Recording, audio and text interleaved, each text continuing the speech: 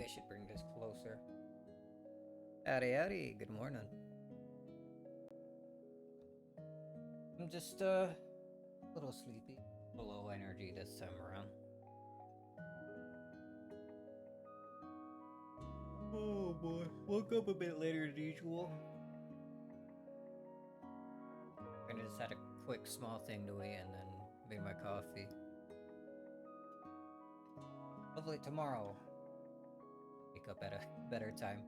I didn't get much sleep last night. I don't know why.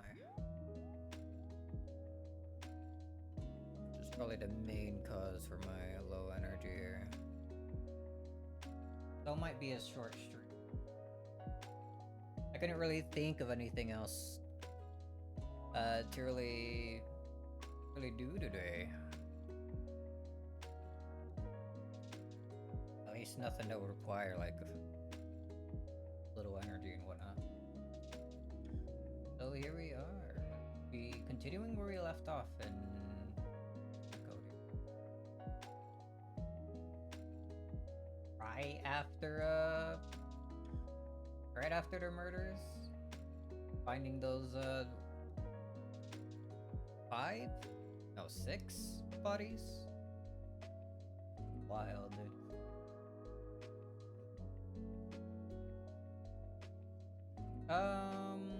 Sorry, give me fast. That down. I had it so. Guess it wasn't that loud. You feel late? I'm late. I woke up late.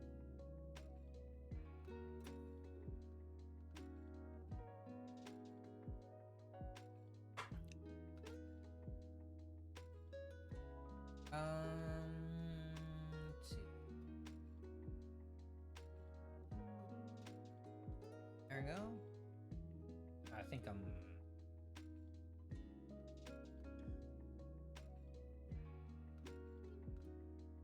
Not that much. Oh no, that feels wrong. I forgot how I had myself set up last time. It was something a bit more.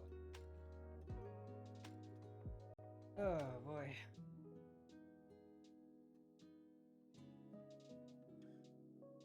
I don't know why I didn't get much sleep. But today is such a nice day too. It's nice and like cloudy. It looks like it's gonna rain. Alright, now that's bothering me. Maybe that is too small. He's bothered by like small adjustments like this.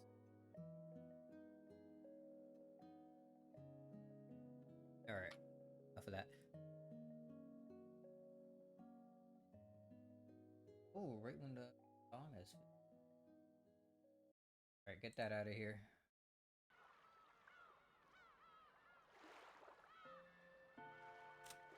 Boom, boom. Go save this one.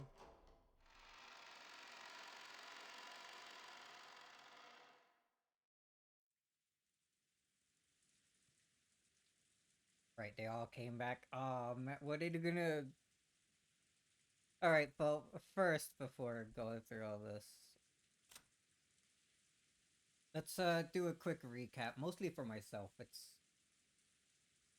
It's been a week, almost a week. Days. It would have been a week if I did this tomorrow.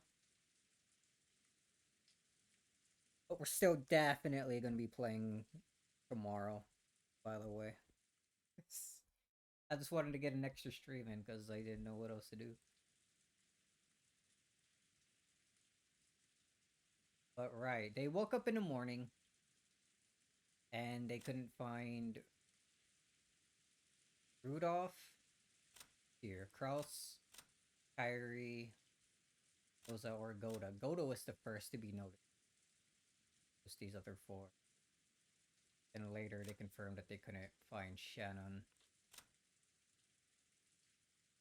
They had Genji and Canon like off outside searching for them for a bit. Oh, did that text-to-speech thing not trigger?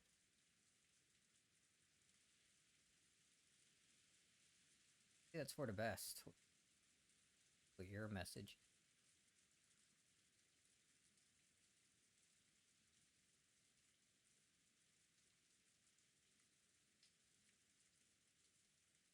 Um,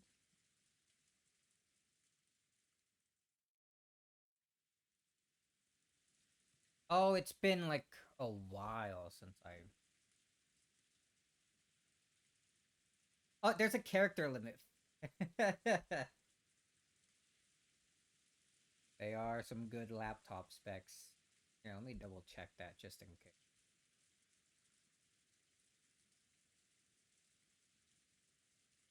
No, that's definitely within the character limit.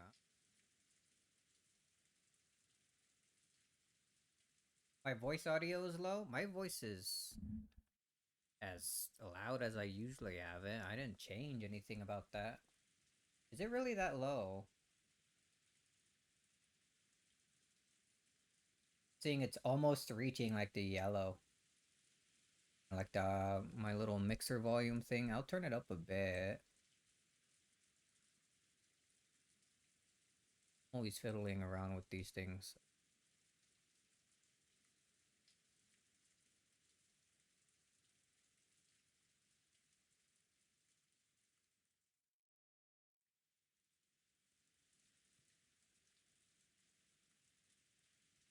Going for my own sanity, I want to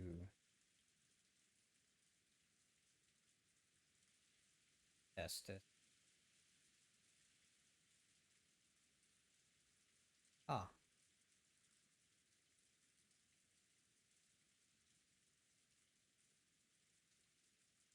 I wonder why that is. Maybe that's something I'll have to fix later. Oh well.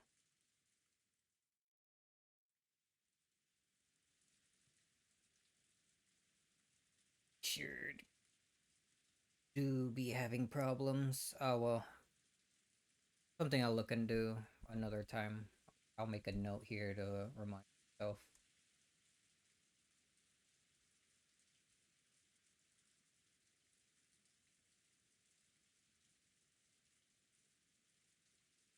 Alright, where were we? Yeah, they were out looking for them at the start of the morning. Um,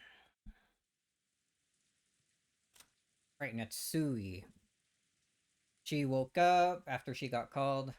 Genji said, or she rather, noticed that there was some like, well, like substance around her doorknob. Genji noticed that too and said he would clean it up. Then they went downstairs, noticed people were missing, went outside to search. Ow.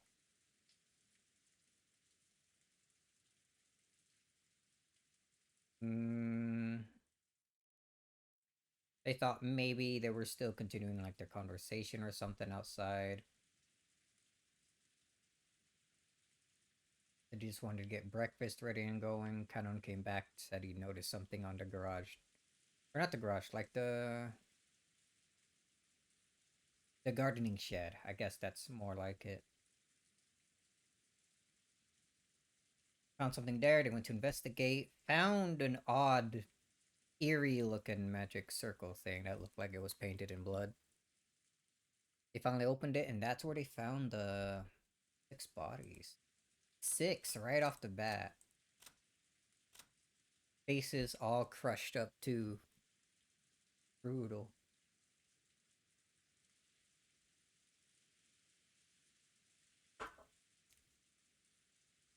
The kids, Jessica, George, Battler, like noticed the adults going outside earlier before they discovered the body.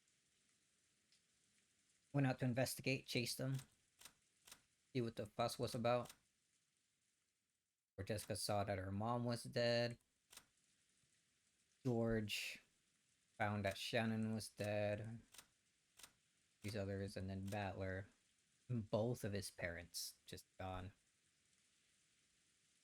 His grandparents. It's just him. His dad with Carrie. He doesn't have anyone left now. He hope.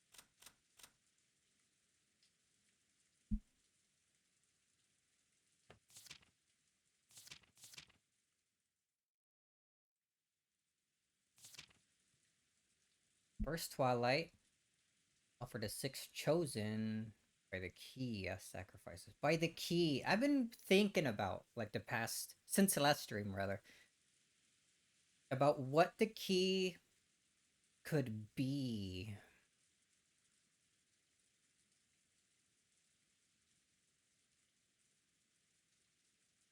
And I'm starting to think,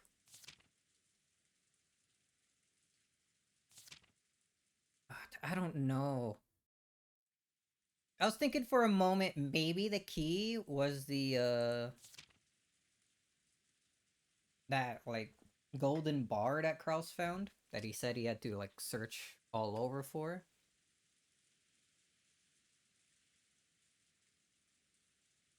Because we don't know where he got it. And we don't know where exactly the key to the Golden Land is. Who have that?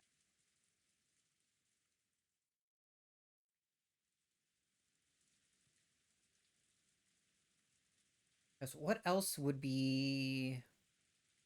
What else could be a key? Could be something that would want sacrifice. Regarding the gold itself.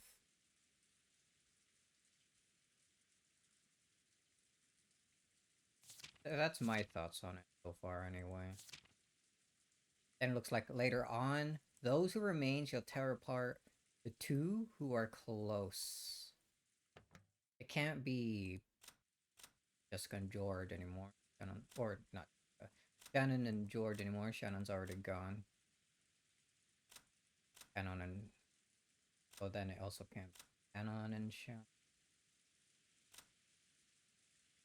Two who are close. Genji Kinzo, or maybe even Kinzo.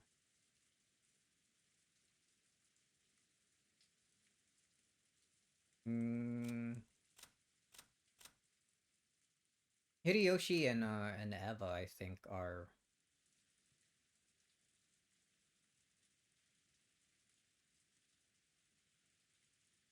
I think are the most likely. Because I can't imagine, even though they had their moment earlier, where like Jessica was talking to her mother and gave her the charm, then Natsui's maybe at some point gonna give the mirror to Jessica. Probably after they all come back and gather again.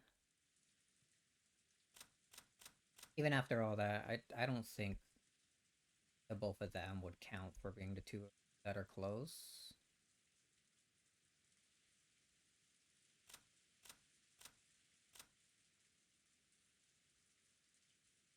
Hmm.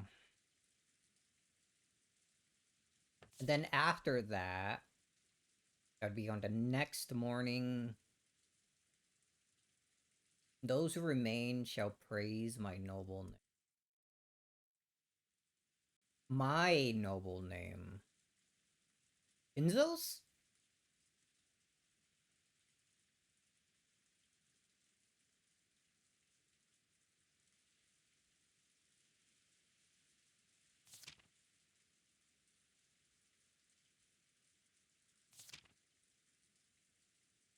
Yeah, because Kinzo's the one that wrote this.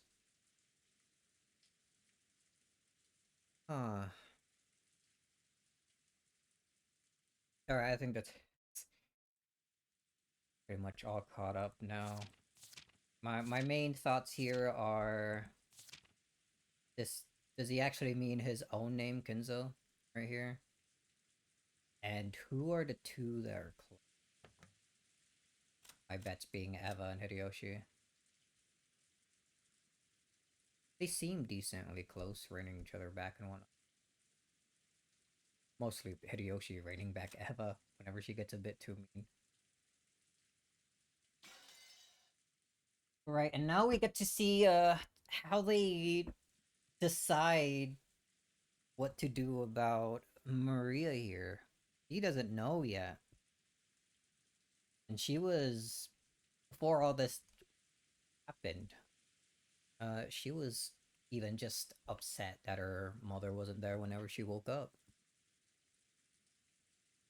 Holy. Recap over. Big sip of coffee.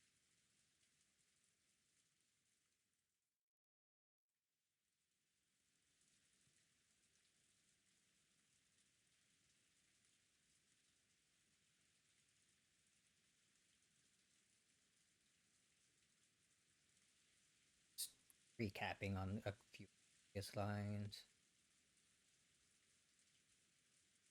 Yeah, Genji's gonna try contacting the police with the radio that they have because their phone lines are down. Alright, yeah, I remember that. Uh, something tells me the radio won't quite work though.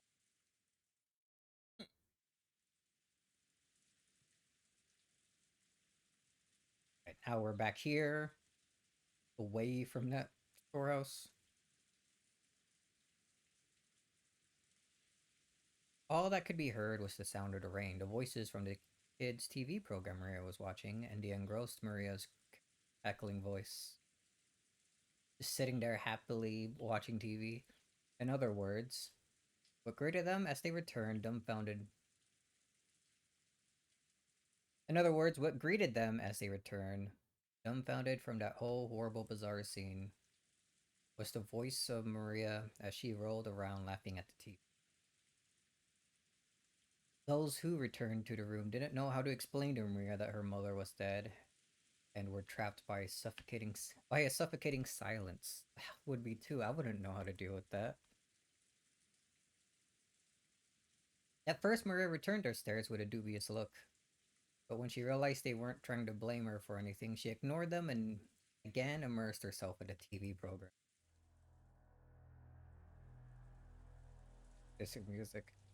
The children wordlessly sat down heavily on the sofa. Their minds were probably blank from their state of shock.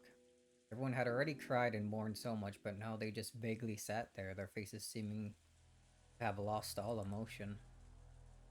Only Canon had returned to his usual calm expression, however that probably didn't mean he'd been able to wipe out the shock. Nothing was reflected in his eyes as he stared into empty space.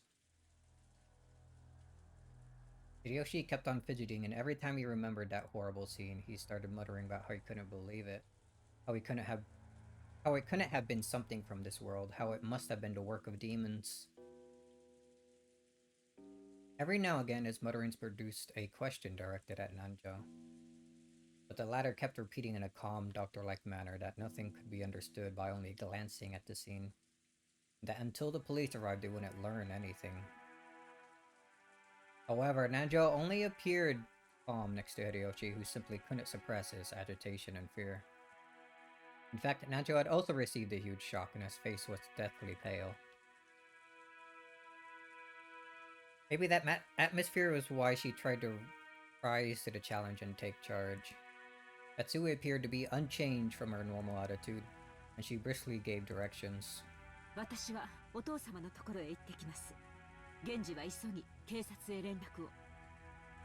Taking initiative, nice. 私も一緒させていただいていいかしら、夏日姉さん。You're gonna be annoying to her for no reason? Surely not. 姉さんがいなくなった以上、お父様の補佐は私の仕事だもの。その私が夏日姉さんに任せっきりで、ここでくつろいでいるわけにはいかないわ。Yes, some of a point going on here, yeah. Still pretty aggressive though, yeah. Katsue was struck speechless by Eva's aggressive move in a situation like this. She seemed to be claiming that, with Cross dead, the one to take responsibility shouldn't be his wife, but herself, the next highly ranked in the family. Or maybe she hadn't been at all happy when Natsui took command without reference to her in such an extreme situation. Sure. However, even Eva's mind had been blank from shock until a moment ago. She only came to her senses after Natsui started giving orders.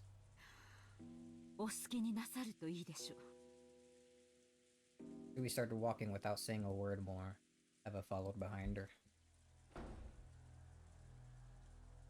Oh boy.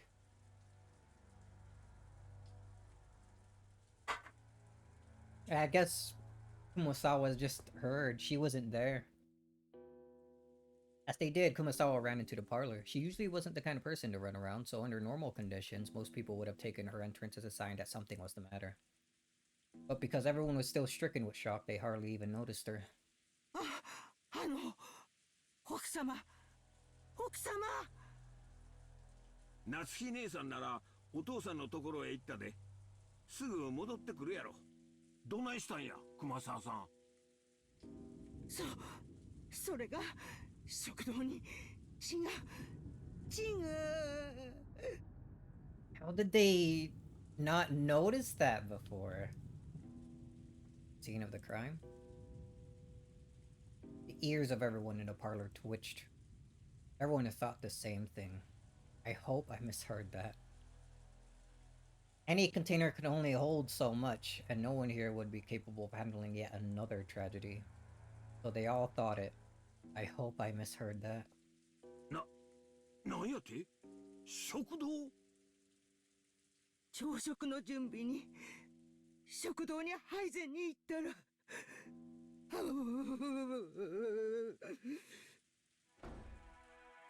The first one to start running was George. His harsh footsteps jogged Hideyoshi and Nanjo to their senses, and they chased after him. Battler and the others followed. Maria's still probably there watching TV, huh? They flew into the dining hall one after another, but they didn't find any change that might have caused Kumasawa to go pale. To those who had viewed that gruesome scene in the storehouse, it was a bit of an anticlimax. However, Kumasawa, who had followed them, pointed it out. There really were some traces of blood remaining on the floor. Compared to that terrible scene, it wasn't very impressive. However, if you calmly thought about it, this definitely indicated the loss of a lot of blood. ここにも血だまりがあるよ。これは一体。だいぶ時間が経っているように見えますな。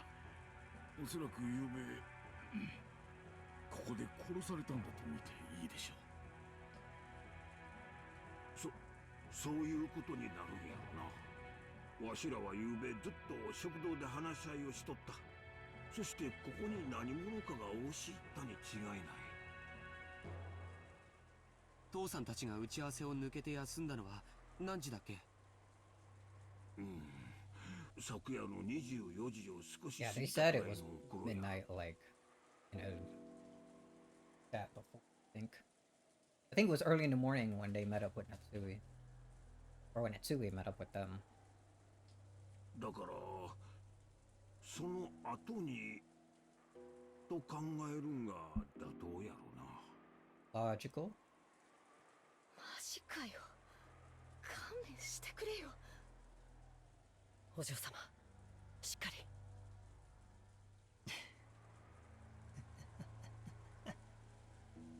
俺はもうさっきの倉庫でこの世の地獄ってやつを拝んじまったから、今さらこのくらいじゃ答え。そうかよ。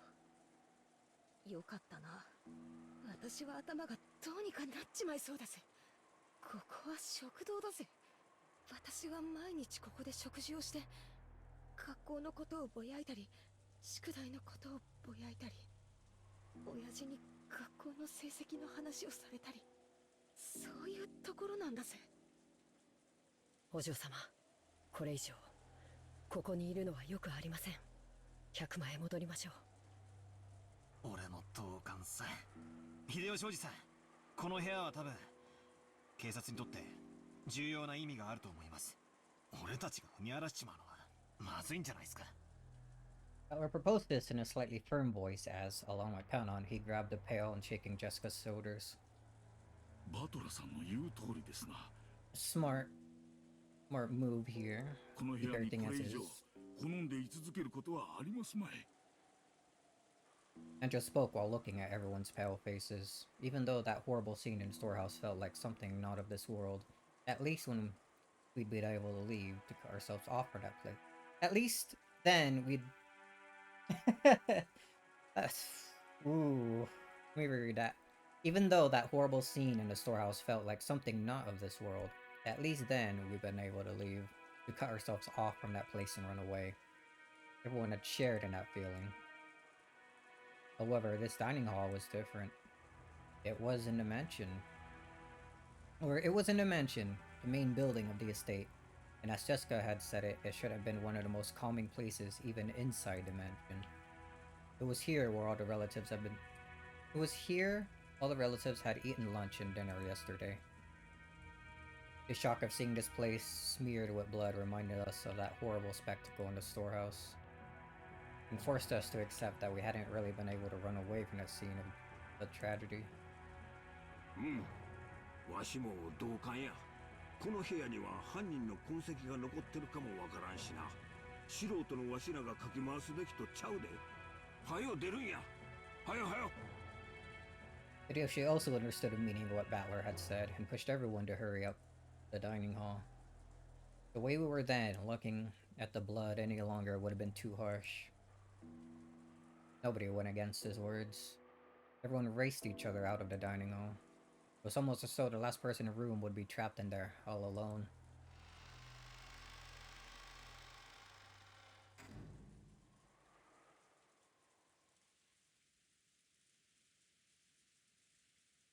Once in the dining hall, we lent a hand to Kumasawa, who was still trembling, leaning against the wall, and we all headed back to the parlor together. Maybe no one actually told her about the murders yet. She was supposed to be preparing breakfast this entire time.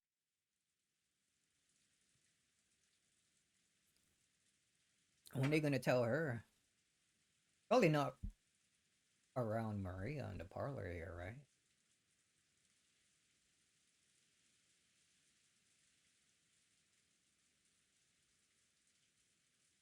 Then Genji returned. お、源氏さん、警察に連絡はつきましたか？ I'm kind of guessing no. それが申し訳ございません。Oh, yeah, that kind of checks out, I think. 無線機の故障か、それ以外の理由によるものかわかりませんが。なんや、警察に連絡がつかんのか。電話も無線もどっちもダメなんか。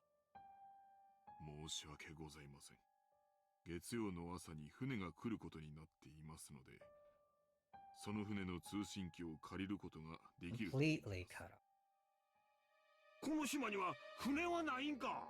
Even if there was, it'd be too dangerous, right? 新島の警察署までちょっくら行ってくることはできんのか。秀吉さん、この天気では無理だ。少なくとも台風が通り過ぎるまではどうにもなりません。クラウス様のボートは今修理中で島にございません。ですので、月曜の船を待つほかない。Howdy, darn. そんなアホな話があるか。6人も死んだんやで。そして電話も無線も通じず、船もない。台風が過ぎて船が来るまで、つまり明日の朝までわしらは警察にも連絡できず、この島におれっちゅうことなんか。ってことはつまり俺たちだけじゃなくおじさんたちを殺した犯人もこの島から出られず足止めってことだな。そういうことになるね。みんなを殺した犯人はまだこの島にいる。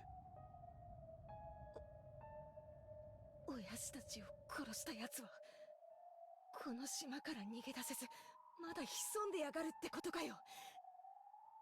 Was it? くそくそくそくそ、見つけ出してやるぜ。警察になんか引き渡すもんか。私がこの手でやっつけにしてやる。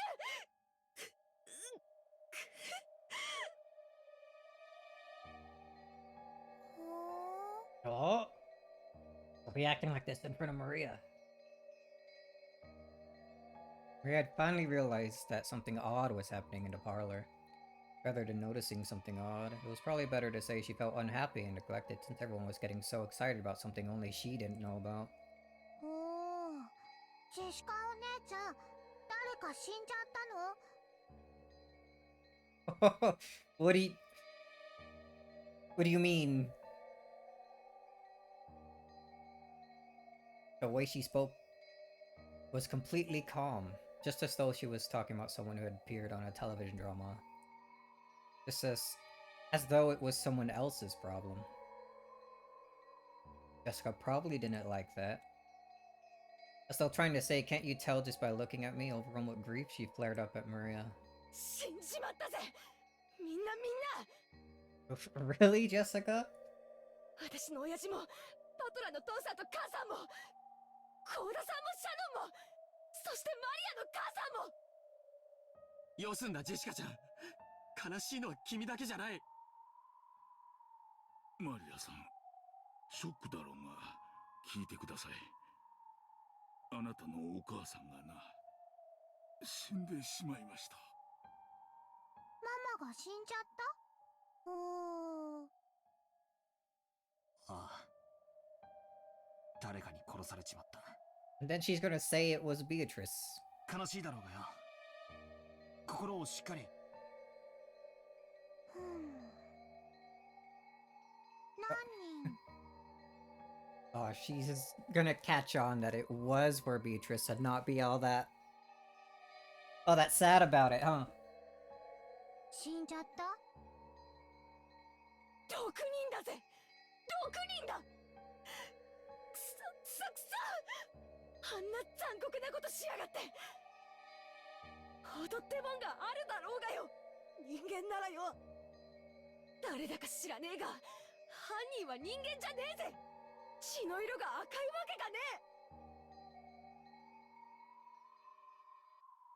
Oh? 犯人は人間じゃない。 Beatrice. 鍵が選んだ生贄なだけ。 It's just the chosen by the...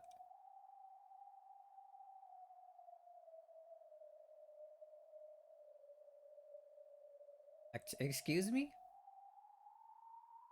She's like referencing the...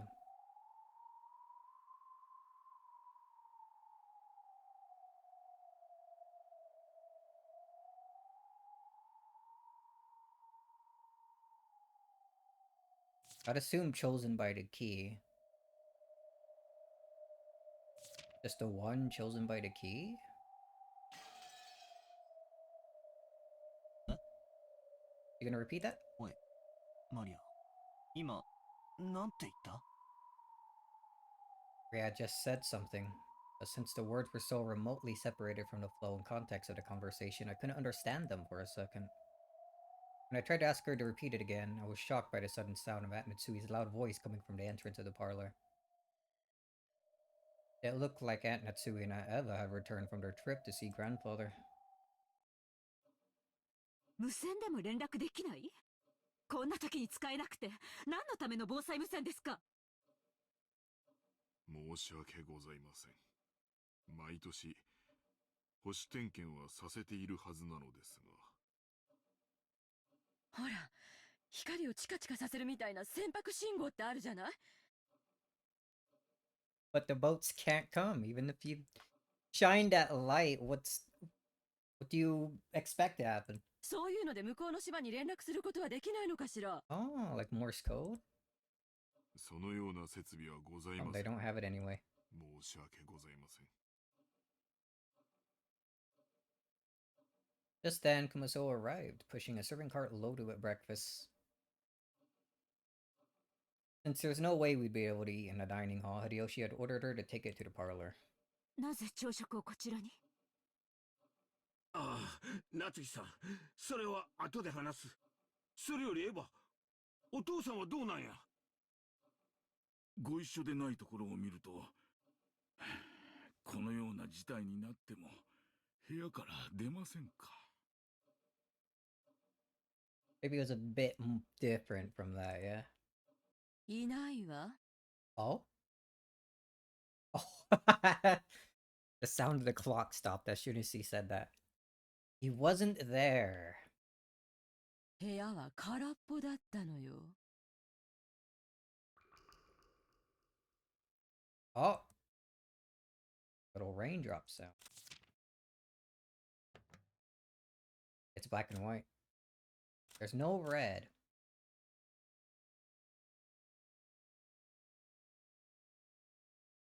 Disappeared from a study unnoticed.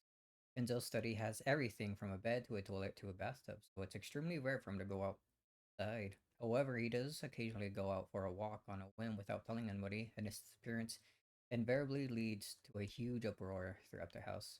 Usually comes back as soon as he gets hungry. Usually. How long has he been gone, though?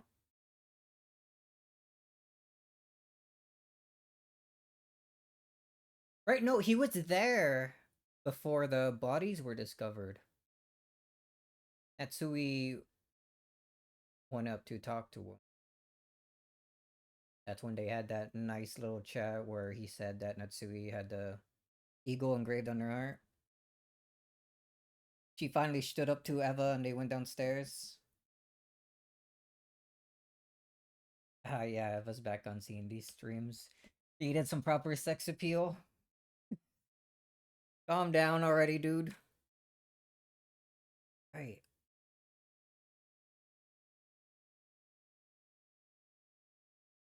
Couldn't have been that long since they found the bodies and got back, right? He went missing in like 30 minutes to like an hour, however long that was. That might have taken. なんやてこんな時にどこ行ったんや親方様が書斎を出られたというのですか For a walk. Also, this is a new そう track. です。私も驚いています。いつの間に部屋を出たのやら。あなたたちに心当たりはないのですか Natsui looked at Genji and Kanona as she said this. Maybe she was trying to ask whether the servants who Maybe she was trying to ask whether the servants who served directly under the one-winged eagle knew of a place he might go. However, it was probably the other way around. Their faces made it clear that those who knew Kinzo best realized even more than the rest how impossible it was for him to leave his room. 僕たちにも見当がつきません。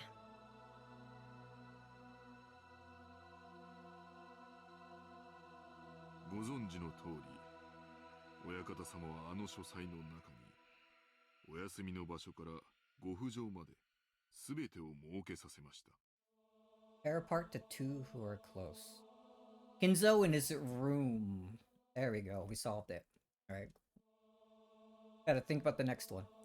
親方様があの部屋をお出になることなど、よっぽどのことがない限り、考えられません。となるとなんやそのよっぽどのことがあったって考えるのが自然だっちゅうことになるんか。まだそうと決まったわけではありません。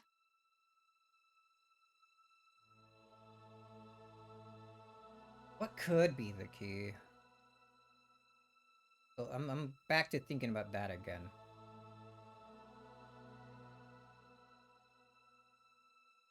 Is that first part of Epitaph just like a lie then, and Kinzo had the key the entire time?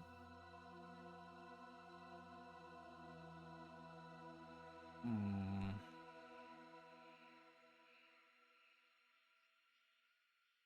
とにかく気まぐれな方ですから。現状をご存知なく、お一人で散歩をされている可能性もあります。仮にそうだとしたら、一刻も早く現状をお知らせして、ご指示を仰がねばなりません。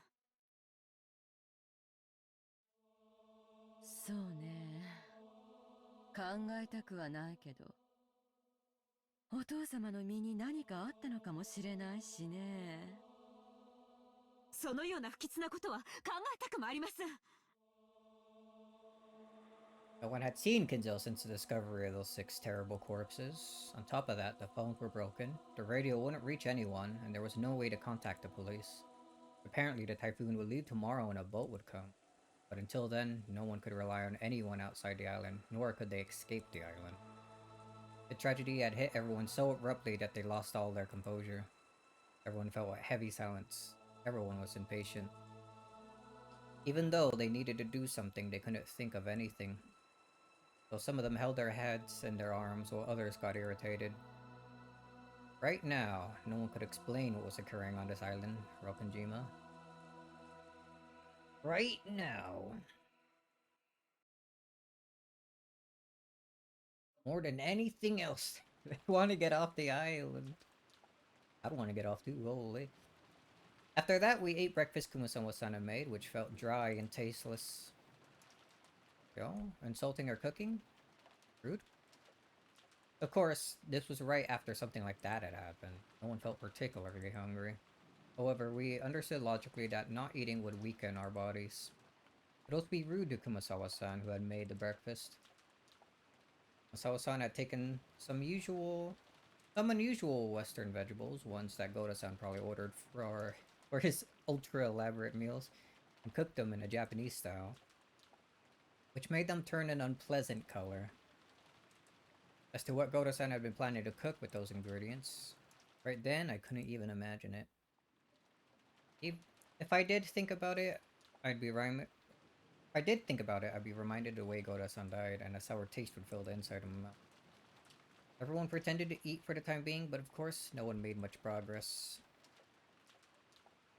Then we began pulling our knowledge of the current situation.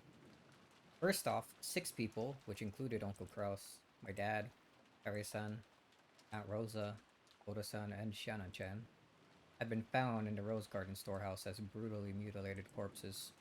And yet, we still couldn't contact the police since both the phones and radio were unusable. So, until the typhoon passed, there was nothing we could do. Furthermore, grandfather, who we might have hoped would be able to show a little leadership in this kind of situation, had disappeared some time ago. Oda-san hadn't made breakfast, so grandfather's stomach must have been empty. And if he'd just been taking a casual walk, we should have been able to hear him whining about how hungry he was by now. Despite that, he hadn't appeared. There was more than a small chance that he'd gotten caught up in this crime. According to my aunts, on their way back from Kinzo's study, they'd searched for him, calling out on every floor, but were unable to find him. Not that he'd probably answer them anyway. Considering the timing of it all, it's only reasonable to assume that the disappearance had something to do with the crime. We figured Dad and the rest were probably killed in the dining hall and then painstakingly moved to the storehouse. So maybe grandfather had already been killed, dragged to some strange place which simply hadn't discovered yet.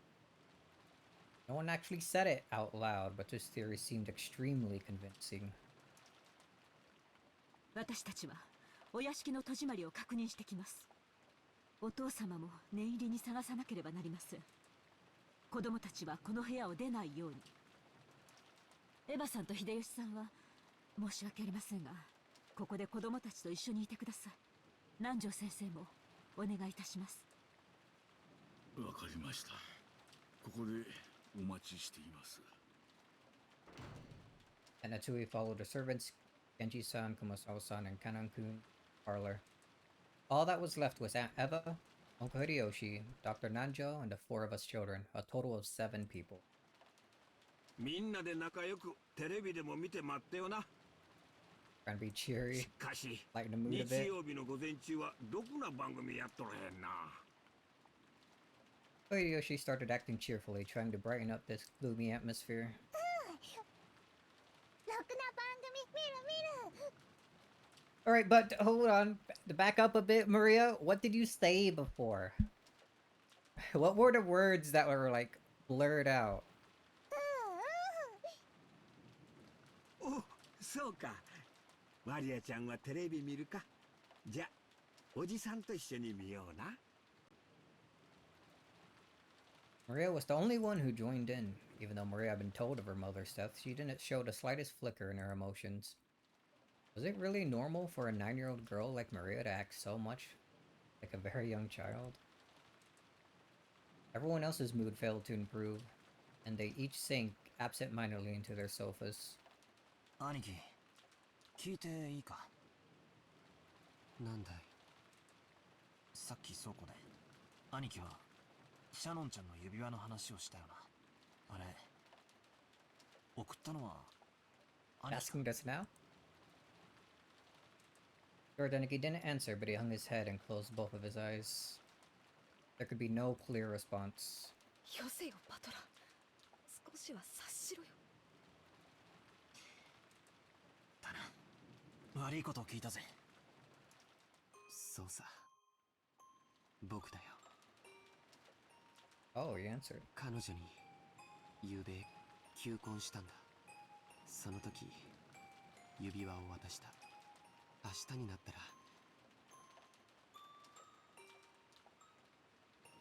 それを好きな指にはめて返事としてくれって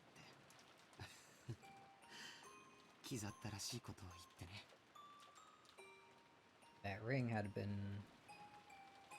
And the ring finger is Shannon-chan's left hand. 私さ、数年前からシャドンに相談を受けてたぜ。 Several years. ジョージ兄さんのことでさ。なんて言ってたのかな。シャノンは嘘をつくのが下手だったからよ。ジョージ兄さんのことを言ってるのはすぐにバレバレでさ。自分は使用人の身分だけど親しくしてもいいのだろうかとか、男の人の好きそうなものは何かとか、どういう服を着たら喜ぶかとか、そんなことをいろいろとさ。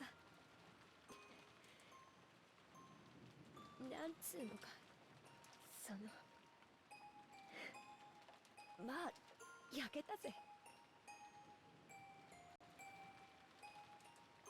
それが婚約指輪を渡されておしまいかよ。価値観は人それぞれだけどよ、男から求婚されるってのは人生の到達点なんだと思うんだよ。だからきっと昨夜のシャノンは心の底から、いや生まれてから今までの中で一番幸せだった。 George Aniki sighed deeply, without raising his head. Maybe tears had risen up to his eyes. シャノンは昨べゲストハウスの当番だったらしいんだ。でもシャノンは僕と一緒にゲストハウスに帰るのを恥ずかしがって Don't start blaming yourself for this. お屋敷に行ってしまった。シャノンの気持ちを察しろよ。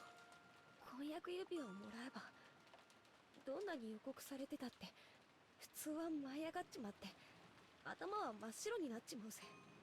気恥ずかしくて仕方なかったんだろうよ。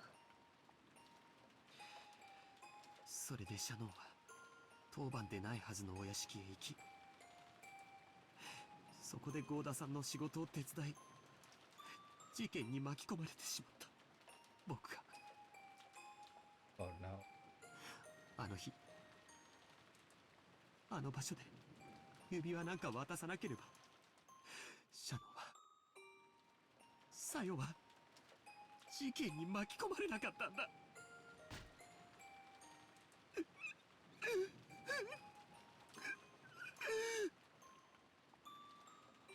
兄貴、それだけは違うぜ。断じて違う。だからそれ以上泣くんじゃねえ。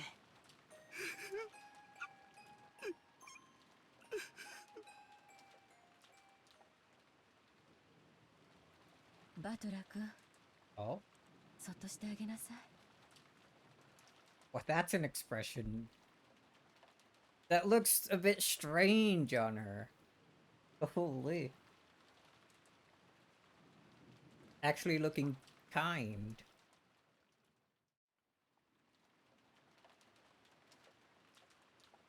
After Aunt Eva said that, I stopped talking to him. Misplaced words of comfort might actually do more harm than good. Jessica sat down next to Anakin and put an arm around him. Maybe only Jessica, who had known about Anakin and Shannon's love since the beginning, and who had even discussed that relationship with Shannon, could comfort Anakin now. I went over to Aunt Eva and sat down on the opposite sofa. バトラ君は強いわね。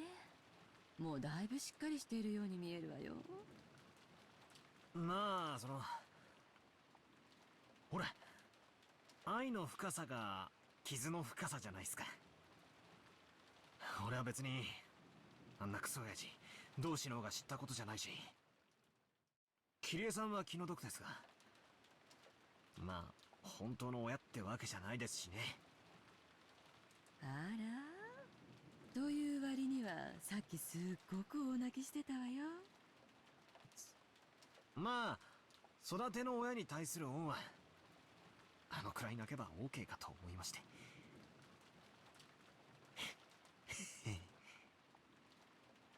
そのあたりの切り替えの速さやドライなあたりは本当にルドルフ譲りね。 He gets it from his father. あの子は昔から激しく喜んだり悲しんだり怒ったりしたけれど、すぐにケロリと平静を取り戻したわ。そんなことはないっすよ。俺だってまだまだ心のショックから立ち直れちゃいません。ただ俺がみんなと違うのは、それによってどういう感情が生み出されるかってことだと思います。どういうこと？ Now, what do you mean? Oh, new BGM. I've been acting much calmer than George, Anarchy, and Jessica. That wasn't because my sadness wasn't any less intense, or because I'd already recovered. My sadness was simply getting replaced gradually with a different emotion. 悲しいっていうよりは腹立たしいって気持ちなんすよ。 Getting mad. Angry. どこのドイツがこんなことをしやがったのか。横っ面に一発お見舞いしてやらないことには腹の虫が収まらねえんです。 That's what I really wanted to do. I couldn't forgive myself if I just sat there, overwhelmed with sadness and hugging my knees. 親父たちが殺されて以降、この島は台風に包まれたままです。 Sex. Does it mean to assume the culprit is a male?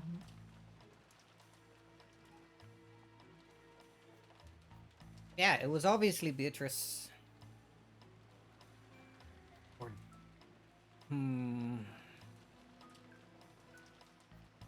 I feel like they're all in a state of shock, but I feel like they should be talking to Maria a little bit more about all this. Like, they should know how much he's into, like, black magic and Beatrice and all that. She might actually just know what exactly is going on. So, howdy, Eshem, how you doing? つまりこれだけの上等を決めてくれやがった野郎は、そういうことになるわね。今も暗い森のどこかに身を潜めているのかしら。 Forest. Just Forest. Beatrice. It was her.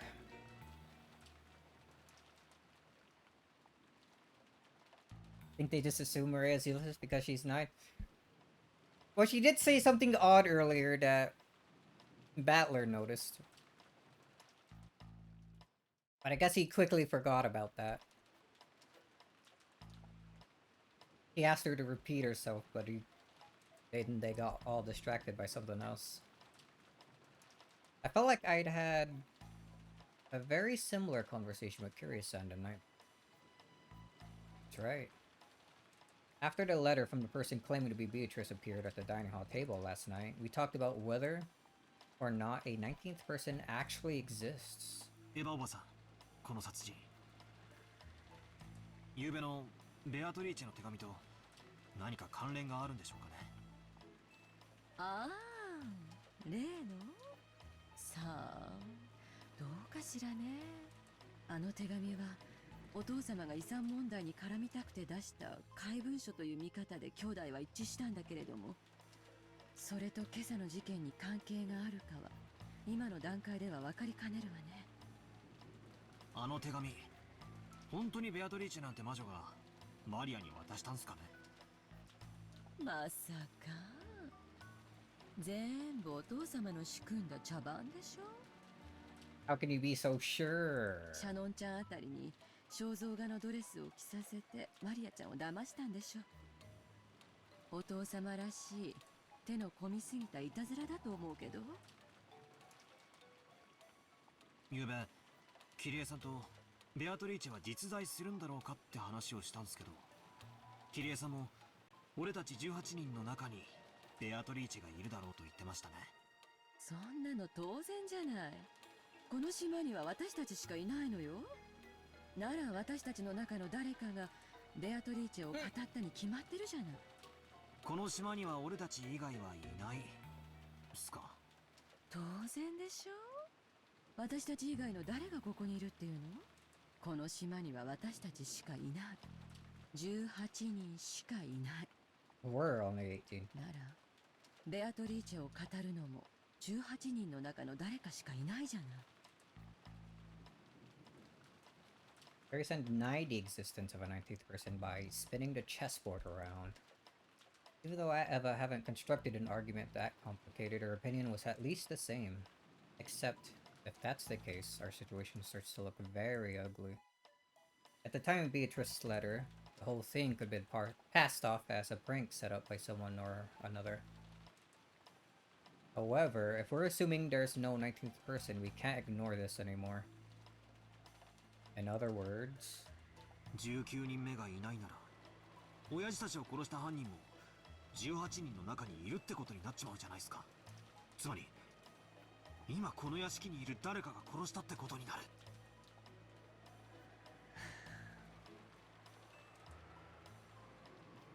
And Eva smiled meaningfully.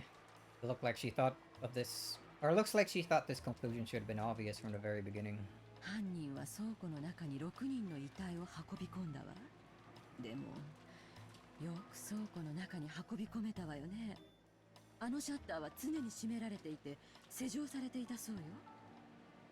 つまり倉庫内に運び込むにはシャッターの施錠を開ける必要があった。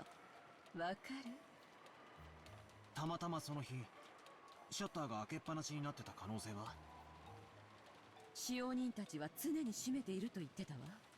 つまり鍵を使用人室から持ち出さなくては倉庫は絶対に開けられない。鍵は使用人室の一つしかないんすかね。源氏さんはそうだと言ってるわ。ということは犯人はそのたった一つの倉庫の鍵のありかを知っていて持ち出した。さっきカノン君が使用人室に鍵を戻すところを見たわ。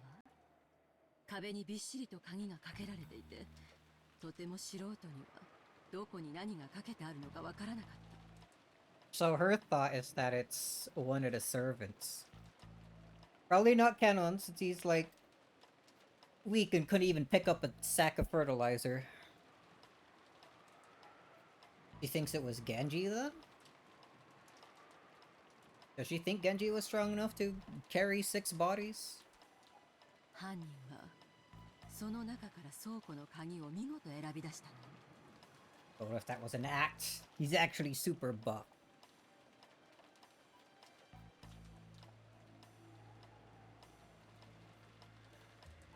What if he pretended to be a weak twink? Don't call him that. Actually, a good Chad.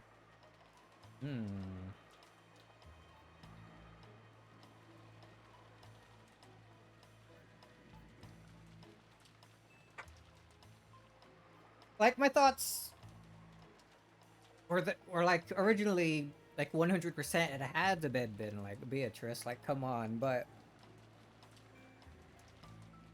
has she actually fully manifested yet to be able to do all of this?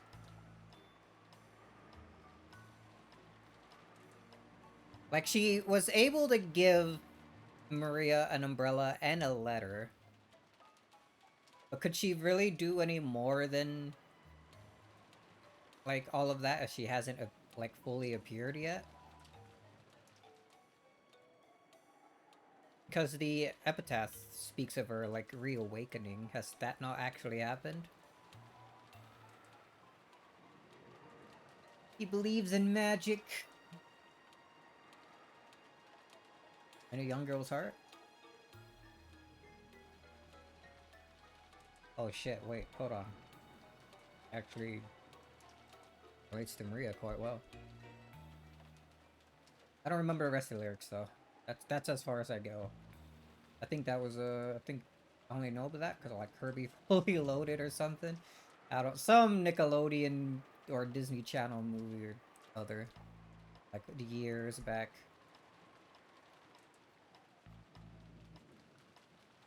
Maria's the TF2 Pyro. Maria changed completely when she read the letter. Could something else have happened after that?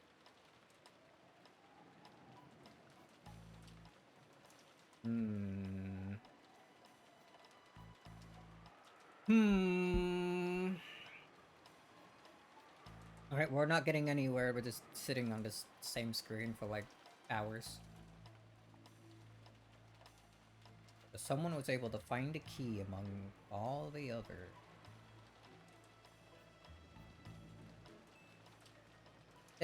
Are we sure they needed the key in the first place, though? Because there was the whole deal about them talking about the key just being returned where they found it. If they did take the key, that is. しかも札も何もついていない鍵を手にしてバラ庭園裏にある倉庫の鍵だと理解した。ついでに言うと倉庫の場所すら理解していた。もっとはっきり断言するわ。犯人は使用人室の内部にも熟知している。Argument was extremely plain and clear. If the bodies had been found, thrown somewhere in the bushes or the rose garden, there wouldn't have been much to go on. However, if there was only one key to the storehouse in the servant room, and it was stored with such a large group of keys, a novice would not be able to tell them apart. This means the culprit was someone who went into the servant room a lot and was familiar with the location of the keys. The family members didn't normally go into the servant room, which meant that... ってことは使用人の誰かが犯人。悪いけどそれ以上はおばさんも言えないわよ。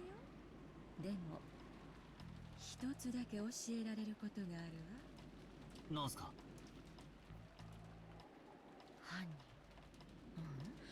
犯人たちは複数で、そして十分な武装をしていたと考えられるわ。Multiple in them. だってそうでしょ。食堂にいた兄さんたち4人を一度に襲って殺し、合計6人分の遺体をようようとバラ庭園の向こうの倉庫まで運んで悪趣味な化粧と落書きを施している。これだけのことを単独犯で行えるはずもないでしょ。I don't know, maybe they could have if they really tried. The culprit fumbled in front of the storehouse for about an hour before he got the right one. He was doing like the Skyrim lockpicking minigame and kept breaking his lockpicks. Yeah, he actually took all the keys and dumped them in a pile in front of the door and tried them all. It made sense. Probably would have been possible for a single person with enough time, but it would take so incredibly long. It's probably safe to assume that a significant number of people were involved.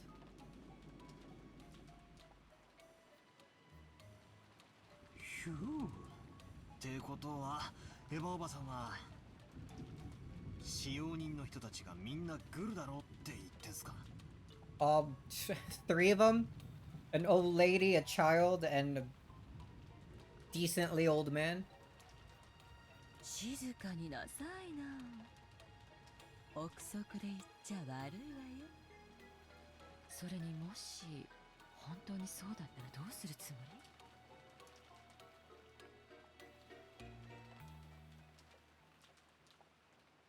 彼らは私たちを生かして返さないでしょうね。しかも兄さんたち4人をやすやすと殺した相手なのよ。今この部屋に残っていてまともに戦えそうな人間はうちの家族の3人にせいぜいバトラ君で4人ってとこ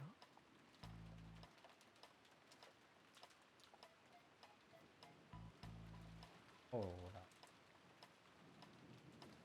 Why the hell was this at 0 volume?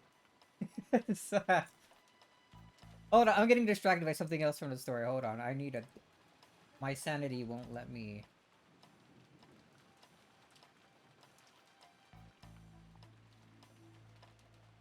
Oh, alright. No, that still doesn't work. I don't know what's wrong with that then.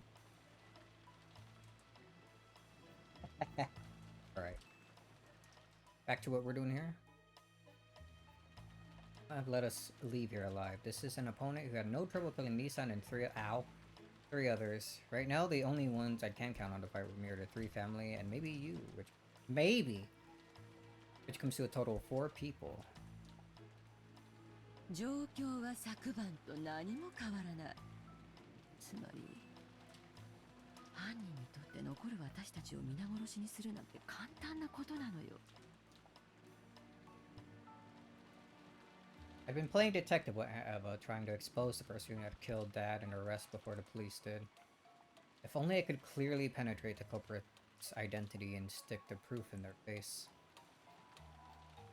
I'd been so sure that, just like in one of those detective movies, the culprit would then give up and surrender. However, the culprit would only surrender if there was no way for them to fight back.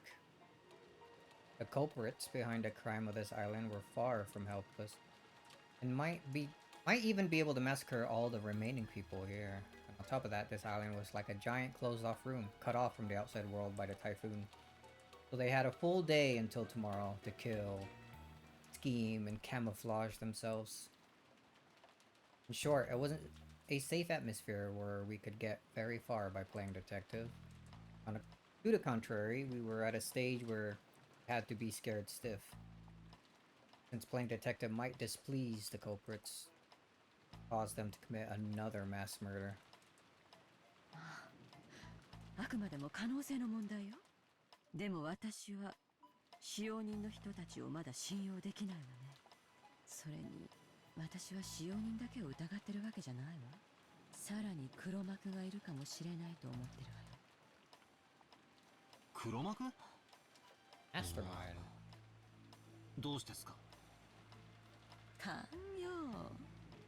使用人は書いて字のごとし、誰かに使用されて手足となる存在よ。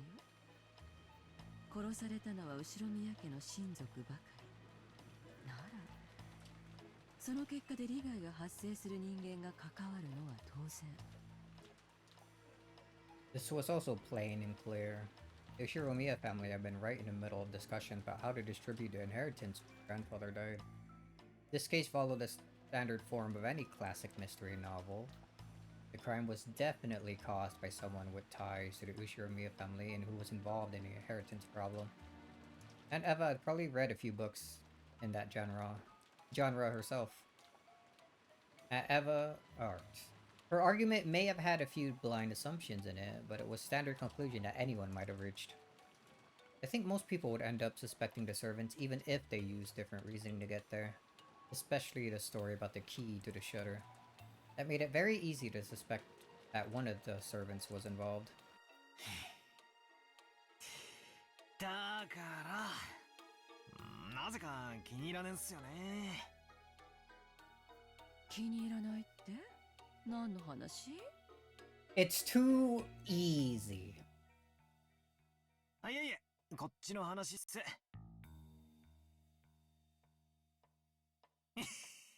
That conclusion is too simple to come to. I tried to dodge her question by joking, but I couldn't erase the sense of unease welling up inside of me. After all, her conclusion was such an easy one to reach. A conclusion that anyone could reach. Ah, yeah. I knew it. And I couldn't be satisfied with that. I tried spinning the chessboard around like I learned from Kiri-san. This was exactly why a servant couldn't possibly be the culprit. Plus, there's only like 3 of them. One's a kid, one's an old lady. If the servants really were the culprits, they wouldn't hide the bodies in a place connected to themselves. Why on earth would they use the Rose Garden shed if they were the ones in charge of the key that could unlock it? The police would probably immediately pursue whoever had been in control of the key. It was even possible that some other facts might come to light as a result. The more we think of the servants as the culprits, the less reason they had to carry the bodies into the storehouse. But what if they knew we'd think that and put the corpses in the storehouse for that very reason? That's completely impossible. When the police come and inspect this scene of the crime, they'll probably be able to uncover many things. No matter how carefully the culprits carried out that murder, some traces will definitely be found. In other words, they had everything to lose and nothing to gain. If you think about it this way and look at this murder game from the culprit's side, it's hard to imagine why they want to call attention to the corpses. Once the corpses were found, it could reason and I can't read words. Once the corpses were found, it could result in someone sending a report to the police, or it might make the remaining people more cautious, or it might make the survivors start to search for the culprit. Game? Yeah, this isn't a game. Not a game. None of these things would make life any easier for the culprit. It's just like the words of the main character's mother in a novel I read recently called Hirashi no Nakuroni. Wait a minute. This title.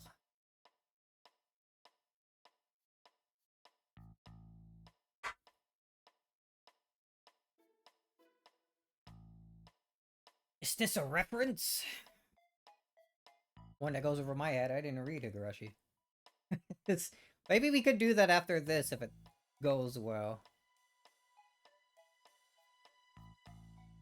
Every story needs to have a beginning, a middle, and an end. Eliminating that beginning is essential for the perfect crime.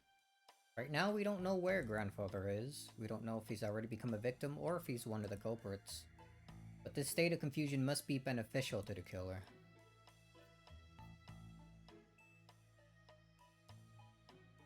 The culprit has absolutely nothing to gain by showing us the bodies in such an obvious way and making us all realize there's been a murder. In fact, this is the perfect place to spin the chessboard around. In other words, showing us the corpses in such a flashy way must be the culprit's goal in and of itself. So, at the very least, to the culprit, the appearance of 6 corpses there meant more than the deaths themselves. Didn't matter who died, only that there were 6 of them. In other words, the culprit wanted this murder on display. To whom? Us. This is a mess. The culprit's trying to shove something in our faces. I don't know what it is. At this point in time, this vulgar mass murder isn't making me feel anything except a malice directed towards all of us.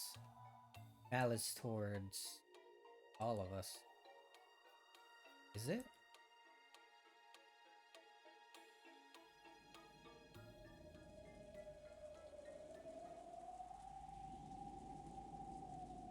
Each one of the survivors has some kind of connection to one of the 6 victims. Uncle Cross's death brought Jessica the grief of losing a family member. The deaths of Dad and Kiri-san brought me sorrow, while Aunt Rosa's death brought Maria sorrow. Are you sure, though? She seemed okay. She didn't seem all that disturbed by that news. Goda-san's death probably shocked his fellow servants, and Shano-chan's death brought grief to both George Aniki, who had proposed to her, and Kanon-kun, who had loved her like an older sister. Everyone now on this island has received an equal amount of sadness. The only sorrow Maria's feeling is that nobody believes her about Beatrice Rue. Aunt Eva was sure that the servants were in cahoots, but then, how could you possibly explain the deaths of Goda-san and Shano-chan? At any rate, by this argument, the grief caused by the 6 deaths hit everyone but Aunt Eva and Uncle Hideyoshi. They're the 2 who are close apart. Even Aunt Eva, who had discreet suspicion that the servants and acted as though she herself was beyond suspicion, could not be ruled out as a suspect. In the first place, she was able to argue that servants were suspicious by focusing on the shutter's key. But if you look at it from a perspective of motive and who would gain, Aunt Eva's name rises to the top of the list.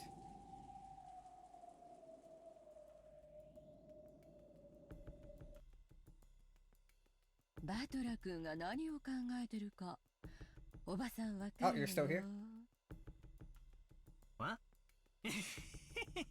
嫌だな。内緒にしててくださいよ。あんなことやこんなことで頭をいっぱいにしてたなんて。私がこの殺人で一番得をする。どうせ疑われるだろうから、先に自己申告しておくわ。Oh? tried to dodge the issue by joking around, but apparently it didn't work. 遺 Gotta work on 産 your は兄 skills. 弟の数で分割する。でも今や4兄弟は私一人。後ろ宮家の全財産は全て私のものになるの。秀吉おじさんが聞いたら、予算か言えばシャレにならんっていうところっすね。ごめ How んね。 convenient. どう取り繕ったってどうせ疑われるだろうからふざけただけよ。だからこの殺人は私の立場から見れば私を疑わせるためのものではないかと思ってるの。困ったことに昨べのアリバイは弱いわ。聞かせてもらってもいいっすか？昨べのことを。バトラ君たちも知っている通り、兄弟が遺産をどう食いちぎり合うかという話し合いは深夜 Sounds ま like で something a 続いた murderer わ。 would say. Rue. It's her. Lock her up. Game's over. でも何時まで続いたかは知らない。私と主人は朝が早かったからね。もう眠くて24時を過ぎたあたりで抜けさせてもらったの。そしてゲストハウスに戻って休んだわ。 Return to the guest house. それを秀吉おじさん以外の誰かに証明できるっすか？いやいや、別にエヴァおばさんを疑ってるわけじゃないっすよ。あら、どうだか。証明になるかわからないけれど、ゲストハウスに戻ってきた時、源氏さんに出迎えを受けてタオルはいるかと聞かれたわ。だから私たちがゲストハウスに戻ってきた時間は24時過ぎだと証明してくれると思うわよ。 And they ran back outside immediately after. もっとも私の仮説通り使用人たちもグルなのだとしたらこんなのアリバイにならないけどね。確かにそうっすね。ってことは、俺、今、真犯人と推理ごっこをしてるってことになるんすか？ He asked if they needed a towel because they were covered in blood. It's all so obvious. Man. Isn't a very good story then, is it? でも私の名誉のために言わせてもらうけど、遺産目当てだったならこんな変な殺人はしないわよ。だって遺産相続権を喪失させるだけならどんな死に方だって構わない。むしろ事故死に見せかけた方がスマートでしょ。使用人たちを抱き込んで周到に計画していたならなおさらそうするでしょうよ。確かに、そうっすね。営利で人を殺すなら、それは常に殺人に見せるべきではない。そういうことよ。だからおばさんは今からとてもブルーな気持ちなわけ。 Blue? 警察には黒幕扱いされて散々調べられるでしょうね。やだやだ。 Eva shrugged with a bitter smile. It was just as easy to suspect Eva as it was to suspect the servant. If we spin the chessboard around again, does that make it impossible for the culprit to be her, suspicious as she is? However, if that sort of argument always works, then motive can never help us in any way. No, that can't be right. Knowing the motive must give us powerful clues towards knowing the culprit. That's why murders from all time periods disguise crimes in complicated ways, cleverly preventing their motives from being discovered. I don't get it. I just don't get it. Every time I spin the chessboard around, it keeps flipping from front to back and back to front. Are my thoughts bringing me closer to the truth? Or are they...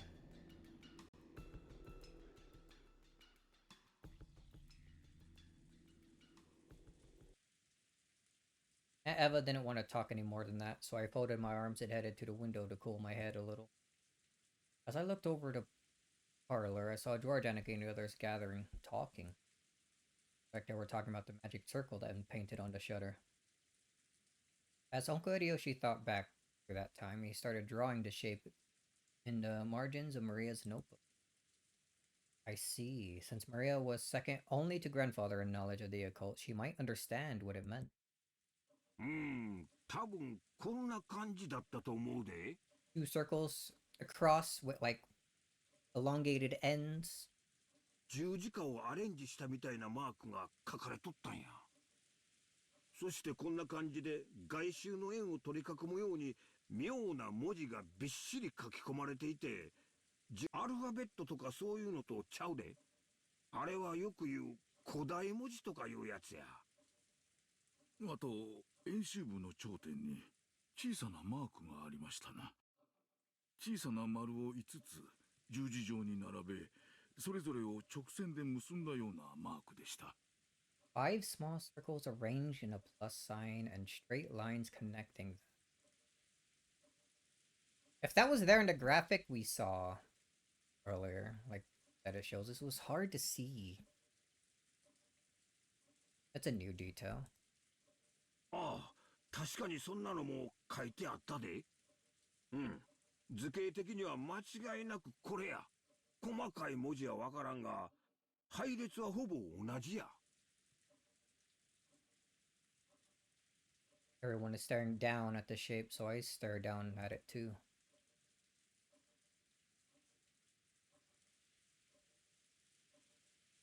Small circles and like a plus sign?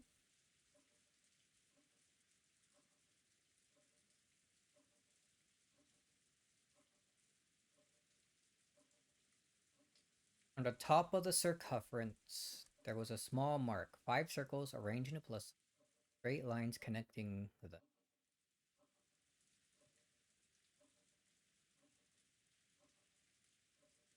Is there? Am I not just understanding what they meant? Or is that just not visible?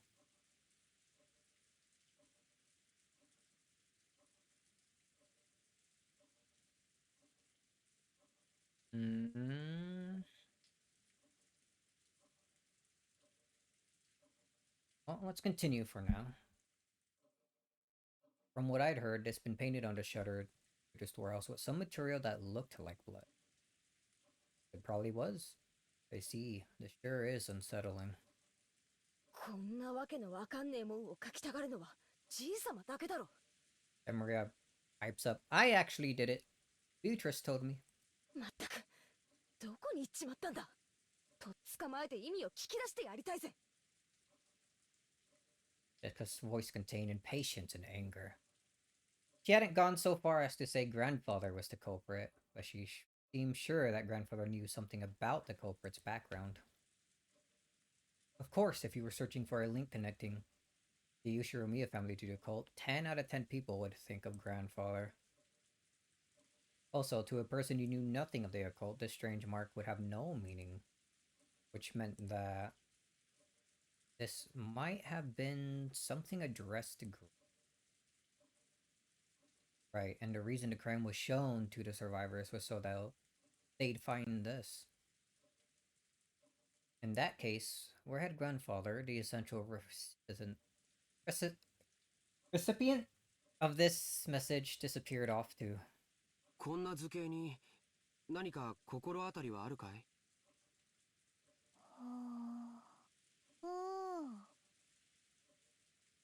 ？Rhea looked at the shape with a serious face. Maybe she was enthusiastic because this was her area of expertise. However, her appearance was that of someone separated from the events at hand. As though this thing hadn't been drawn on a shutter closed around her mother's corpse. 僕の第一印象ではどこか外国の十字章に似たデザインだなって思ったかな。ああ、確かにこんなデザインや。ということはどこぞの国と何か関係があるんか？ Harmony. その国の十字章はもともと聖地巡礼者を守るための騎士修道士たちの紋章だったそうですな。つまり、この魔法陣には宗教的な意味があるってことかよ。Oops. ますますにちんぷんかんぷんだぜ。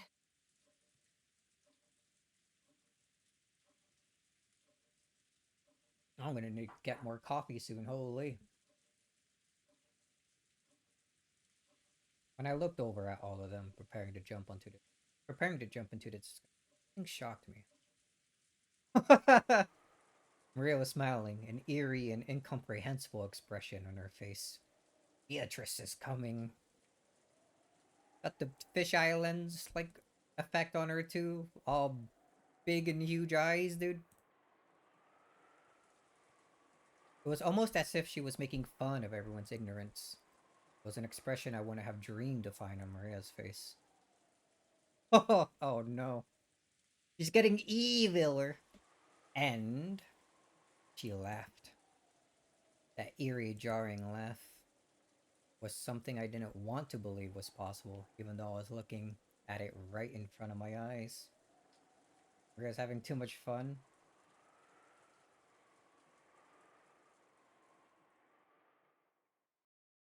Glass break? Whoa! I wasn't not expecting that change. 全然違うよみんな。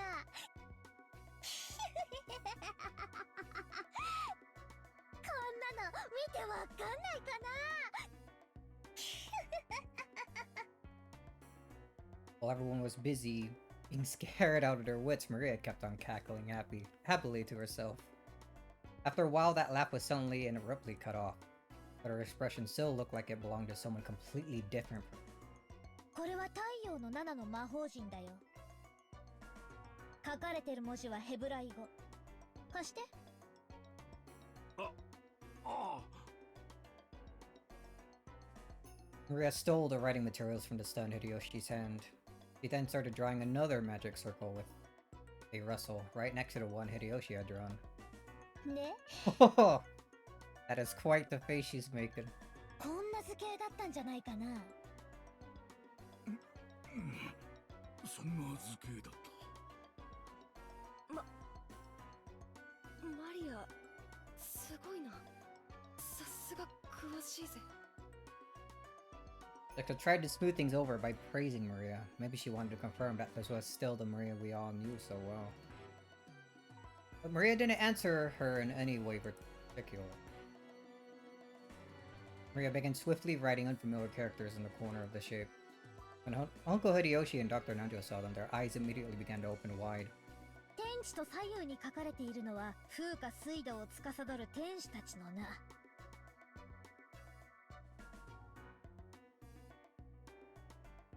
I guess whatever they described and drew was just wrong, because you didn't get the 5-circle thing either. Ah.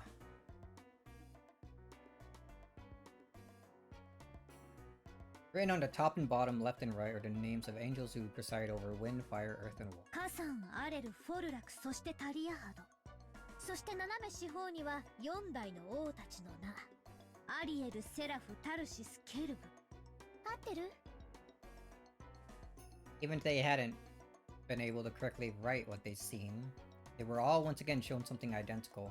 It wasn't difficult for them to realize the two were the same. When Maria asked them whether it matched, Uncle Hideyoshi and Dr. Nanjo nodded over and over again. 間違いない。そうや。確かにこんな文字が書かれとった。なんでこんなん書けるんや。あと演習文に文字が書かれておりましたな。わかってるよ。こうでしょ。 Maria quickly began to surround the circumference with more Hebrew writing. 旧約聖書の詩編第116編の16節と17節だよ。聖書くらい読んでなきゃ。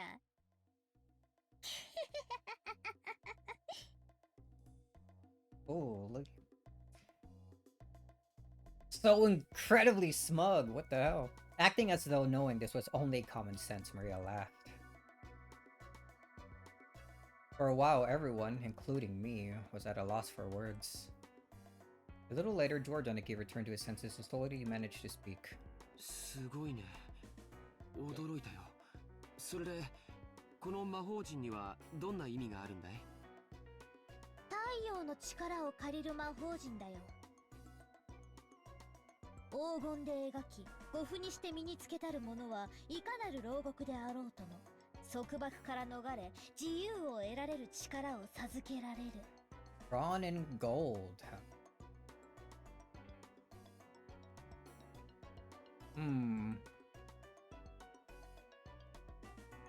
The Bible is shorter than Umineko? What? That can't be true.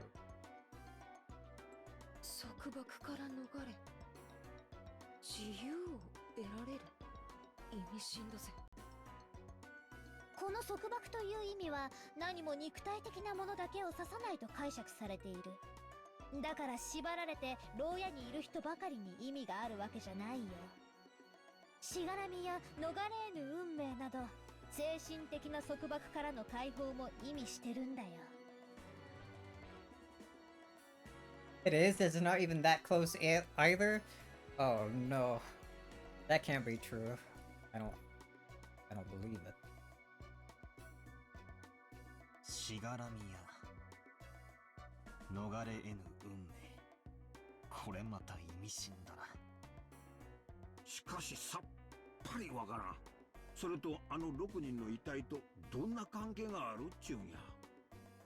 束縛からの解放どころか殺された上に倉庫に閉じ込められてたんやで。別にその6人のために魔法陣が描かれてるわけじゃないね。魔法陣のために6人はそこにいるんでしょ。お気の毒だよ。She's evil, man. Lock her up. どういう意味だい？魔法陣のために6人がいるってのは一体。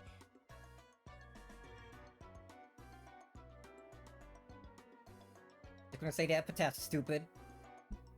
Rhea lifted up her pointer finger and waggled it as if she were making fun of us. What the fuck? Hold on. That's an AI bot saying it's 1.3 million words, right? 1.3 million? No. That's a lot of words. That's probably more words than I've ever read my entire life up to this point. それは演習部に書いてるよ。Exaggeration, but still, it's quite large. 読めないかな。 Of course not, but she knows that. She wants to show off and be all 詩 smug 編 about 第 it. 116編16節と17節。読んであげるよ。主は私の枷を解かれました。私はあなたに感謝の生贄を捧げ、主の皆を呼ぶでしょう。ね。 Praise the noble name. ねって何を言ってるのかさっぱりだぜ。生贄だってのか。If what Maria had just read aloud was a vital part of the magic circle, and was saying that sacrifices had to be offered in order for this magic circle to be effective. Though human sacrifices have been offered inside the storehouse where the magic circle had been drawn. A heartbeat later, everyone else seemed to reach the same conclusion. Some people were shocked and others spat out that this was insane as they punched their knees. This was starting to get incredibly disturbing, and we couldn't accept it or understand it. I don't care what kind of magic circles or curses other people believe in, I won't pick a fight with them. But did they really kill Dad and the rest as sacrifices for crap like that? I couldn't stand that feeling. Compared to this, I preferred it when we were still disgusted by that theory about the fight over the inheritance. As I started getting pissed off with a feeling between anger and sadness, I broke from the circle everyone was in and returned once again to the window. Something had gone insane since yesterday. There was that letter from the witch Beatrice that Maria had read aloud at last night's dinner. Jeez. Ever since that point, it feels like like this whole mansion and this whole island, we've been getting more and more firmly locked inside of some kind of bizarre world. Right. When I think back on it, that letter was an invitation from the witch. The ruler of the Nighttime Island had invited us inhabitants of the day into another world. The phone and the radio have been interrupted, and the island was shut off by the typhoon, so you really could call this place another world cut off from the real one by now. Yeah. As this island is now, it's perfectly normal for a witch to send us letters and for human sacrifices to be offered up for the sake of magic circles. What will happen next? Will some weird people wearing goat masks start doing the Bond Festival dance or something? Ah, it's hopeless. It's hopeless, I don't get it. The inside of my head is all screwed up and I don't even know what to think. Anger, sadness, the opposing emotions all swirled up together and they started to suck me in. Started to suck. Unable to resist, I could do nothing but cover my eyes with my hands and trust my mind and body as I started getting sucked in.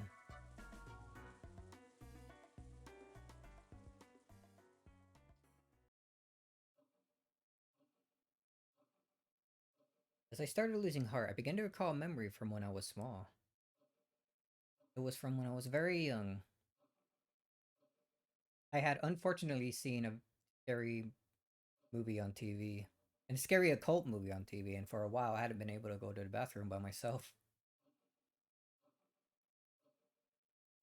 That old bastard gave an exaggerated laugh and said this.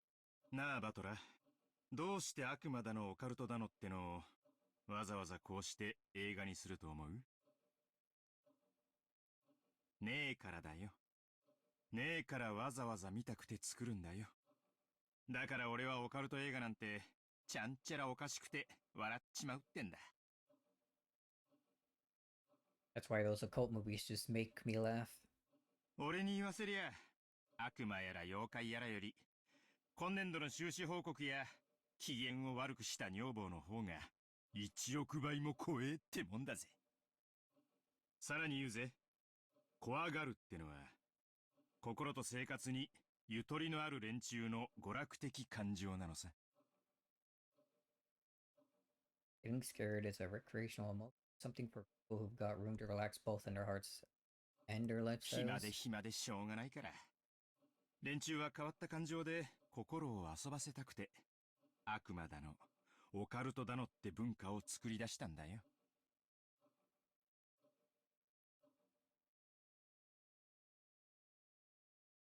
Seriously, why have I been acting so damn thick-headed? I was totally taken in. Still got the fucking... That's just the Mortal Kombat, like, intro beat in, like, a different key.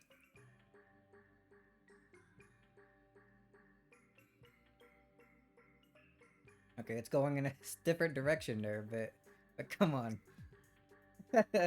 Sounds silly.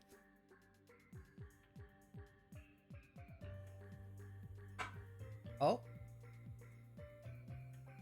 Getting good?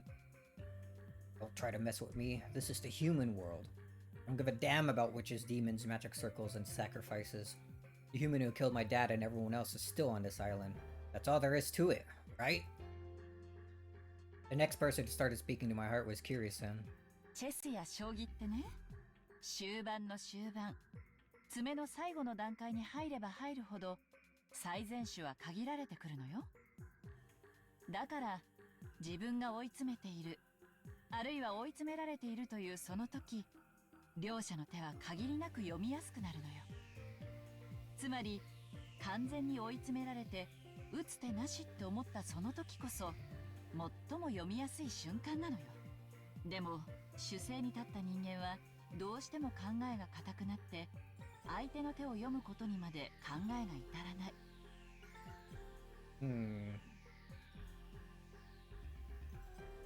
そういう時はね、チェス盤をひっくり返すの。With all of my strength, I slapped my face with both hands. Now my eyes were truly open. When you don't understand anything and you're completely cornered, just like I am now, isn't that the perfect time to spin the chessboard around? Again, along the defensive. We can't even guess at the culprit's scheme. We spin it around and look at it that way. Just what might we see? First off, at the time the culprit committed the murders, they knew the island was being cut off by the typhoon. Therefore, they should have understood that even if they carried out the murders, they wouldn't have been able to get away early the next morning. In short, the culprit had begun without securing a way to escape. Furthermore, that bastard tossed the corpses in the storehouse. Then was even kind enough to say, "Here they are," with that weird bit of graffiti. In other words, yes. What's our in other words count at so far? Since we probably find the corpses sooner or later, they wanted to show them to us. We all been dim and hadn't noticed, the sword said, the culprit's goal would not have been achieved, would it? If you think about it this way, that bastard of a culprit. Since this morning, they must have been watching our every move with bated breath. After all, if we hadn't been so kind as to discover what was on the storehouse, all of that hard work and preparation they did last night would have just gone poof.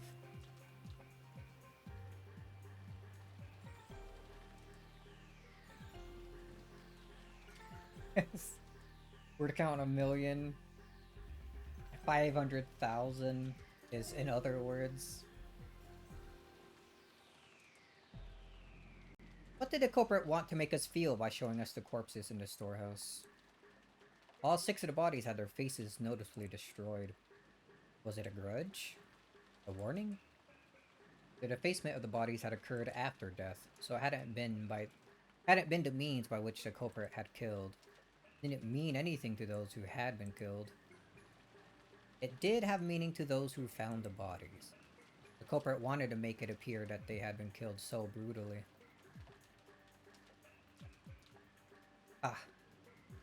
After thinking this way, I really want to tell that bastard to stop taking me so lightly. Who'd just dance to that tune? If you're told, please be scared, you can't really just say, really, sure thing. When someone tells the great Ushu, well, Mia Battler, the entrance is right here, I'm the kind of guy who just start wanting to sneak in through the window. The next thing that had concerned me was the so-called magic circle on the shutter. As Maria, who had shown that her knowledge of the occult rivaled the grandfather's, had recognized, that magic circle was genuine. They must have drawn that thing in pitch black darkness, taking a lot of time and holding an umbrella in one hand. Isn't that amount of hard work and perfectionism impressive? What purpose would have been worth all of that effort? We're looking for a foundry occult in this match, and most likely all of us would naturally suspect grandfather. Did they want to make us think grandfather was involved? But if that's what they wanted, they could have just drawn any old scribble that looked like a magic circle. It wasn't like any of us amateurs would be able to tell the difference between genuine and fake. However, this magic circle was genuine, and furthermore, it had even been written in Hebrew. So this magic circle had a message that could only be understood by someone with knowledge of the occult. The message was a form of communication. By sending it, they were hoping for reaction. Action. For some reason, we couldn't find grandfather now. I don't know how grandfather might have spotted a magic circle on the shutter. But did he choose to hide himself in a reaction to that? No. Was it a trap to make us suspect that grandfather had participated? You could read it either way. Damn, that's annoying. What kind of reaction was the culprit hoping to get out of us by putting on this occult show? Somehow, it felt like the culprit's weak point. The letter from Beatrice that Maria had read aloud during last night's dinner sprang back into my mind. This was a freak who'd asked us to enjoy a battle of wits. Isn't that interesting? This is a battle of wits between us and the witch. Will we be sucked up by her cult game first? Or will we pull off her fake skin first? There's a whole day until the typhoon passes. Why not enjoy ourselves?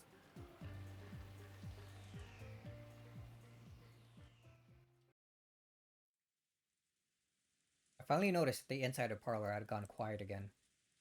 Everyone had sunk into their favorite sofas. Some deep in thought, some irritated, some acting depressed. Maria was once again enjoying the TV as if she never left it. It looked like she found the commercials more fun than the boring program. She happily yelled, ooh, ooh, and giggled. Maria has like a split personality thing going on here.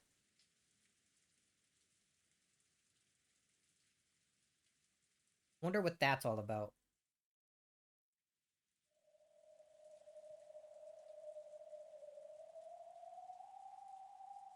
I stared at each person's appearance in turn.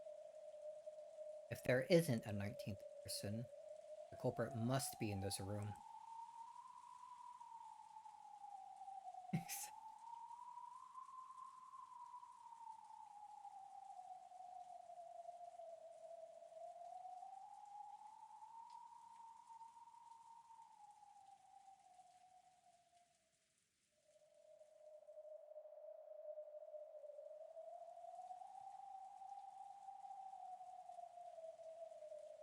Right now, Aunt Natsui's searching the mansion with the servants, right? And we shouldn't say in this room. This mansion is where the culprit has to be. After all, it's possible Aunt Natsui was behind this. And we still can't deny that one of the servants might be the killer. Anyone could be guilty.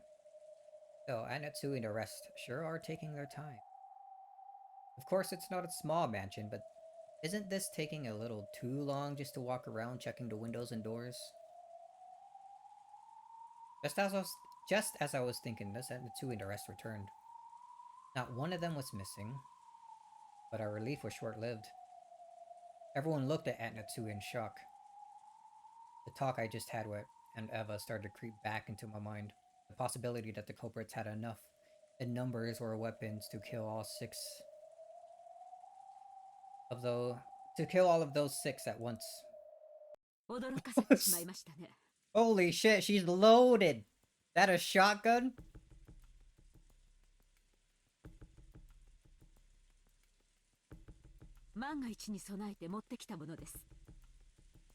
After all, that thing that in Aunt Natsu's hand was a rifle. At a glance, its silhouette looked a lot like a hunting gun. It was unusually short and looked kind of like a kid-sized weapon. However, it had a weightiness to it that made it clear it was no kid's toy. それは金蔵さんの銃ですな。ご存知でしたか。そうです。お父様の古いコレクションの中にあったことを思い出し、探し出してきました。ひゅー、すっげえ。夏日おばさん、それ本物なんすか。ええ、本物です。実弾を発砲できますよ。昔お父様は野鳥を追い払うのに使ったりしていました。Isn't that thing to scare birds away? あら懐かしい。He's the only one gone missing and you're already looting his collection? Dude, I'll loot that gun too. There was a killer on the loose. I'm gonna start packing heat, man. どこから出てきたんやら。 She just said in this collection. 私がいくら触らせてって言っても指一本触れさせてくれなかったやつよ。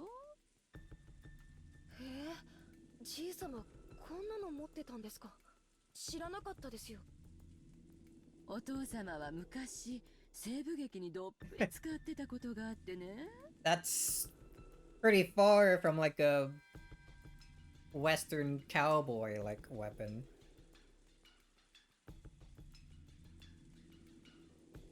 You'd think if he was interested in those, he would have got like a 6-shooter or some other kind of revolver. あの世代はこういうライフル銃が大好きなのよ。But maybe I just don't know enough about that sort of setting. 結構年季の入った銃のようですね。 Winchester. でもこんな短い仕様のは初めて見ました。 Sawed off for extra damage. ああ、思い出したわ、その銃。懐かしいな。昔好きやった映画のガンマンが派手にぶっ放しとったやつだわ。お父さんも渋いな。親方様がだいぶ昔に。ご覧の通り実銃ですので。Ah, right, they're in Japan. Like, I'm pretty sure guns are illegal, right? 手に入れられたばかりの頃は大層気に入られておりまして、撃つより薬莢を出す動作が面白いらしくて、裏の森でいろいろとかっこつけて遊んでおられたもんですよ。And she's gonna, like, something dangerous is gonna appear. She's gonna try firing it, and then the entire thing's just gonna explode in her hand or something. しかし物騒ね。 So would never do something illegal? Ah, you're right. I don't know why I'm suspecting him so much. そんなものまで持ち出しちゃうのかしら。万が一に備えてです。族はおそらく一人ではないでしょう。しかも主人たちを6人も殺した恐ろしい相手です。私には主人に代わって皆さんを明日まで守る義務がありますので。I feel like I would trust Genji more with a weapon than Natsui. Like, would she be able to properly aim and concentrate with the, like, these chronic, like, migraines and headaches that she seems to always have? And she fired a gun before, too. Maybe Genji has fired weapons. He was close with Kinzo, yeah. But maybe she also suspects Genji and the other servants like Eva does. To, like, some extent.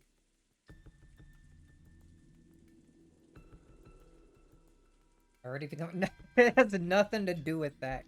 You know this. Twisted my words, dude.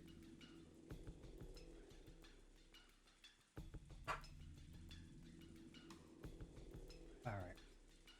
And Natsui-san, as Natsui-san said this, she slumped down into one of the sofas and took a deep breath. Kinzo would be so proud. Gosh. She is his only blood relative, according to him earlier. He had been trying to find grandfather as well as check the doors and windows. Since grandfather wasn't with her, she probably still didn't know where he was. 屋敷内の戸締まりは厳重に確認してきました。ですが、万が一ということもあります。みんな、なるべくここに一緒にいた方がいいでしょう。I just sit and stare at each other for like a full 24 hours, no one moving. そうね。ここに全員が集まって相互監視をしている方が安心だわ。それはどういう意味ですか、エヴァさん。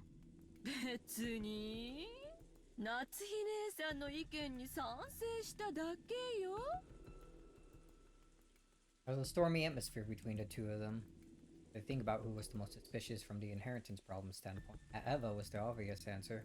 However, there was no proof that Aunt Natsui was innocent. He viewed Beatrice's letter as one of grandfather's complicated pranks. Think of this crime as just an extension of that. There is more than enough reason to suspect even grandfather. Also, Aunt Natsui thought the criminal was on the outside. And Eva thought the criminal was on the inside. In short, it was the question of whether or not a 19th person exists. That same question had been repeated endlessly since last night's dinner, with the letter from the witch, called herself Beatrice. So was the culprit among us? Among us! Or not? And did the witch Beatrice exist? Or not? Like, is any of this for real? Or not?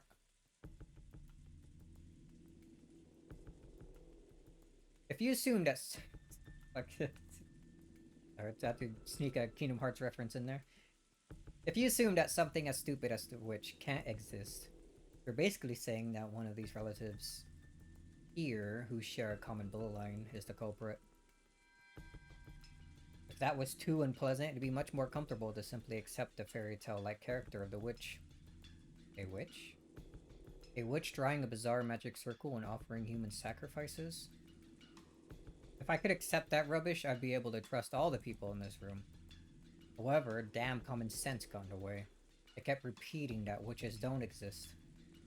Like, in that case, the culprit must be among us. Pum pum pum pum pum pum pum. In the middle of this seemingly endless rain, none of us could break the silence. Last break?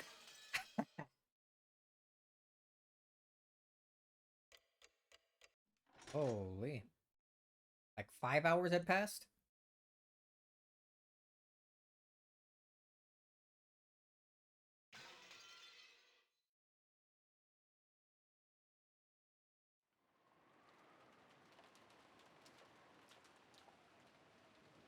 Meanwhile, in the kitchen... before that, though... Oops. So nothing new, we've read this...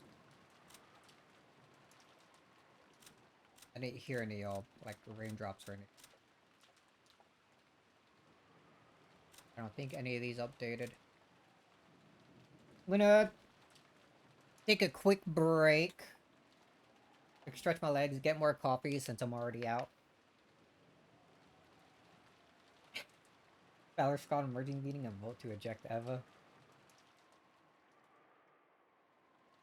True. Alright.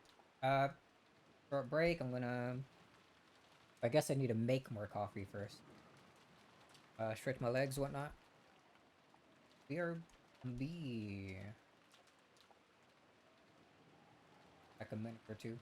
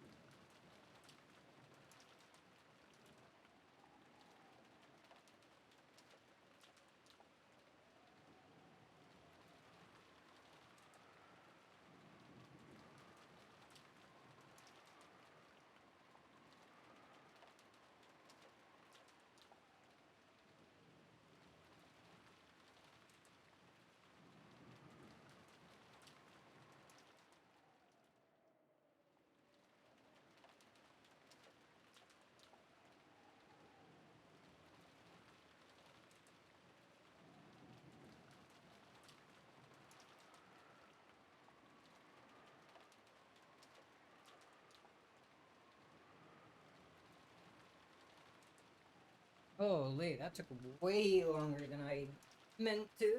Dude, sorry about that.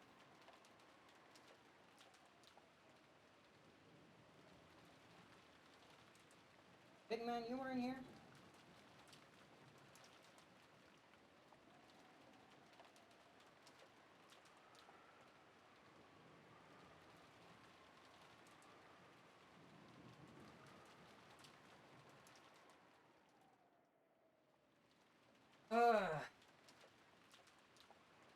I was making the coffee and I needed to like let the dogs out. So I let them out, started preparing the coffee, and then I hear something like bang against my fence outside, which startled both me and the dogs.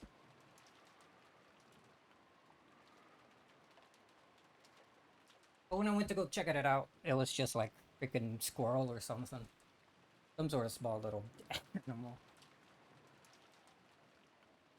That ended up being a whole lot of nothing. Ugh. That agitated the hell out of them because they didn't want to listen to me anymore after that, so it took a while to wrangle them up again and whatnot.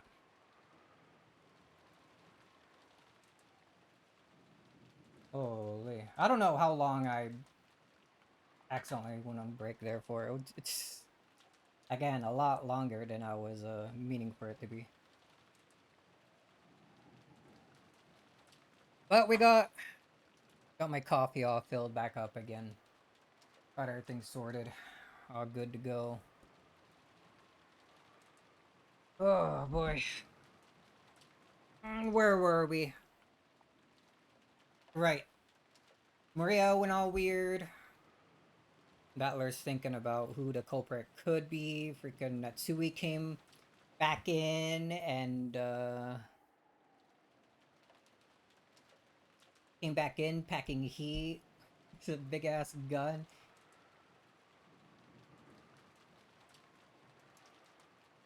Oh man, if I knew it's gonna be around that long, I would have had some music playing instead of this, like, just wind and rain.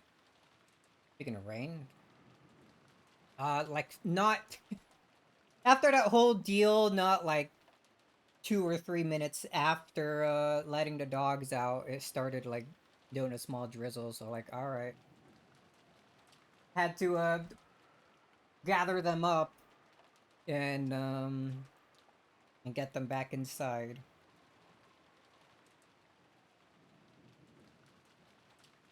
They didn't even get to run around outside for that long. Little dudes, poor little guys. Ugh.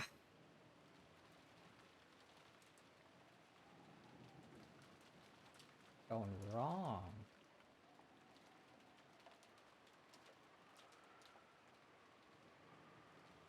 Oh, wait, hold on. Give me a sec.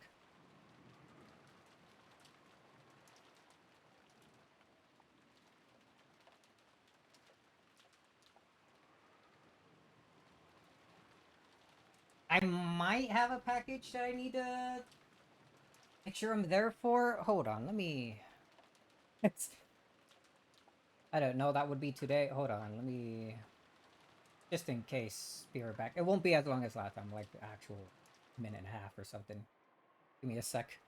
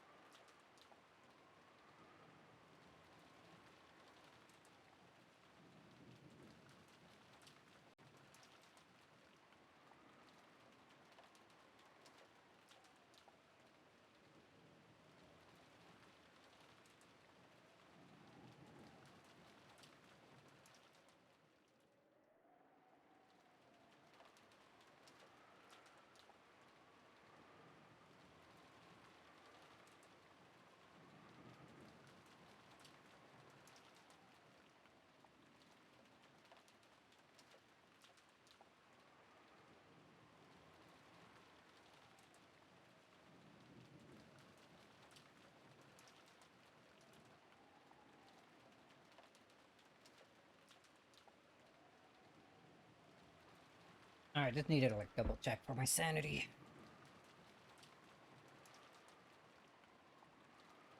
What time is it? Ah, it's barely noon. Okay. I still got a few hours. I wasn't feeling all that full of energy earlier this morning, but this whole chain of events has certainly woken me up a lot more. Holy.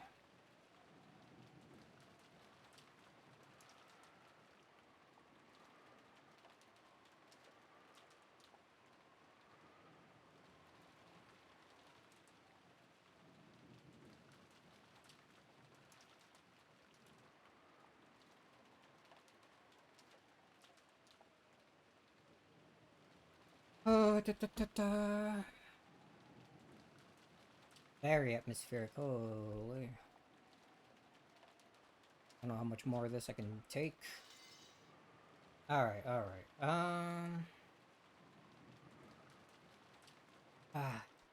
Keep going. Get more of this mystery figured out. I stopped getting messaged. It's never ending.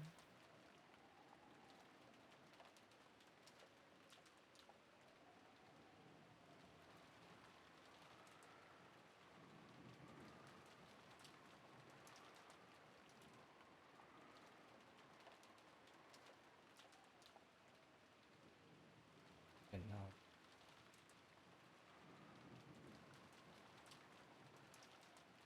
Okay, dude, I'm not used to this much distraction, especially when I want to stream. That was like a full 20 minutes or something.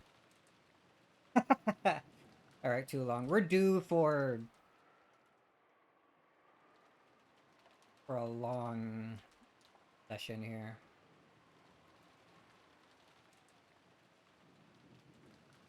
Lunch ended, and the servants removed the tableware and went to the kitchen. The wind and rain neither weakened nor strengthened, and the island remained cut off from the outside world. At first, the Shimaso Natsui planned to stop anyone from taking a step outside the room, but when it came to prepare lunch, she finally realized this would be impossible. However, in order to avoid having anyone alone in the kitchen, she told the three servants to go together. Because of that, the servants were the first ones given the right to leave the stuffy parlor, which had been packed with 11 people.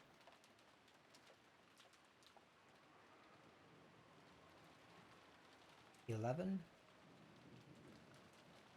Right, okay, no, that adds up. Since breakfast had immediately followed that terrible incident, preventing most of us from eating a lunch. Since breakfast had immediately followed terrible incidents, preventing most of us from eating much, everyone tore into their lunches in silence. 私が洗いますから、源氏さんとカノン君は少し休んでいてくださいな。何か飲みます？私は結構。カノンは？僕も結構です。お二人とも早朝から大変だったでしょう。参ってしまうのも仕方ないことですよ。The only noise was of Kumasawa washing the dish, which resounded throughout the kitchen. Genji and Kanon sat in some chairs a short distance away, their eyes lightly closed. Just as Kumasawa had said, those two have probably built up a great deal of fatigue. But that didn't mean they could let it show in front of the relatives. Avoiding that was one of their virtues. After the silence had continued for some time, Kanon opened his mouth and muttered, シャナ、どうしてあんなひどい死に方を。死に方のことは忘れなさい。ただ、運がなかっただけだ。そうですね。ただ運がなかっただけです。 nothing more than bad. They both fell silent once again. Kanok's expression was filled with grief. シャノンちゃんが死んじゃったなんて、未だに信じられませんよ。本当にかわいそうに。もう会えないなんて嘘みたいですよ。もう一度あの子の笑顔が見たかったのに。So I spoke with her back facing them. After all, Kumasawa hadn't seen Shannon's corpse, so she had no trouble mentioning Shannon's face. When Kanon heard those words, it reminded him again of how only half of Shannon's face had been left, and his grieving expression twisted even further. どうしてベアトリーチェ様はシャノンを生贄が欲しかったなら他にも大勢いただろうにどうしてた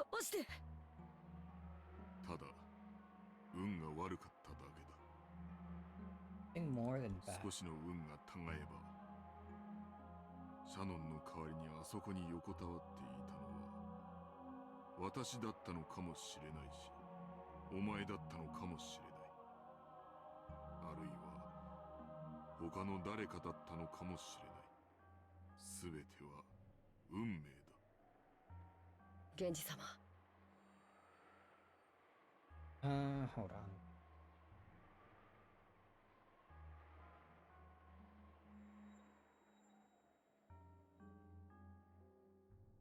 Genji. 奥様の部屋の扉に血のような跡がついていたとおっしゃっていましたね。Supposed to be her, not Shannon. シャッターに書かれていたのと同じもので。うん、君の悪い跡だった。まるで血のついた指でドアノブを引き抜こうとするかのような。部屋、扉をかき破ろうとしたのか。Scratch through the door. そんな君の悪い跡だった。ベアトリーチェ様が奥様の部屋を訪れて、そして扉を開こうとしたけれど開けなかった。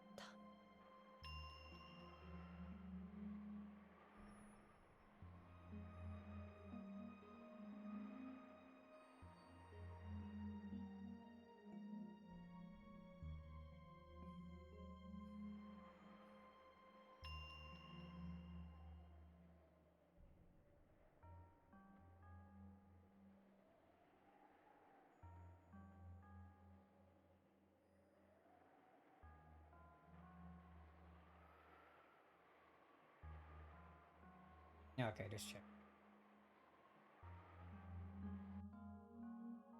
Genji thought, I wish they had like a different image of where we could actually see some red markings instead of just tinting the entire thing red. Got a bad roll on the life gacha. Hate to see it. Genji thought back to the time he had seen those traces of blood on the door to Natsui's room. With the substance sticking to the door around the doorknob and the marks of something scratching against the door. It definitely appeared as though someone had tried to open the door. どうして奥様は生贄を免れたんだ。もし奥様が選ばれてたなら、シャノンは Can't say things like that. 死ななくて済んだのに。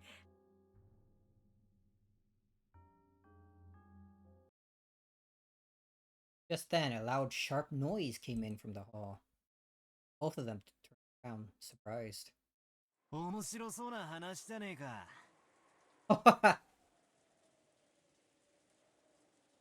Battler just right there.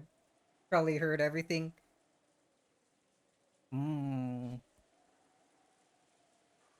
That's a pretty interesting chat you're having there. 俺も混ぜてくれよ。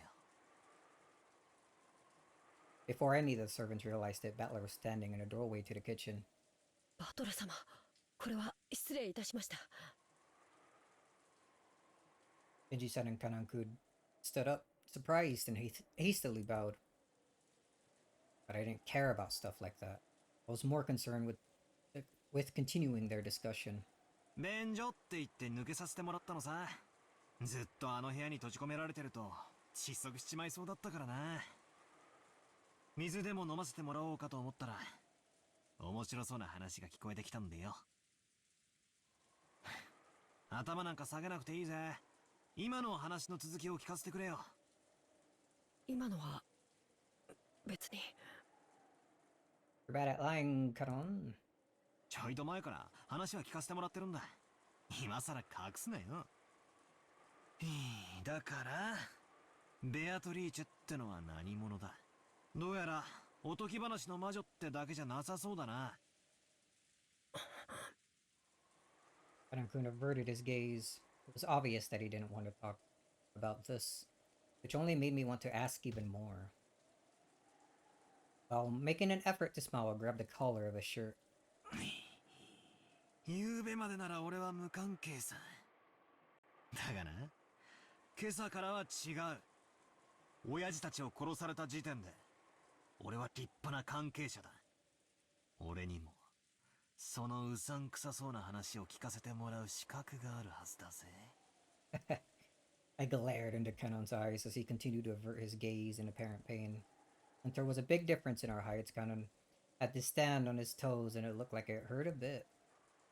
バトラさん、手を離してやってくださいな。Oh, what do you know, Kumasawa? 別にカノンさんは隠しているわけではないのです。じゃあ話してくれたっていいじゃねえか。仲間外れたら寂しいぜ。When I tried to further twist up his collar, Genji-san cut between us and spoke. In his expression were faint traces that he made up his mind to do something. Apparently, he had no intention of hiding it. お話しすることはできます。ただ、バトラ様がお気を悪くなされるかもしれませんので、カノンは躊躇しているのです。He might have taken it badly. 躊躇なんて男らしくねえぜ。内緒にされる方が気持ち悪いさ。聞かせてくれよ。どうせ明日までできることはないんだ。多少はうさんくさい話の方が退屈も紛れるってもんだぜ。It's not a spooky story.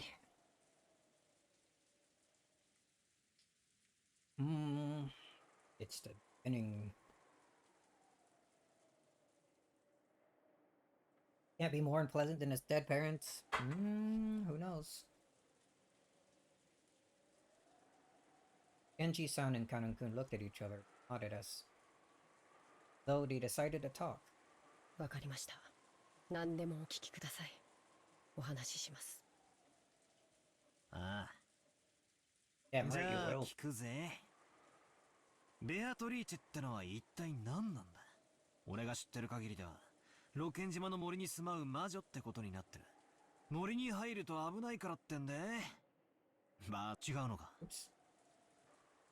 I heard it's a story grandmother or someone invented to keep out of the dangerous forest. いえ、違いません。その通りです。ベアトリーチェ様はロッケン島の森に住まわれる魔女であらせられます。バトラ様、にわかには信じられないでしょうが。What else can he believe after all that's happened? ベアトリーチェ様は存在するのです。親方様に莫大な黄金を授け、長いことおそばにお仕えした実在する方なのです。はあ？よせやいよせやい。じい様の受け売りを言うのも給料のうちだってのか？ I laughed like it was a joke, but neither Genji nor Kanon-kun laughed. Not even Kumasawa-ba-chan, who, avoiding my eyes, flustered as she started washing the dish. Oh, unfortunately, I was the only one laughing. Painfully. Literally. なるほど。源氏さんが断るだけはあるぜ。こいつは確かに正気じゃ気を悪くする。つまりベアトリーチェっていう名の人物は実在するんだな。はい。親方様がこの島にお屋敷を構える以前から、おそらく私よりも長くお仕えしているでしょなんてこった。桐江さんの仮説は外れたな。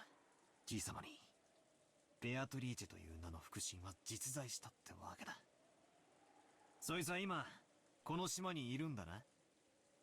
Yes and no. はい、いらっしゃっていると思います。曖昧な言い方だな。ってことは昨日今日そいつの顔を見たってわけじゃなさそうだな。はい、大変申し上げがたいのですが、その Kanon-kun once again dropped his gaze, avoiding my eyes. なんだよ、そこで切るなよ。寸止めみたいで気持ち悪いぜ。I urged him on jokingly again. However, it looked like Kanon was still confused as to whether he should speak or not. Then Kumasawa Bachan whispered,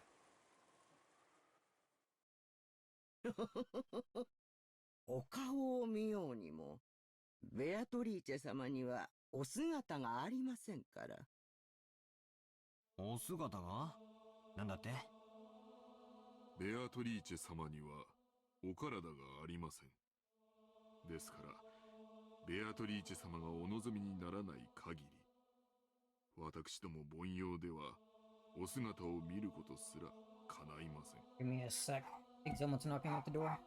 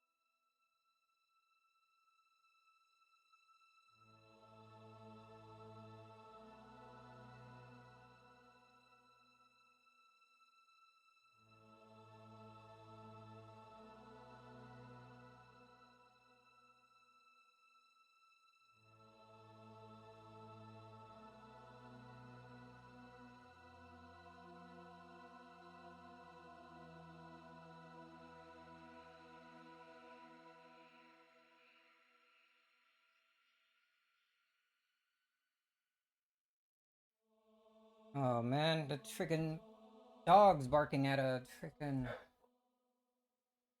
mailman. Supposed to be like a old cartoon thing. Yes. Anyway, the thing I was waiting for arrived. I don't gotta worry about that anymore.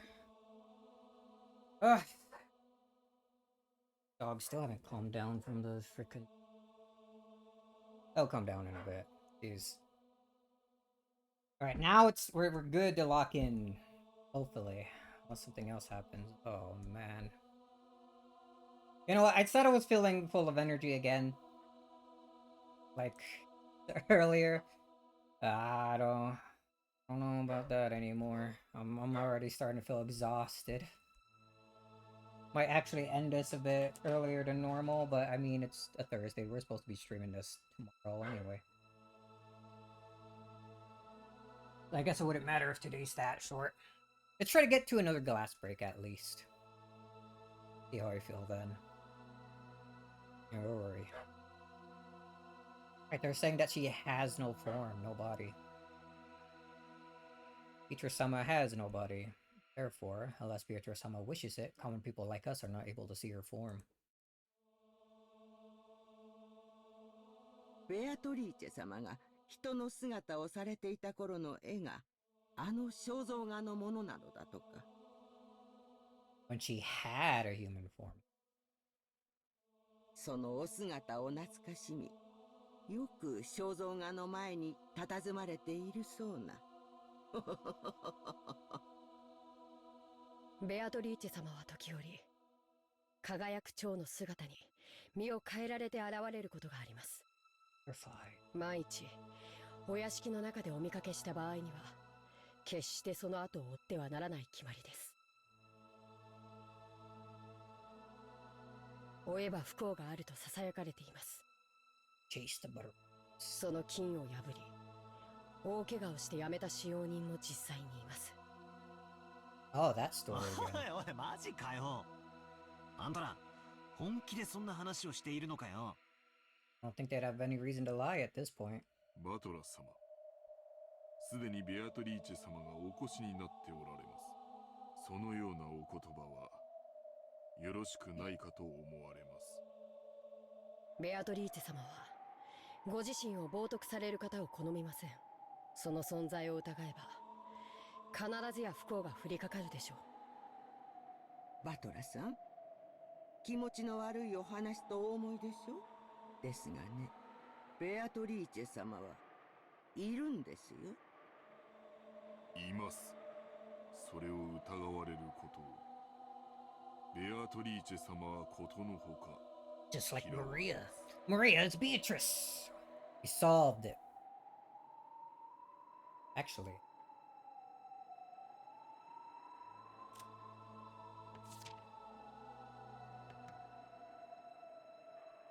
Did it ever actually explain anything about Maria's father?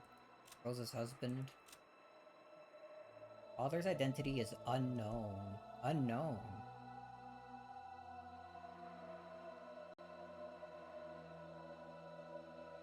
Like, unknown to the entire rest of the family?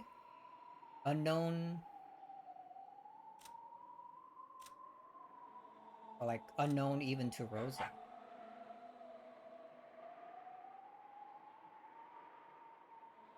Oh boy, hold on. Let me take one more minute to check on these dogs.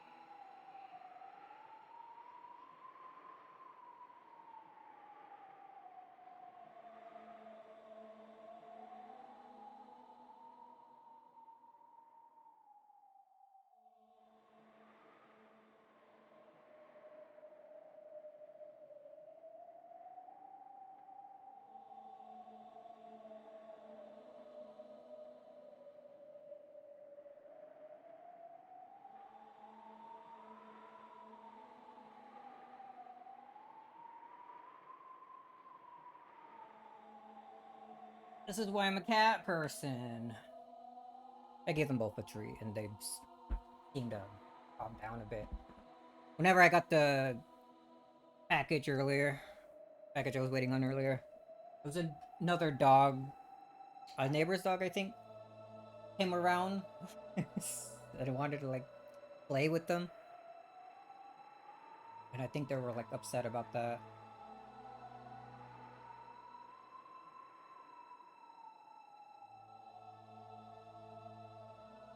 Oh boy.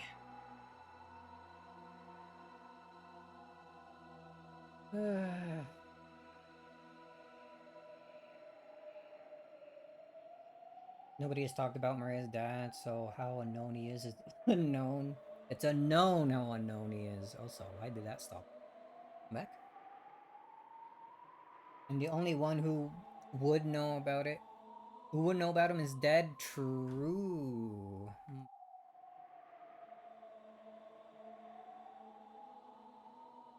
Alright.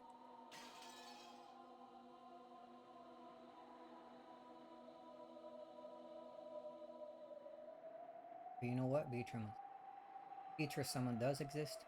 He exists. Beatrice-sama hates people about that, just like Maria does. わかりませんか、バトル様。ベアトリーチェ様は今すでに Out of everyone here, ここにお越しに Beatrice なっており probably ます。 likes Maria the most. He has no form.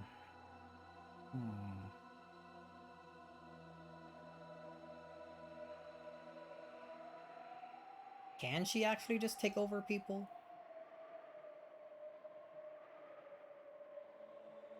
Maybe that's what she's doing with Maria every now and then? Hmm.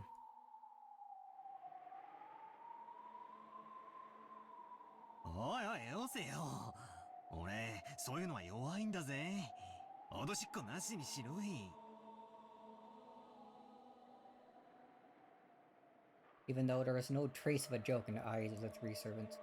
On the surface, I laughed and tried to look unconcerned, quickly starting to sober up.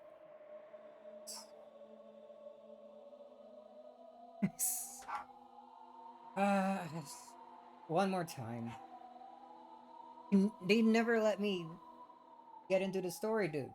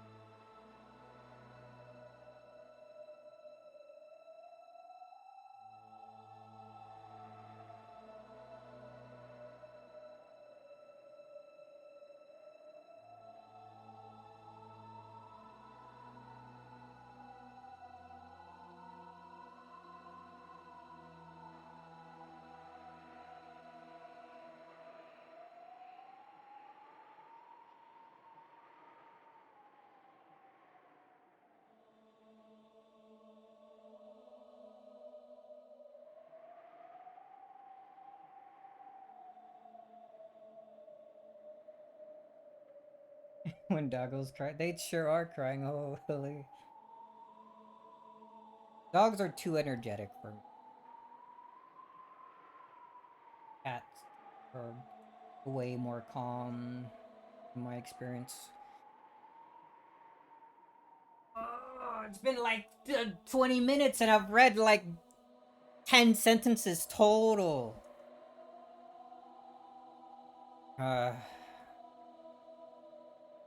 Right, yeah.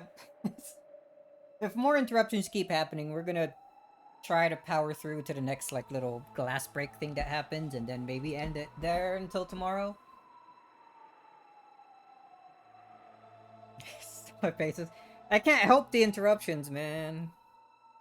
Ah well. On the surface, I laughed and tried to look unconcerned, but I was quickly starting to sober up. Their eyes were also sobering up fast. バトラさん、お願いですから、ベアトリーチェ様を冒涜することはおやめください。悪いことは申し上げません。Masawa-chan, who was usually cheerful and would always tease people, now spoke with a totally serious face. いや、いるって言われてもよ。俺には何も見えないぜ。今、俺の隣にいるとでも言うのかよ。冗談よせやい。Oh!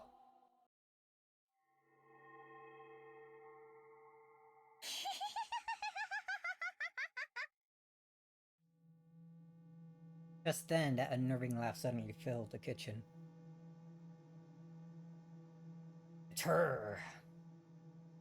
When I turned around, Maria was standing there by the entrance, but her expression and the feeling about her presence felt exactly the same as the servants. 波長の合う合わないは生まれつきだよ。バトラは生まれつき波長が合わないタイプなんだよ。だから見えない。会えない。話せない。Said nai. ベアトリーチェの一番嫌いなタイプだよ。Rhea laughed like it was funny, but it sounded extremely eerie. It was almost like she was laughing at me because I alone didn't understand. ベアトリーチェのことが知りたい？ベアトリーチェはね、1000年の魔女なんだよ。Only 1,000 years? あらゆる悪魔を刺激し、錬金術を極め、賢者の石を生み出し、莫大な黄金を生み出すことができる。おじいさまは彼女と契約することで、後ろ宮家に莫大な富を築いたんだよ。昨日私がベアトリーチェの手紙を読んだでしょ？あれは本当なんだよ。ま、バトラに信じろと言っても無理な話だろうけど。六感が生まれつきさっぱりみたいだからね。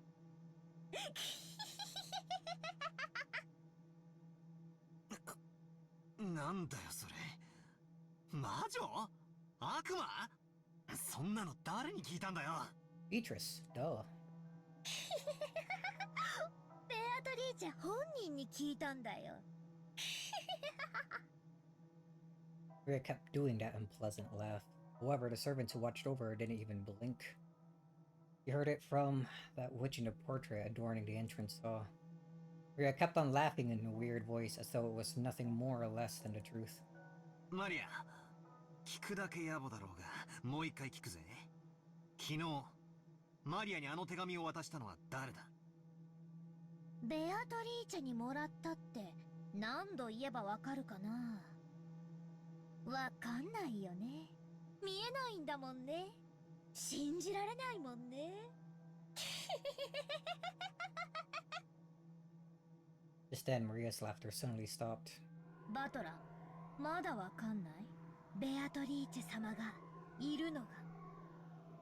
いるって、どこにさ？ Everywhere. This island.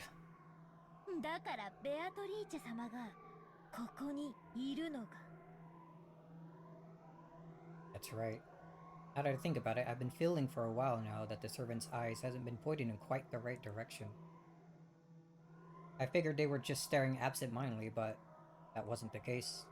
Before here, Anji-san, Kanan-kun, Umasawa-san, and Maria. Everyone except me was looking at a spot right behind me. Holding my breath tightly, I slowly looked over my shoulder. Of course there wasn't anyone there. I've known that the whole time.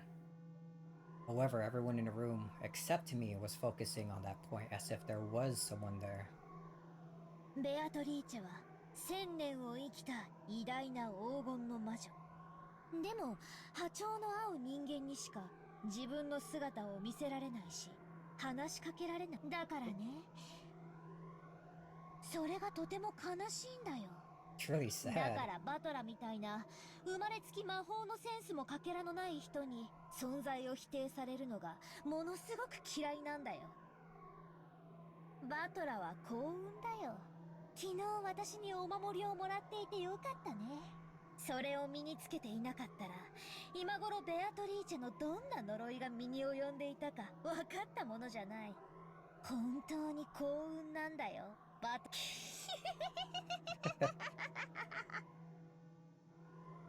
ああ、あのサソリのキーホルダーかよ。あれって安っぽい景品か何かだと思ってたんだが、ちとはご利益あったってことなのか？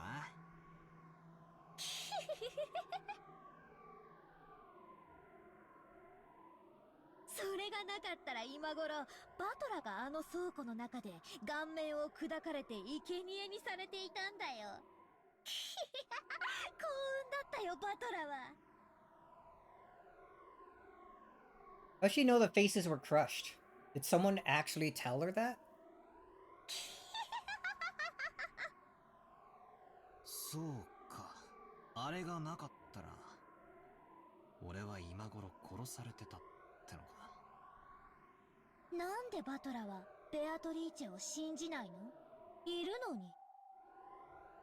今そこにほら。信じる気になったでしょ。信じなよ。マリアにお守りをもらったことを感謝しながら。あれがなければバトラは今頃倉庫の中。代わりに誰か一人が助かっていたかもしれないね。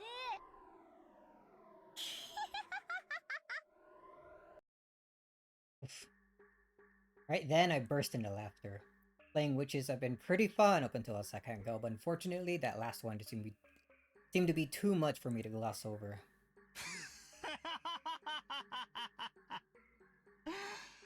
じゃあ全然ダメだぜマリア。ってことなら悪いが、全然ダメだ。When Maria saw me suddenly start laughing, she stopped. Even though she didn't understand what I was laughing at, she realized it wouldn't be pleasant for her. お前が傷つくだろうと思ったから俺黙ってたけどよ。お前にもらったお守りよ、俺ポケットに入れたつもりだったんだけどよ、どっかに落っことしちまったんだぜ。だから俺が今この瞬間に無事なのはお守りのおかげでもねえし。He doesn't actually have the charm. 呪いがあって当然なのに、今この瞬間もピンピンしてる。Where is it then? And how is he still alive if he didn't have it? Another reason, really. 俺は自分の目で見たものしか信じねえ。He does not perceive, therefore Beatrice can't hurt him. It's that simple. 第6巻波長魔法のセンス悪いが俺はそういう眉唾なもんは一切信じねえぜ。クラスの女が霊感がいいの悪いのって言い出すのを聞いてると虫唾が走るのさ。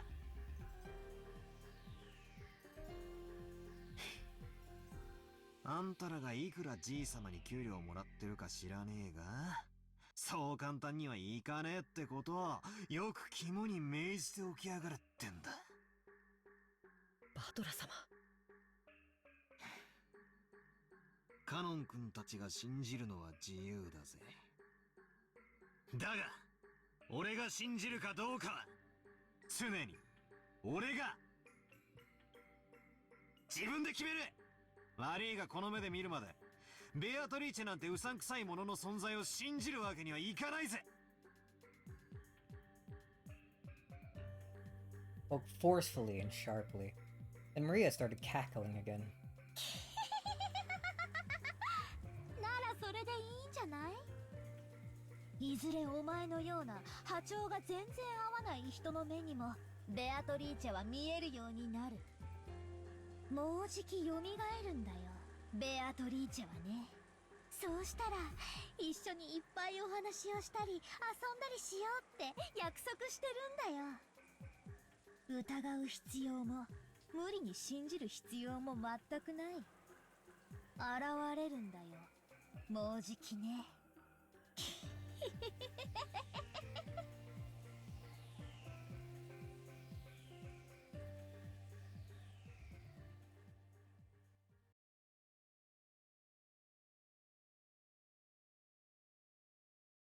Slow transition? There we go. Blank for a moment there. After a meal, some people tried to head to the bathroom while others preferred. Jeez. After a meal, some people tend to head to the bathroom while others prefer to relax for a bit. It seemed that several people had left the parlor, just like I did when I went to the kitchen to bring water.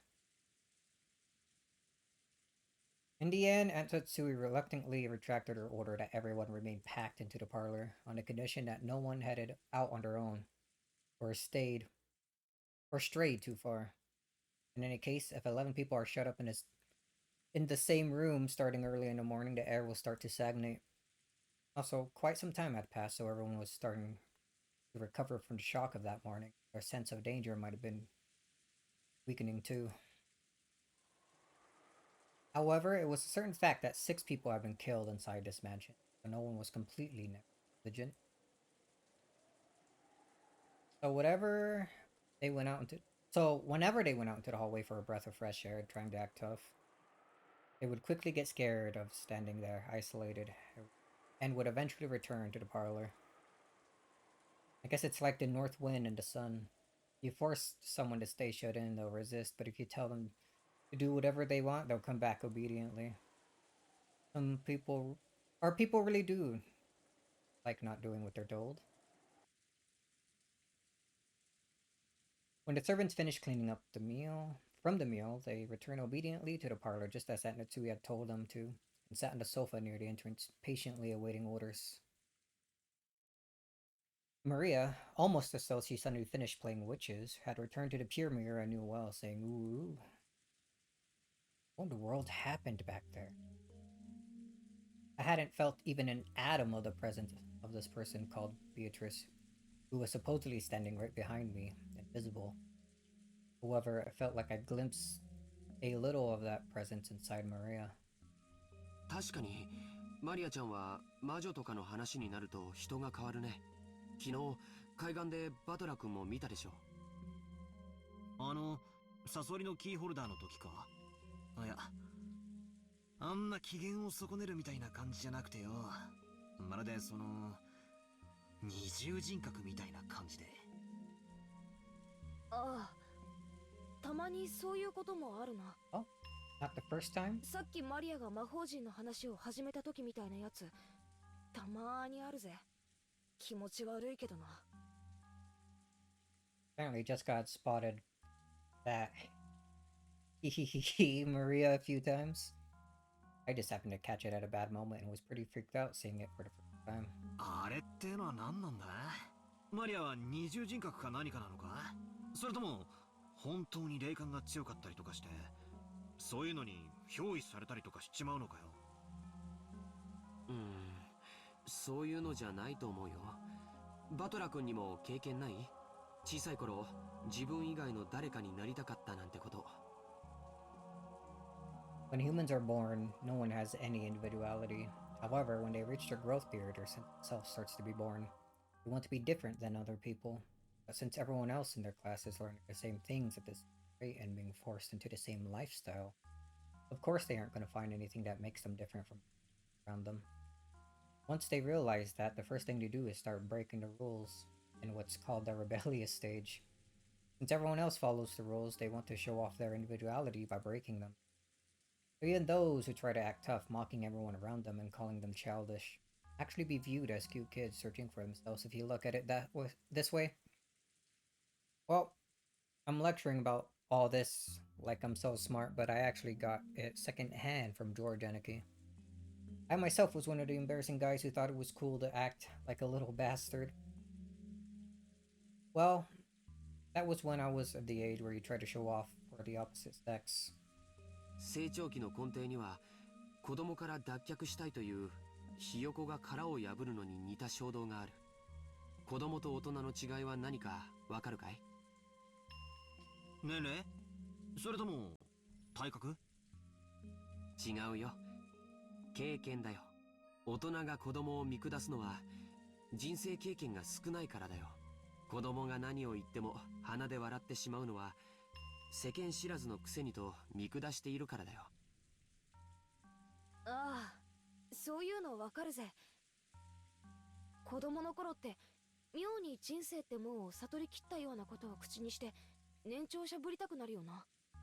大人は子供が何を言っても世の中甘くないとか社会に出ればわかるとか鼻で笑ってる。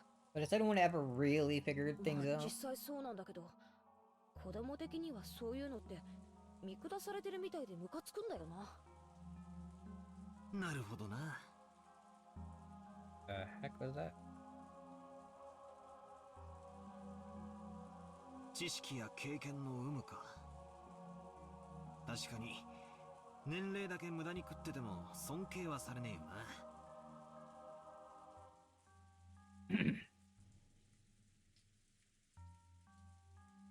となるとつまり子供から脱却したいという衝動を持つ時期にかつ他者とは違うという個性を持ちたくなる。子供からの脱却がつまり知識や経験なのだとしたら。なるほど。他人の持ち得ない知識を持つことが一つのアイデンティティになるわけか。So Maria's just in a rebellious phase and she likes to show off that she knows a lot about magic. How about that? 小学校の頃なんかさ、クラスの誰も知らないことを知っていたり、持っていたり身につけていたりするとヒーローになれたよな。バトラもそういう経験あるだろ？あるある。何か一芸に秀でたいと思うお年頃って確かにあるな。なるほど。それが子供からの脱却、つまり成長期ってわけか。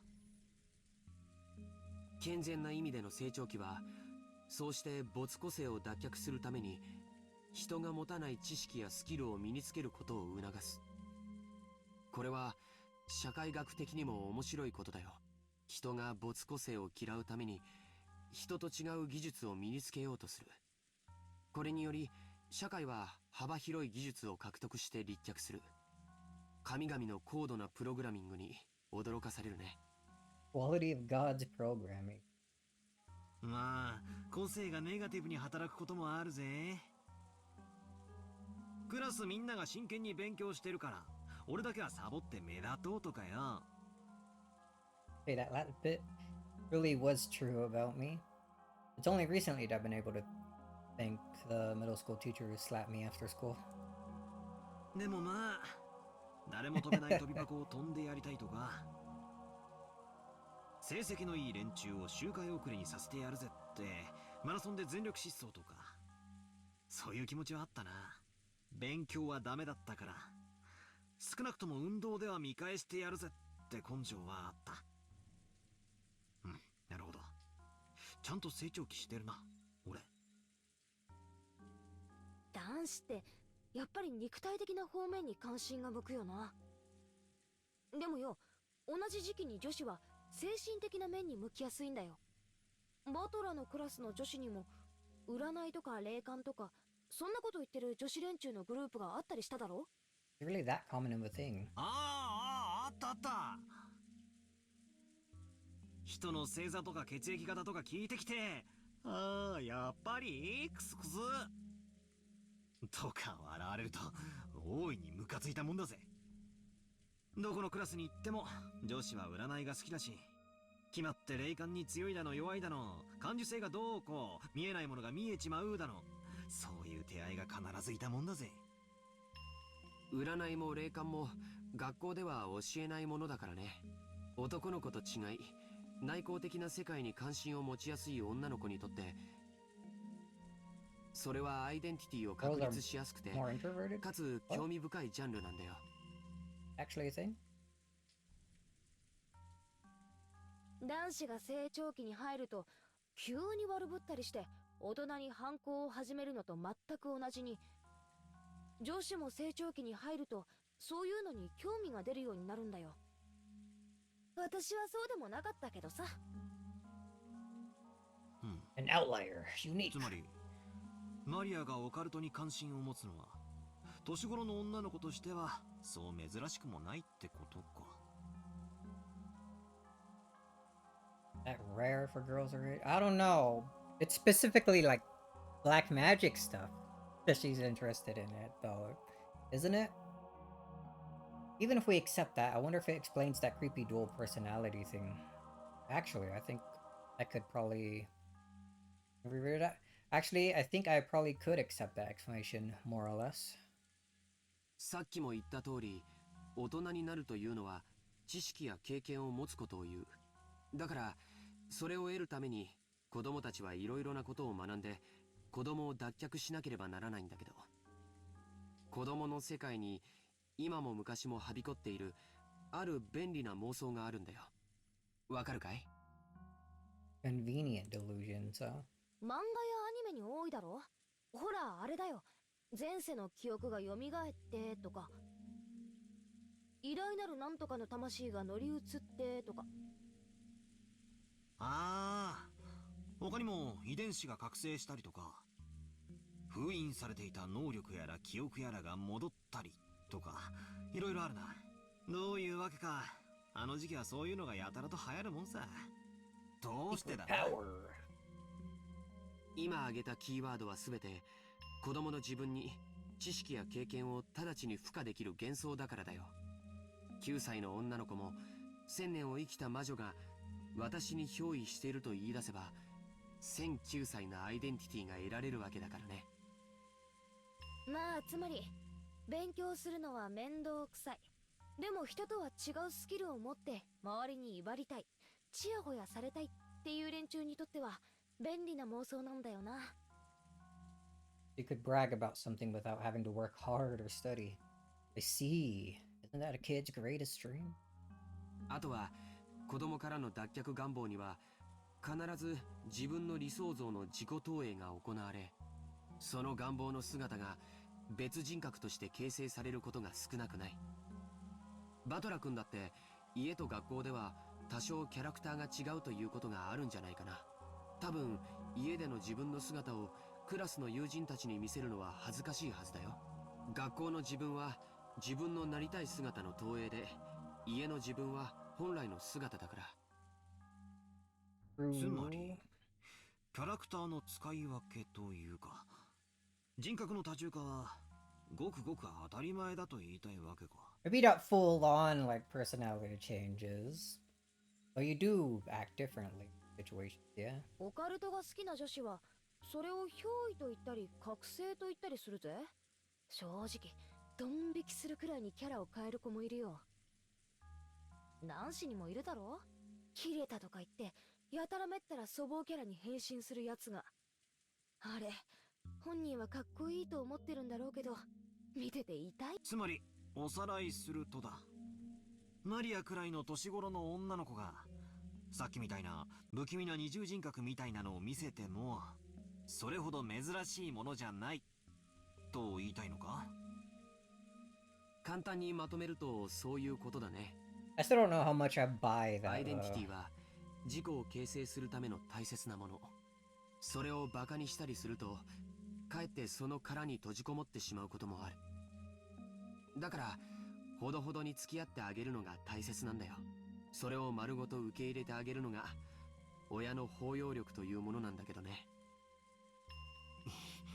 兄貴、それで独身って信じられねえぜ。Well, he wouldn't have been if not for earlier in the morning. もう子供が中学くらいに上がってそうな貫禄さ。じゃあローザおばさんもあのマリアの二重人格についてはよく知っていたのかな。知ってたぜ。ここだけの話、ローザおばさんはすっごく嫌がってた。気持ち悪いしクラスでますます孤立を深めるだけだって。だからマリアがオカルトの話を始めたり魔女みたいな声で笑い出したりすると必ずビンタしてたぜ。ああ。だからマリアもローザおばさんがいる時にはそういう話をしないようになったみたいだけど。But now her mother is gone, so she can do it whenever she wants, I guess. Maybe that thing back there was just a little game from a girl facing her growing period. It's a girl trying to show that she was different and independent by holding interest in witches and the occult. And since she wanted to be different from herself, young as she was switching between her normal personality and the person of her ideal, witch. At first I found that very disturbing, but after being lectured by George Enneke, it felt like it was a path everyone walked down at one time or another. I haven't told anyone, but when I was in kindergarten, I joined up with a little gang of kids trying to form an Earth Defense Force, saying we'd help protect peace on Earth. My face turns red when I remember it now. During what we called battle practice, we would chant EDF. Isn't that a video game? Like giant bugs and stuff? Just like usual, Maria was relaxing, immersed in the TV. It is. Oohing and laughing just like any girl her age. But it's like 80s Japan. Would video games have like that have existed yet? No, I don't think so. Definitely not that one, right?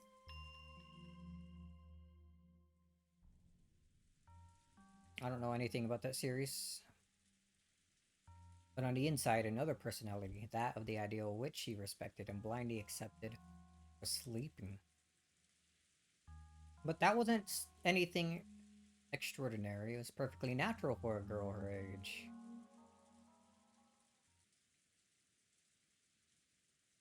Yes.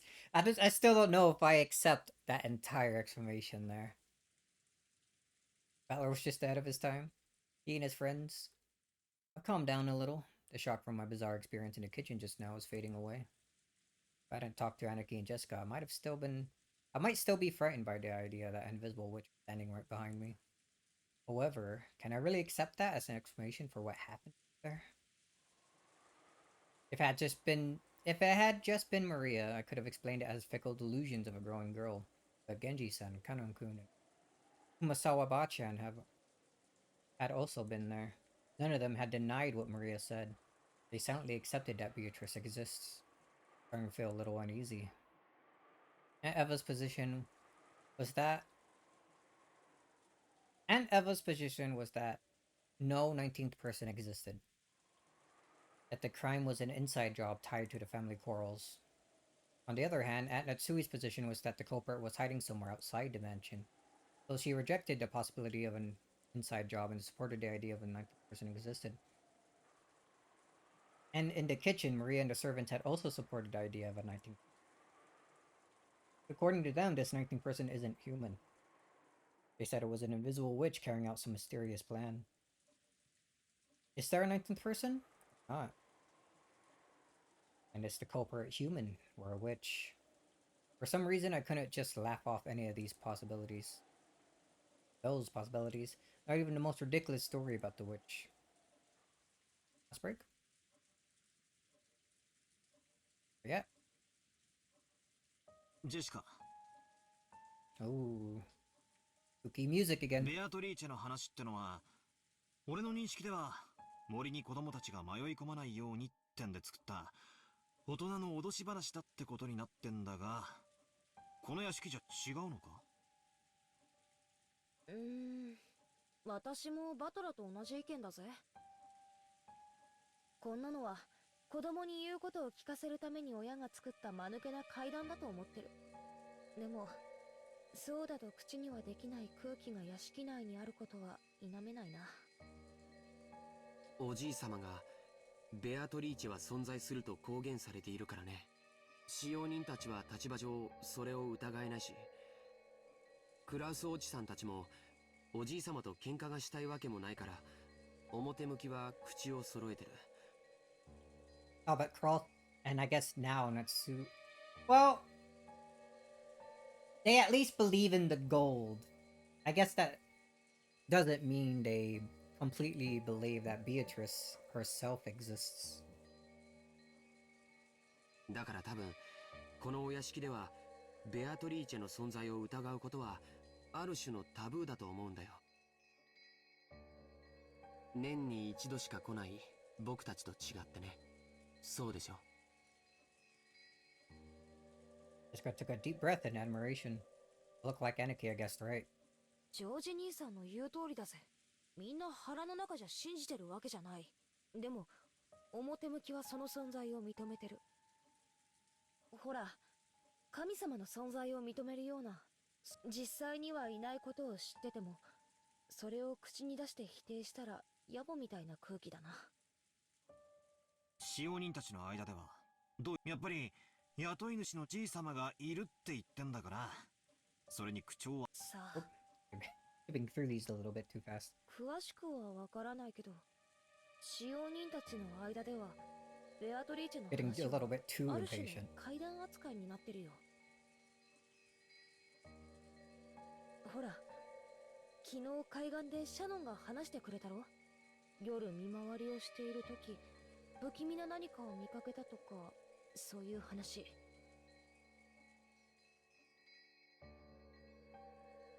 Did say something like that, didn't she? Back then, I thought she was just being really nice to help improve Maria's mood.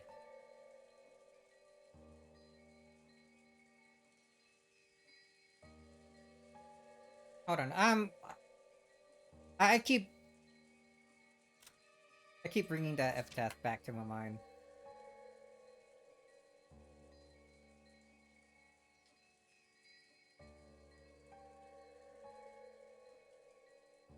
So the first Twilight was...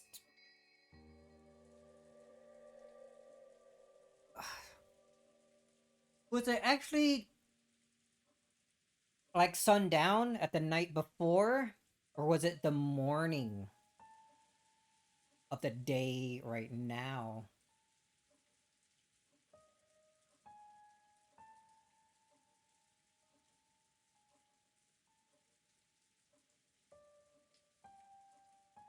Because I don't think we've done the second Twilight thing. That meant to happen at the night of the second day?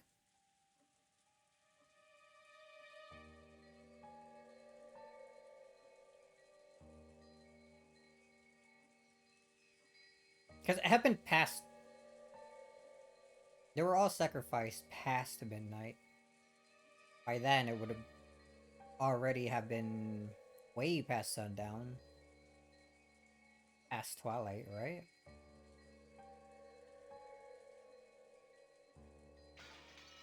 Oh. Keep that at the back of mind.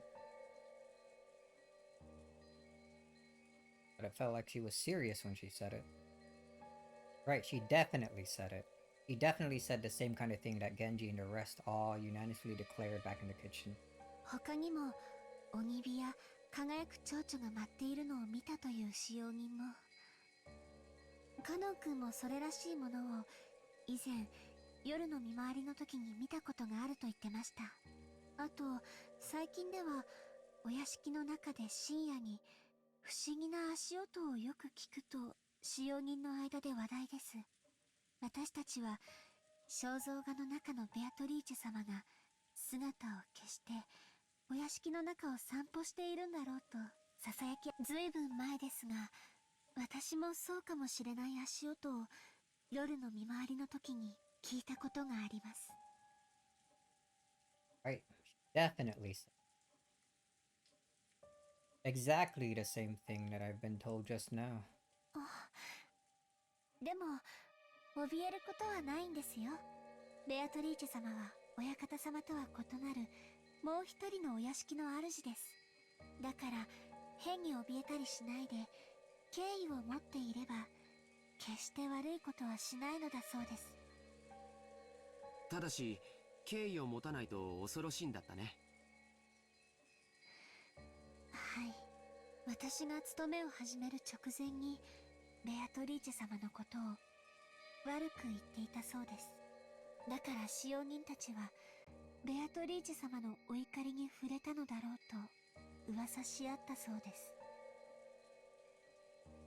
敬わないとお怒りに触れて怪我をする。つまり使用人たちにとってお稲荷さんにいたずらしたらお狐様のたたりがあるってくらいには信憑性があるわけだ。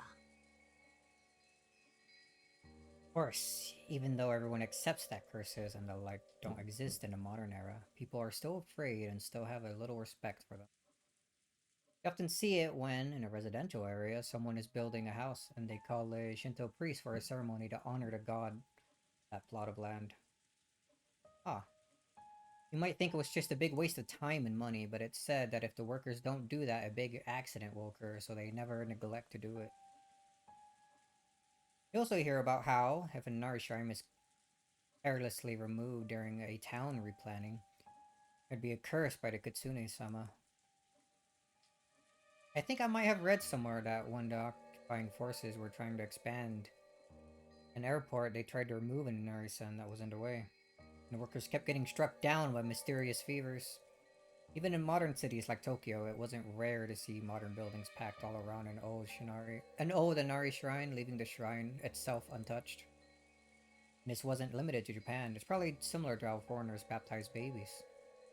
If I remember right, by Christian doctrine, if unbaptized souls have even the slightest amount of sin, they will still go to hell.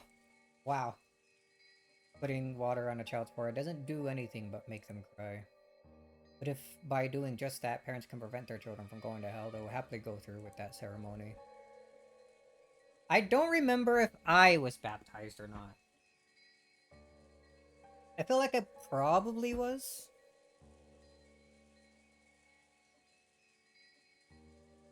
I feel like I had to have been. I feel like my grandmother would have been extremely mad if it never happened. Since he's quite religious. It is interesting. In short, even in this modern society of reason, we are still unable to throw away every trace of belief and fear.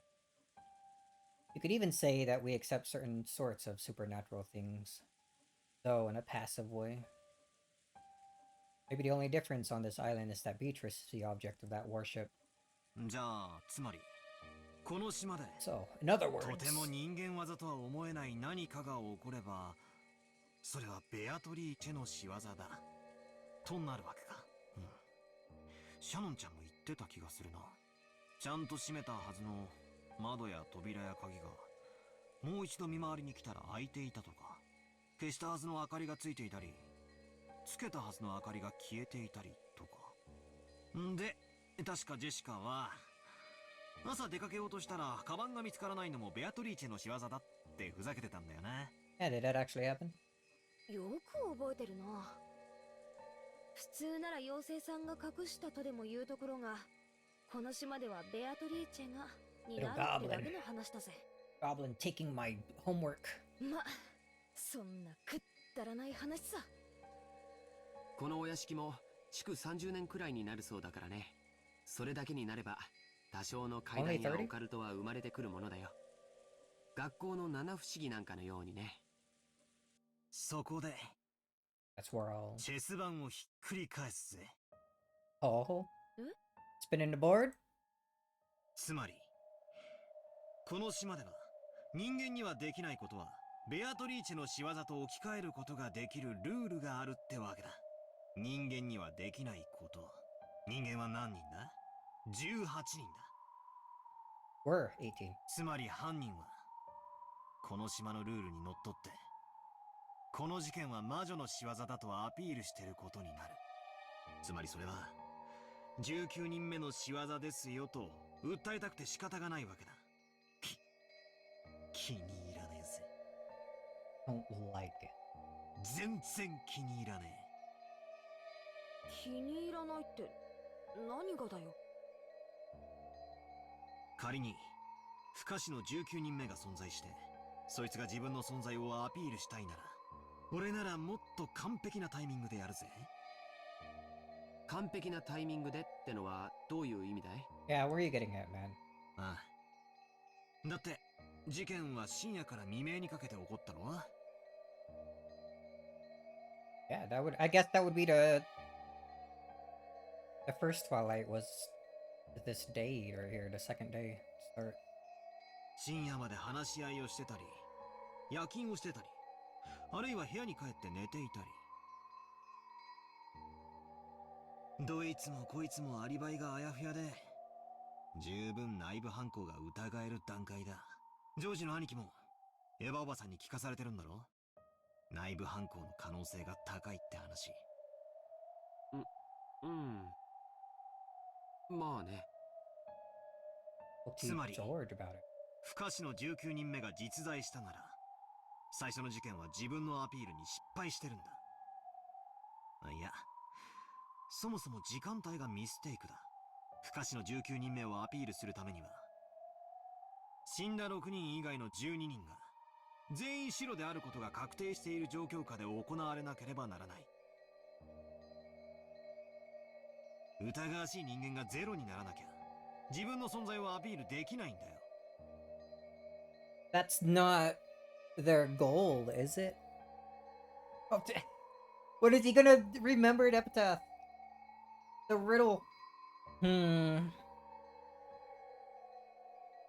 だから全員のアリバイが一番あやふやになる深夜の時間帯は19人目にとって自分が一番あやふやになる時間帯でもあるにもかかわらずその時間を選んで犯行に及んだ。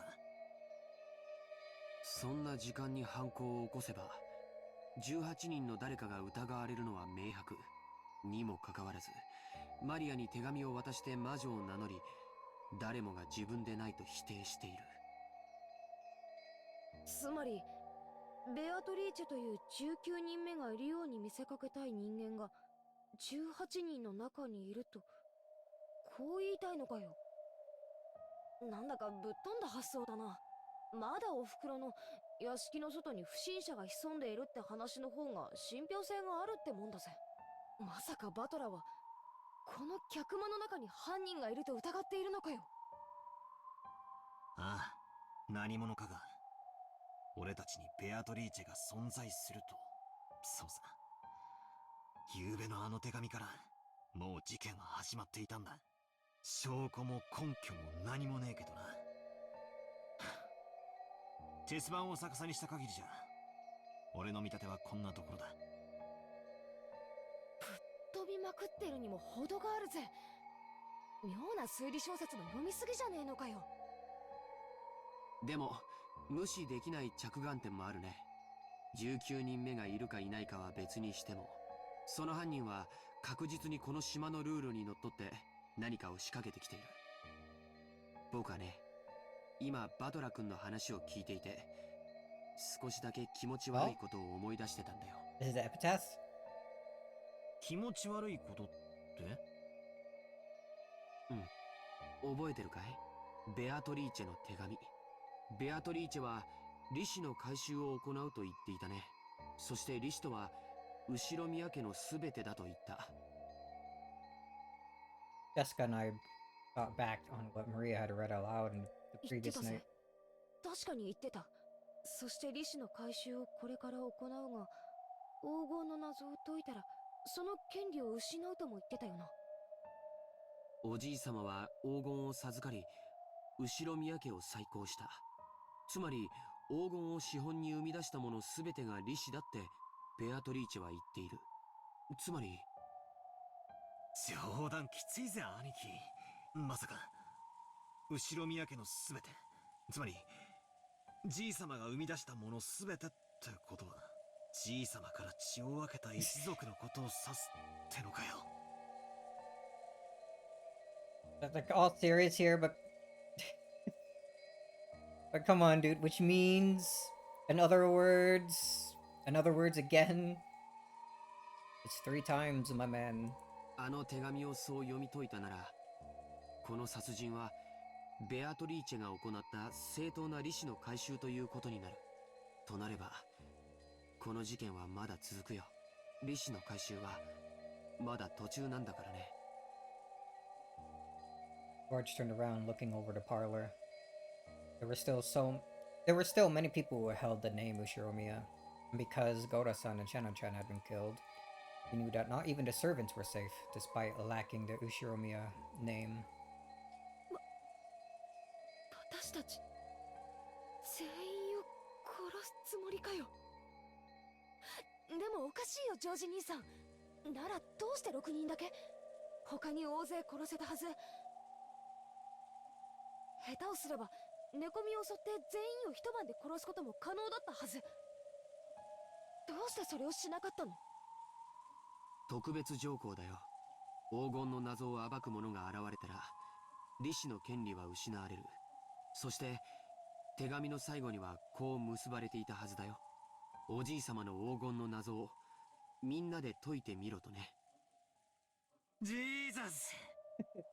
Jesus.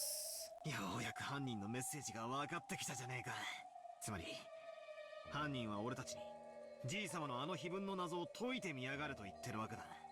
しかもぼやぼやしてればどんどん利子の回収を進めちまうつもりだ。 I realize this is all based on several guesses that are way out there, but not everything that happened in this world fits together in a perfect line. Most of the events we don't understand are only individual points. By fitting them into a straight line, we're beginning to understand. When the points at either end of the line are really close, the line itself is more logical and easier to understand. And when those points are really far away, the opposite is true. It's the distance between these points that makes us say our guesses are way out there. However, if the distances we span are too narrow, that means our thinking will be narrowed too. The difference between making... Is there a difference between making guesses and reasoning? Am I just using easily made guesses to try and force this crime onto a pattern I can understand? No, that's not it. When you're lost in the dark and searching around with your hands, what you're doing is relying on your imagination and making guesses. Only imagination can fit the points that need to be tied together. Reasoning is nothing more than an act of drawing lines between them. If you can't imagine, you can't reason. What I'm doing now might be way out there, but I'm sure it isn't a mistake either. Only the power of imagination can pull clues out from the darkness. Then I can use the power of reasoning to tie those clues together. It was a lot like the process of searching out an enemy's weak spot and striking. It's okay in some way out there. Find a weak point first. Then we can talk about how to strike. Right now is the time to find points we can tie together later.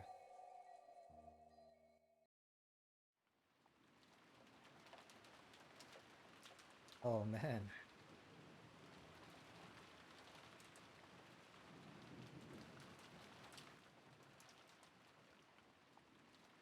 For the time being, I put aside whether a 19th person existed and announced our theory that the goal of the culprit might have been to make us solve the riddle of the epitaph. Uncle Hideyoshi seemed to be extremely interested, but Aunt Natsui said it was ridiculous and dismissed it. 確かにそう考えるとあの怪しい手紙も納得がいくっていうもんや。その動機はなかなかええ線をいっとると思うで。マリアちゃんに手紙を渡したのが誰かはさておきな。おお、ベアトリーチェはいる。おお。 Even though she was puffing up her cheeks in that cute way she'd been doing since yesterday, I couldn't think of it as cute. If I poked fun at her, it might suddenly transform into a creepy laugh. 隠し黄金など存在しません。ですが、その存在を盲信する犯人がお父様の黄金を目当てで、それを私たちに溶かせて横領を企んでいるという動機は、なるほどと頷けるものがあります。No, the gold is really out there. You were shown it.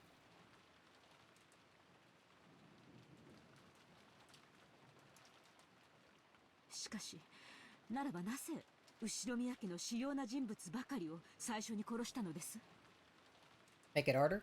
道理ですな。謎を解かせるなら金蔵さんに近しい人物を先に殺すことは得策ではないはずです。 But they don't know that she knows, you know? The one with the gun is lying. How could she? そうね。それに、その論法で行くんだったら、最初にお父様を脅迫した方が早くない？私たちに謎を解かせるよりも、本人に答えを聞いた方が早いはずよ。確かにその通りや。もっともお父さんが並大抵の脅迫で口を割るとは思えんが。金蔵さんをよく知る方なら金蔵さんが並大抵の脅しには屈しないことをよく存じているでしょう。これだけの財産を持つ後宮家を背負われる方です。今日まで様々な攻撃や脅迫にさらされてきました。それら全てに打ち勝ってきたからこそ今日の繁栄があるのです。それに関しては私も同感だぜ。うちのじい様が脅されて何かに従うなんてちょっと想像もつかないぜ。 Where has he been anyway? Like, we still don't know where he is. ジェシカ、言葉遣いがはしたないです。はい。ならこういう発想はどうだ？いや、これもぶっ飛んでるか。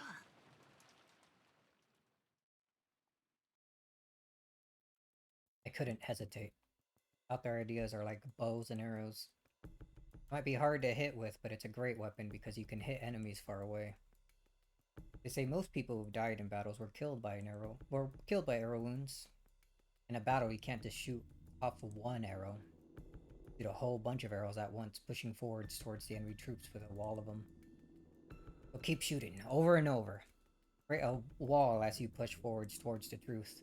犯人が隠された黄金が狙いってんなら、俺たちに解かせるのは効率が悪い。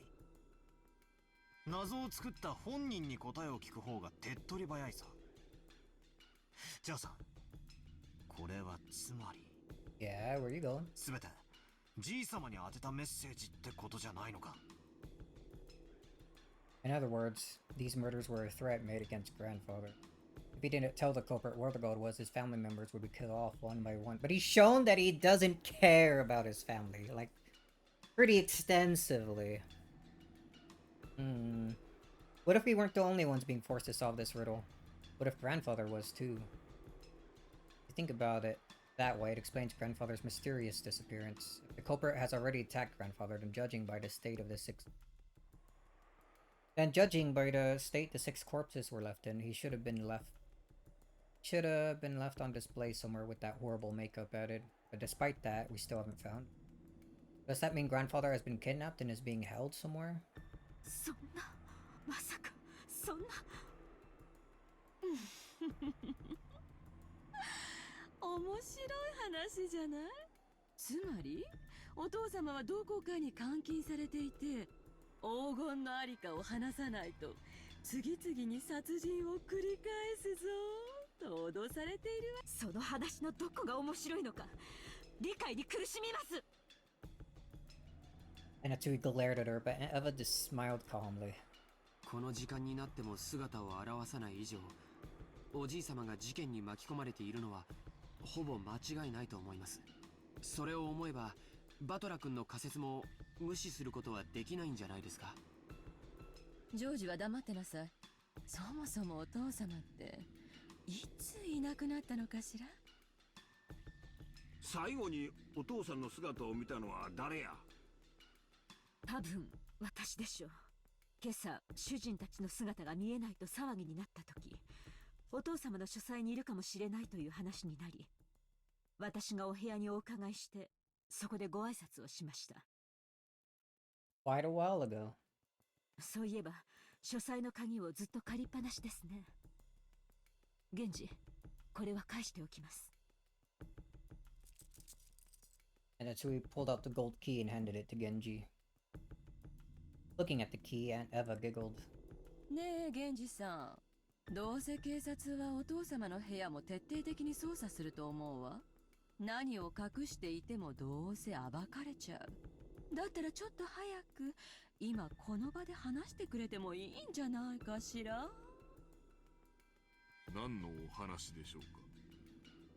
シンプルな話よ。お父様の書斎はその鍵がなければ外から入ることはできない密室よ。I'm pretty sure you can unlock it from the inside, but go on. その定義の確認をしたいの。お父様の部屋には入り口が一つある。あとは窓？他に出入り口は？ありません。中に入るには入り口しかありません。間違いなくね、秘密の隠し扉なんかがあったりはしないのね。お父様が不在である以上、後宮家の最高序列者は私よ。その後宮家の当主代行として聞いているの。それを理解した上で答えなさい。あの部屋には入り口以外に他に出入り口は？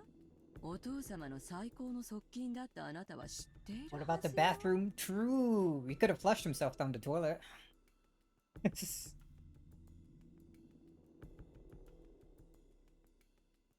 Nashui looked a little offended at the part about the highest ranked family member, but she kept her mouth closed for the time being and waited for Genji's answer. I couldn't help but feel a little uncomfortable. What was she going on and on about hidden doors? カノン君も熊沢さんも知ってるなら教えてくれない？あるならあるって言ってくれた方がいいの。じゃないと今からある人がとても追い詰められることになるわよ。隠し扉があると仮定されたら、私の話はすべて水の泡。 What is she cooking? Eva didn't specify which person was about to be driven to a corner, but following the flow in the conversation, I had to feel that he was referring to Aunt Natsui. 母さん、何の話？ジョージは少し黙ってなさい。どうなの？源氏さん、カノン君、そして熊沢さん、隠し扉はあるの？ないの？源氏さんはお父様が書斎を改造した時、施工業者の監督をしていたはず。知らないとは言わせないわよ。そのようなものは親方様の書斎にはありません。間違いなく片翼のわしを許されたカノン君。はい、間違いなく親方様の書斎に隠し扉などありません。熊沢さんは？いえ、私も聞いたことがありませんよ。お父様と親交の深い南條先生は？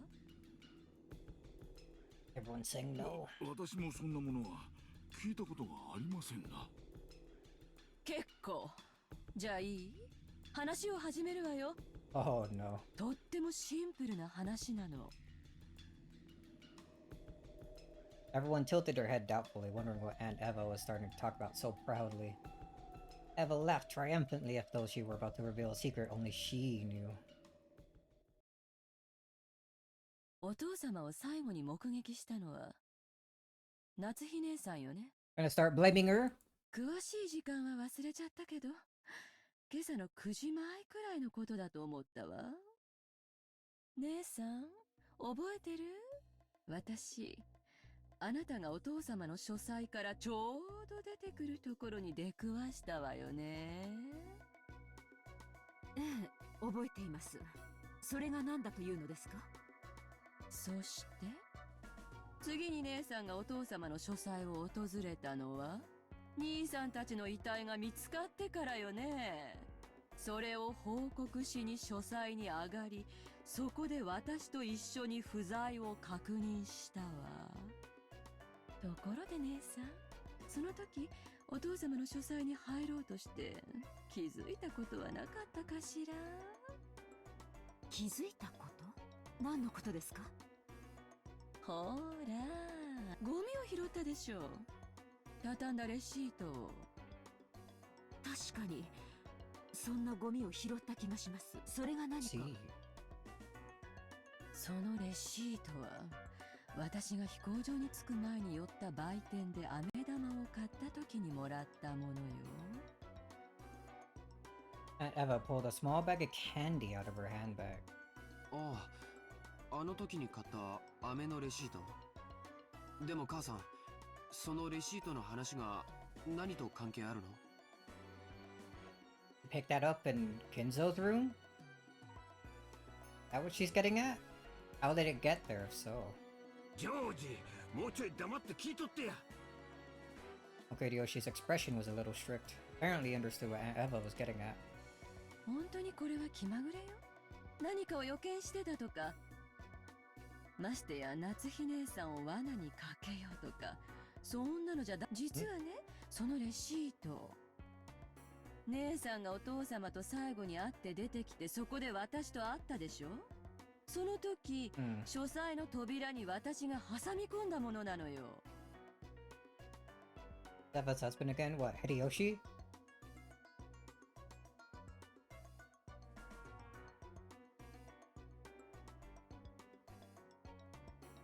She wedged it into the door of this thing. ってことはどういうことですか？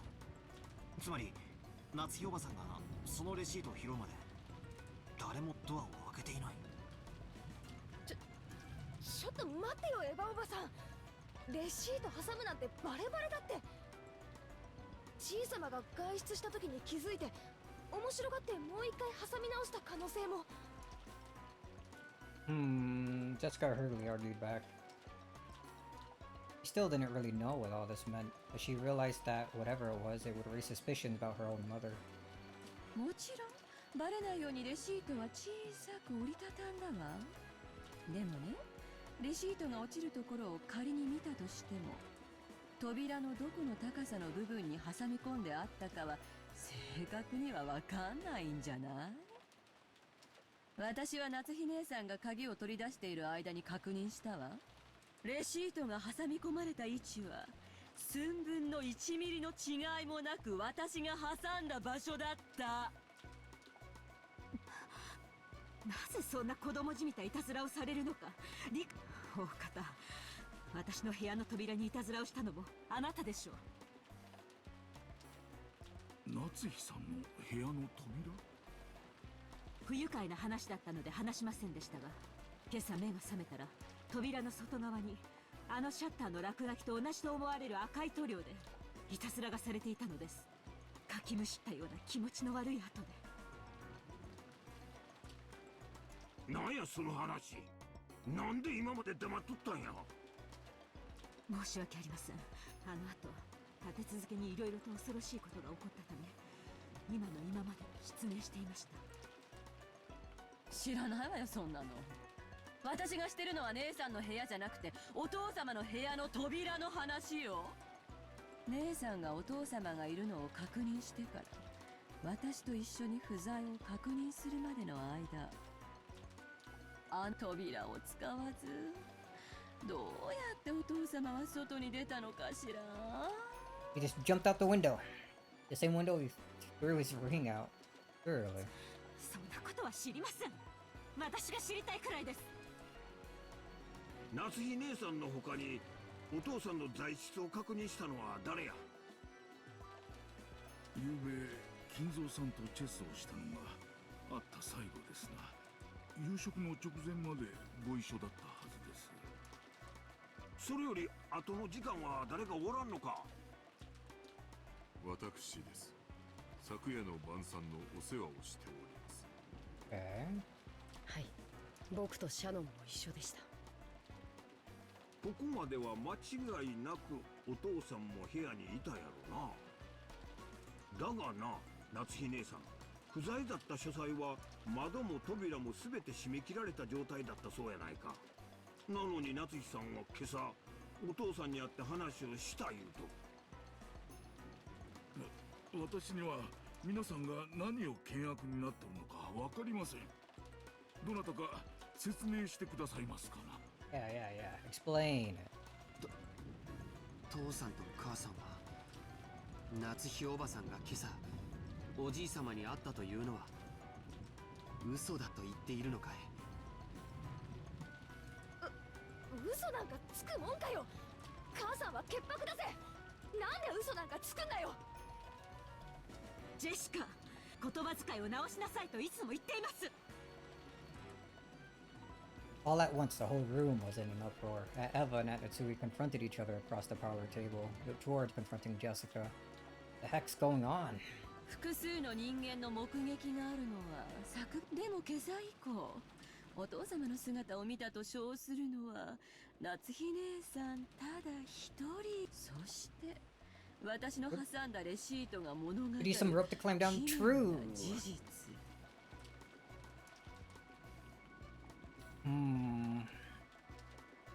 Is an interesting conflict, though.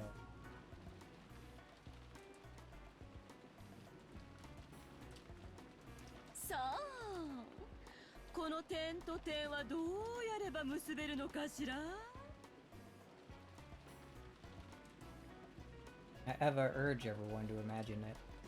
Sure, that receipt could become an important point, but I didn't know which other points to tie it to, or how. If we try searching for the answer, Aunt Eva probably wants. We'll find that Aunt Natsui lied and acted as though grandfather was in the room this morning. Has that fact been exposed by a whim of Aunt Eva's? わけわかんねえぜ。なんで母さんが嘘をつかなきゃならないんだよ。その理由がねえじゃねえかよ。その理由は私も知りたいわよ。でもね、ジェシカちゃん、お父様の材質を偽る価値が全くないとは限らないのよ。推理小説でもたまに出てくるでしょ。生存時刻を偽ることによって自分のアリバイを偽証するトリックよ。なんだそりゃ。そんなの聞いたことないぜ。お父様はまだ見つからないけれど、普通に考えればもう殺されていると考えるのが自然でしょうね。となれば必ず近いうちに死体は見つかる。そその時死亡時刻をうまく偽ることができれば夏日姉さんはアリバイを作ることができるのよ。わかる？みんな。This morning when Aunt Natsui confirmed that grandfather was there, she lied. And he was already dead at that time. And then she moved the body to some other location and tampered with it so that when we find it, we'll think he was killed just a second ago. That'd make it possible for her to create an alibi, even just by staying with the rest of us. Then she could say or heard someone scream and dash over there and become the first to find a body along with everyone else. Is that what any of us think? バカバカしい。推理小説など所詮は娯楽小説。そんなものばかり読んでいるからそのような不謹慎な発想に至るのです。そうだぜ。死亡時刻を少しくらいごまかしたってそんなの警察が検視すりゃ一発でバレるじゃねえかよ。古典の世界だったらともかく現代日本でそんなトリック本気で通用すると思ってんのかよ。おかしいぜ。そうかしら。今朝南條先生が亡くなった人たちの死体を見て死亡時刻を曖昧に見積もられたわよ。検視結果は環境や個体差に非常に左右され Yeah, but he's also just like a general doctor. He's examining like corpses and identifying things like that isn't his job. So of course he wouldn't be able to give a very good estimate. Even in the best of like scenarios. She really does just it's just hate Natsui. Pure raw hatred here. 数時間単位で誤差の出る非常にアバウトなものなのよ。しかも困ったことに警察の科学的な捜査は明日にならないとできない。そこまでの正確な死亡時刻を測ることなんてジェシカちゃんの言う現代日本でもそうそう簡単なことじゃないのよ。ねえ南條先生。検視は経験と勘の必要な非常に難しい作業です。誤審率も非常に高いと聞いております。確かにほんの数時間程度の誤差を出してしまうことは大いにあり得るでしょうな。しかしアリバイの世界は数時間もあれば十分やで。古典のトリックとちゃう。十分に通用するトリックなんや。夏日姉さん、わしらあんたを疑いたいわけやないんやで。疑いとうないから潔白を示してほしいだけなんや。何の潔白を示せというのですか。今朝私は確かにお父様にお会いしました。そして心の中に片翼のわしを刻めとお言葉をいただいてあのお言葉をも否定するというのですか。You would love to それだ know けは that. 断じて許せません。お父様がかけられた言葉までも否定することは断じて許せません。あるいはお父様の遺体は出てこないのかしら。普通失踪は死亡宣告に7年かかるもの。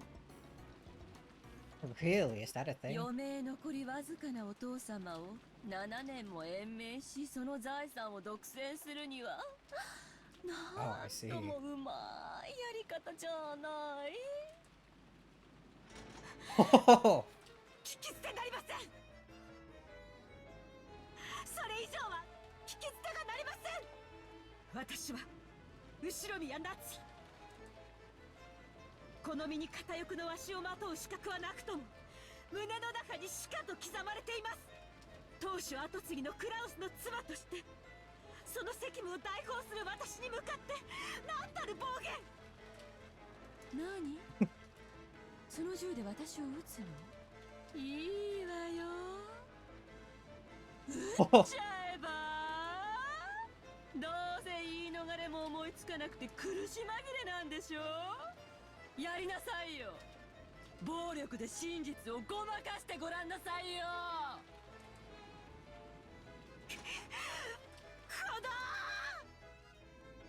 Wasn't like Aunt Natsui had been actually holding that gun. The ready It wasn't like at Natsui had been actually holding that gun at the ready and threatening anyone. But as she was egged on by Aunt Eva, she did hold it at the ready. Unsurprisingly, once things got to the stage, Jessica and Genji-san tried to stop her. 奥様、どうかお気をお静めください。母さんは嘘なんかついてない。ならこんなの聞き捨てなきゃ。落ち着いてえな、夏日姉さん。確かにお父さんは部屋にいたと誓ってくれればいいんやで。And she did. You just don't want to have it. それだけなのに、なんでそんなに取り乱しとるんや。それもそうです。夏日さんは嘘をついていない。それだけのことじゃありませんか。だから説明してほしいのよ。お父様がどうやって部屋からいなくなったのか。窓は内側からしっかり閉じられていた。扉も同じよ。今朝夏日姉さんが間違いなくお父様に会ったというなら、夏日姉さんには開かぬ扉の密室からいかにしてお父様が部屋からいなくなったかを説明してもらわなくちゃ。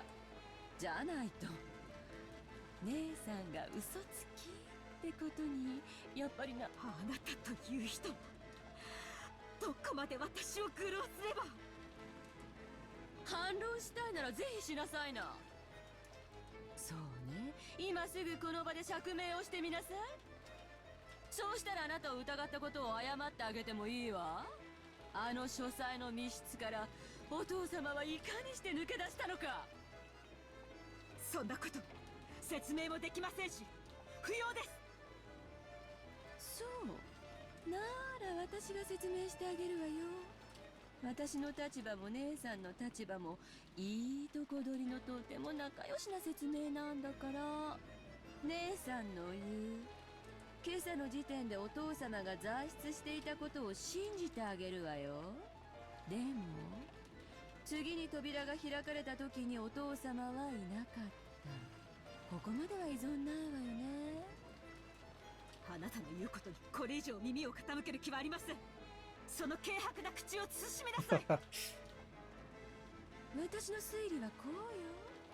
扉から姉さんしか出入りしていないことは私が2回確認している。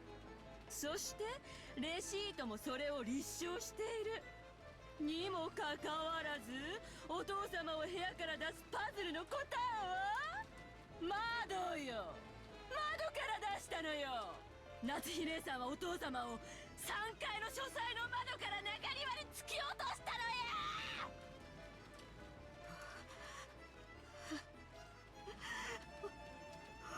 踊れ。奥様、こらえてください。エヴァ様、どうかおやめくださいませ。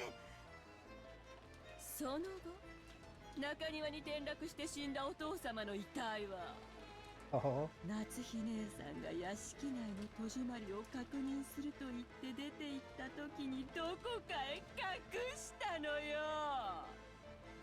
多分その時に死亡時刻を偽る工作もしたんでしょうね。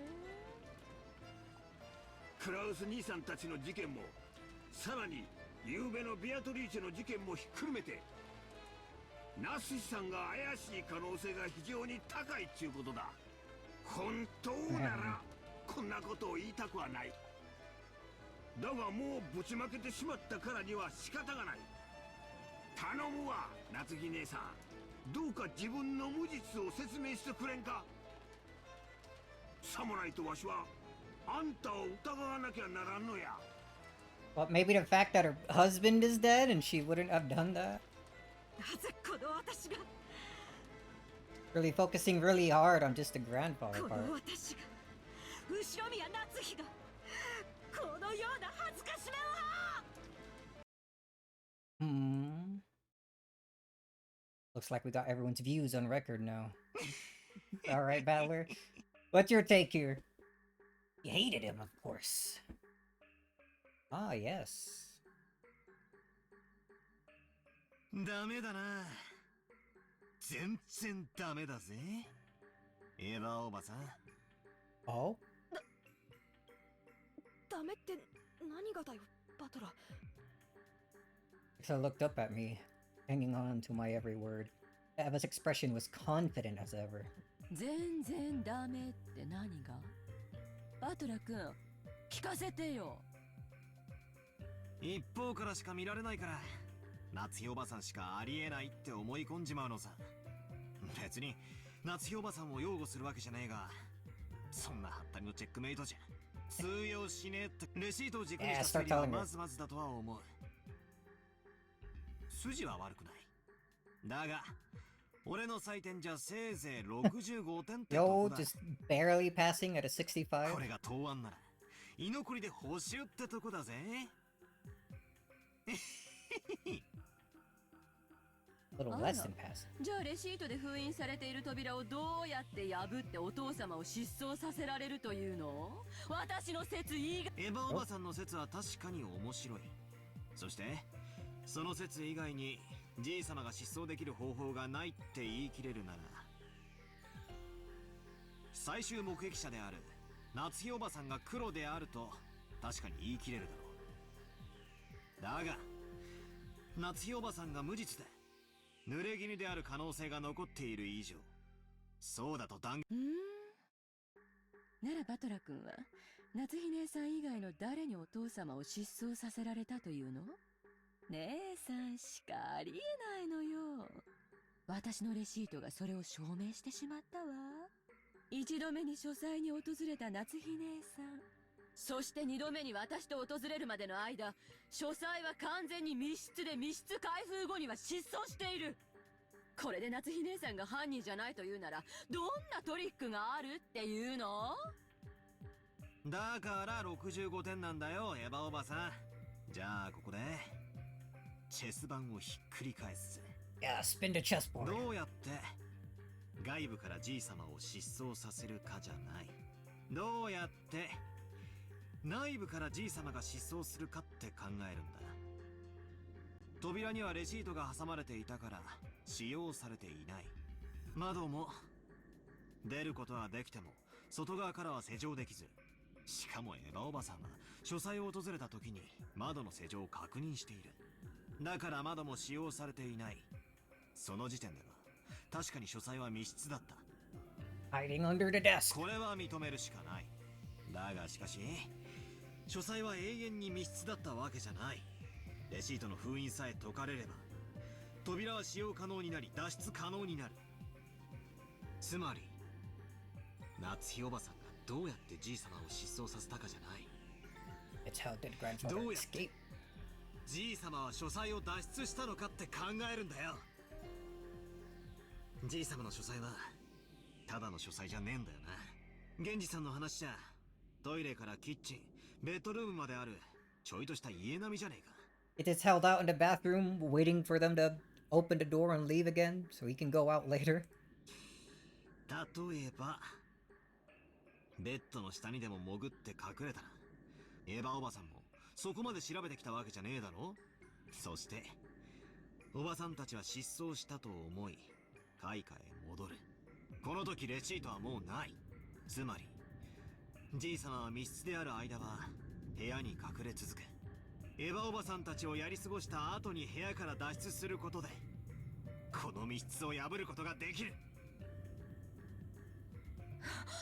何よそれ。どうしてお父様がそんな妙なことをして部屋を抜け出さなきゃならないの？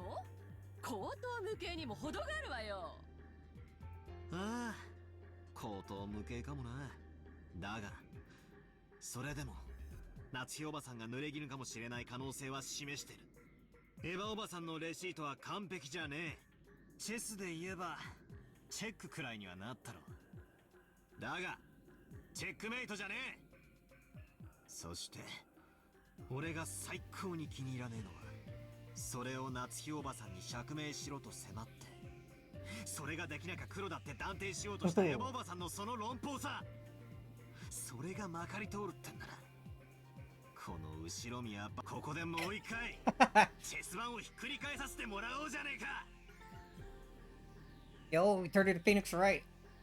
エヴァおばさん He objects. あんたの論法によるならよ、あんたと秀吉おじさんが昨日親父たち6人を殺害してからのこのことゲストハウスに帰ったんじゃないってことをこの場で夏日おばさんに釈明を強いたんだ。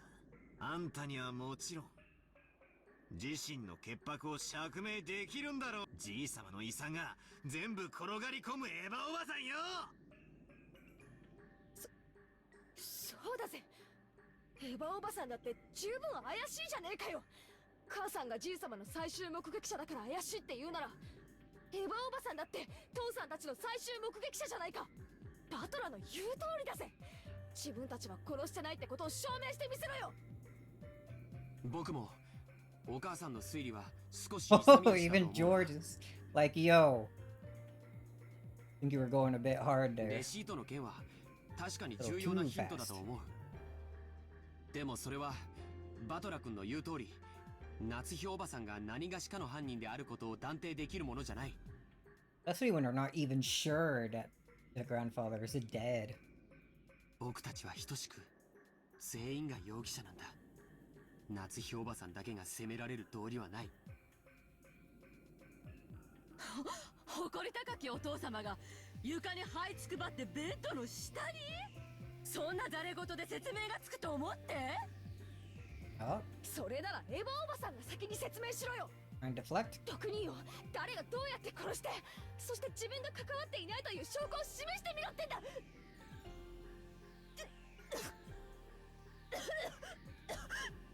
Oh, is her asthma?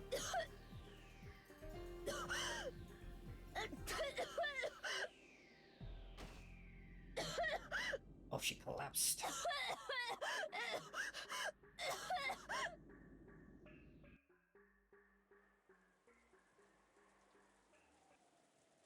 お嬢様、お嬢様。 Jessica suddenly started coughing. At first, I thought she was just choking after yelling too loud, but before long, I realized how painful it looked.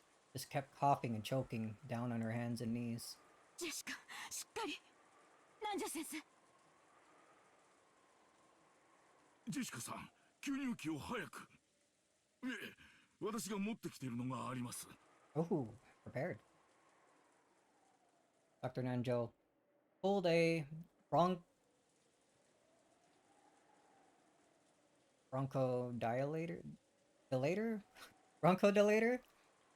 inhaler from his own. What the fuck is this word? He pulled an inhaler from his own bag, which was lying on a sofa, and handed it to Jessica. Come to think of it, 6 years ago, didn't Jessica sometimes break into violent coughing fits and have to use that? However, 6 years ago, I never saw Jessica look like she was this much pain. 兄貴、ジェシカってこんなに喘息ひどかったっけ？ここ数年でだいぶ悪くなったんだよ。大丈夫な時はいいんだけどね、突然発作が来ると咳が止まらなくなるんだよ。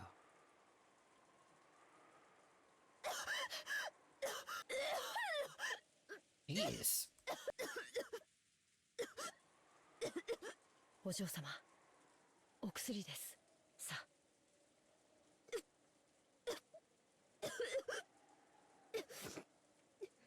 Taking the inhaler from Kanun-kun, Jessica used it with a practiced hand.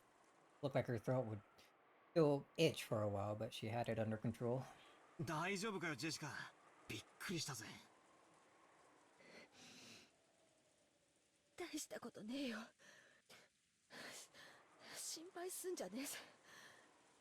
Beads of sweat covered Jessica's whole body, and she couldn't hide her rough breathing, but it looked like her sudden attack had calmed down for now. This disturbance had made a dangerous atmosphere up until now seem slightly unfocused. That's fine. That kind of battle mutual suspicion is completely unnecessary. When you think about it, finding alibis for each other and looking for the culprit is probably meaningless. After all, we're just powerless, ordinary people. And when the police come to Merle, they'll definitely employ cutting-edge techniques and investigate the case thoroughly, solving all of the riddles and arresting the culprit. 確かにバトラ君の言う通りかしら。夏日姉さんが疑わしいように、私たちも疑わしさを拭えていない。Calm down a それ bit, を今 have 議 you? 論し合うのは確かに不毛ね。明日、警察に全てを任せれば済むだけの話よ。でも、バトラ君だって知りたいんじゃないの？犯人を。大切な人を失った痛みを思い知らせてやるために1秒でも早く知りたいんじゃない？それは否定しないです。これだけの上等を決めてくれやがった野郎を、たとえ一日であったとしてものさばらしたく。でもだからといって18人の中の誰かを疑いたくはない。さっきはああ言ったが、俺はエヴァおばさんだって疑いたくない。俺にとってのエヴァおばさんはちゃめっ気があっていつも楽しくさせてくれる最高のおばさんだ。そんなおばさんとこんな罵り合いはしたくねえ。ここにいる誰だってそんなことは望んでねえはずさ。だろみんな。バトラ君に同じ意味のない罵り合いだね。多分これだけの人数が朝からひとところにずっと集まってるからみんな。でしょうな。無理もないことです。言ってできるものではありませんが、なるべく皆さんリラックスしましょう。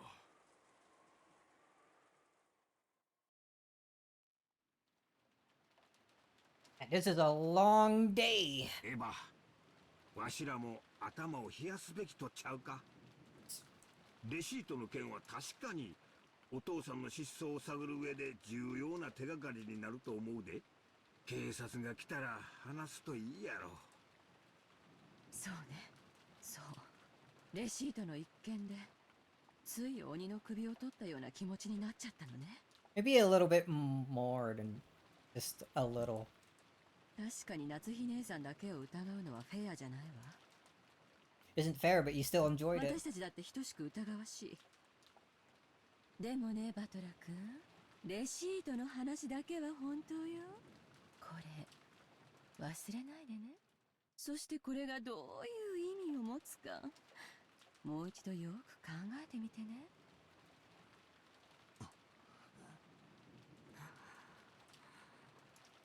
Eva and Uncle Ryoshi stood up. Looked like they were planning on leaving the parlor. 結局私たちはこんな推理ごっこしても意味はないのよ。だってどうせ警察が全て明かしてくれるんですもの。 Right. Even if we don't play this detective game, the typhoon will pass. And when those lively seagulls return to the harbor, everything will settle itself. That's right. If you think about it, this kind of crime is completely trivial. It'll definitely be resolved, even if we do nothing. When the seagulls cry. I just put that part in bold like that. 夏日姉さんも私の顔を見ていたくはないでしょ。私も同じよ。確か姉さんは昨日ゲストハウスに帰らなくて済むようにって客室を用意してくれたのよね。あそこはバスもトイレもあるし、鍵もチェーンもかかる。 Really? 横になれるベッドもあるし、主人もマリアちゃんとチャンネル争いをせずにテレビを見ることができるわ。お好きになさるといいでしょう。でもくれぐれも用心を。ありがとう姉さん。そして余計なお世話よ。姉さんはみんなの監視をよろしくね。犯人はこの中に必ずいるんだから。そして姉さんも自分が監視をされていることをお忘れなく。 Oh, what's that supposed to mean? 捨て台詞はそれで十分ですか？ええ、十分よ。じゃあね夏日姉さん。源氏さん、夕食になったら呼んでね。それまでチェーンをかけて閉じこもってるわ。源氏、かの、お二人を客室までお送りを。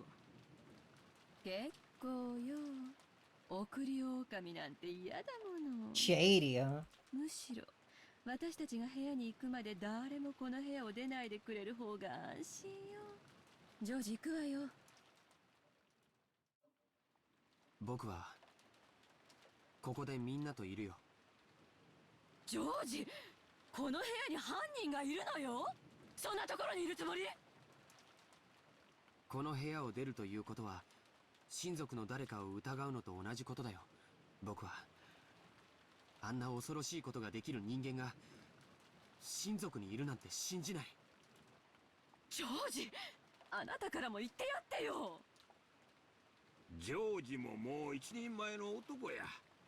そ Yeah, の let ジ him ョ do ー what ジ he の wants. 仁義がこの部屋から出えへん言わせるなら、それも勝手やろ。好きにさせたれ。父さん。 And Eva and Hoppo Hideyoshi left. The only voice that called after them was the sound of the rain.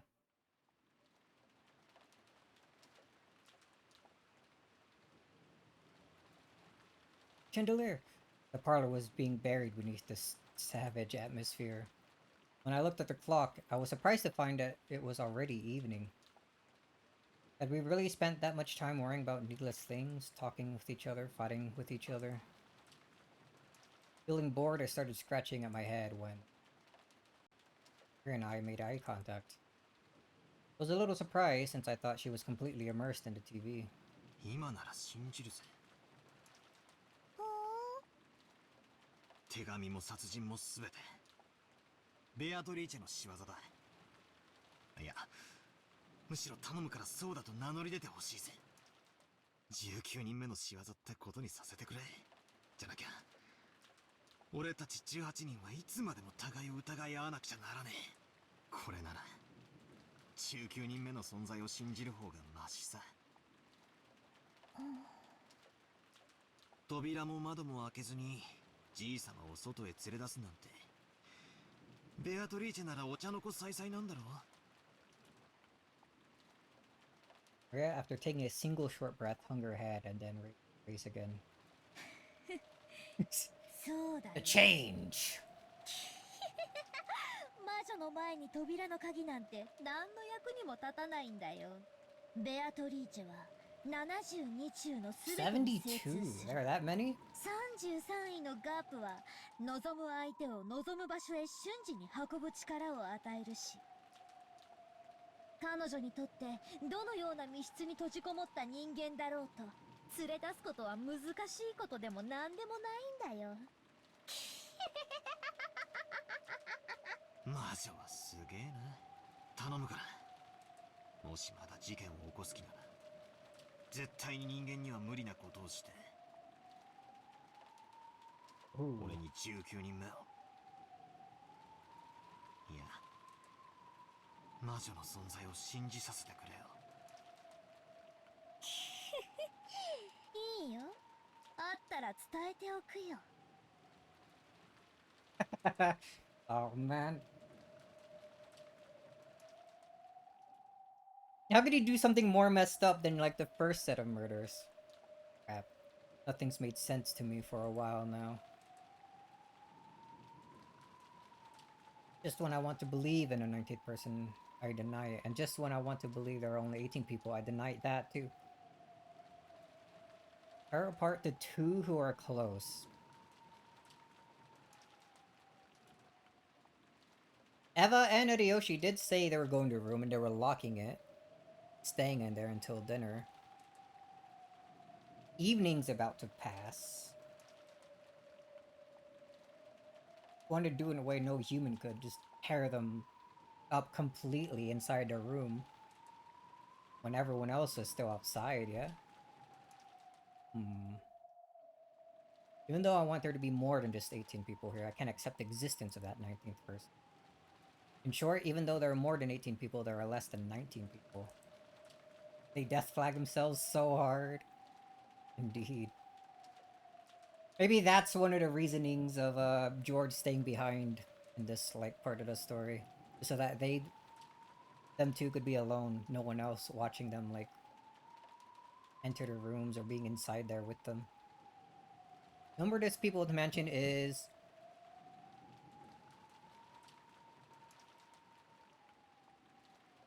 19. Less than 19, but greater than 18?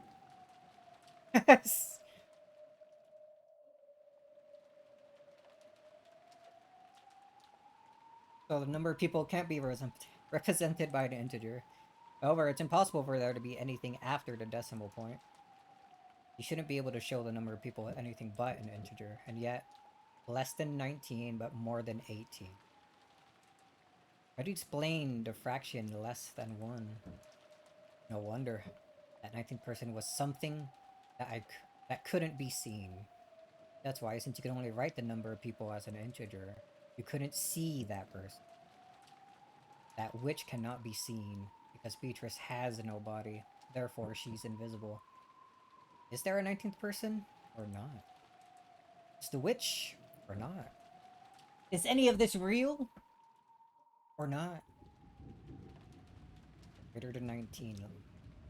Or less than 19, greater than 18. The witch exists somewhere in that X.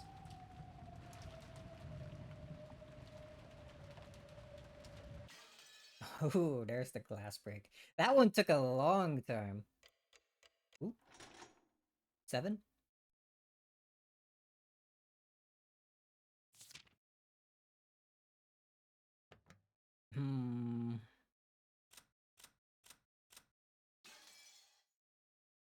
I think we save and continue on tomorrow. Seems like a decent stopping point. A few longer interruptions earlier, but we made it through the point where I wanted to at least make it to. We got all day tomorrow. And a lot of interesting stuff happened. Oh boy.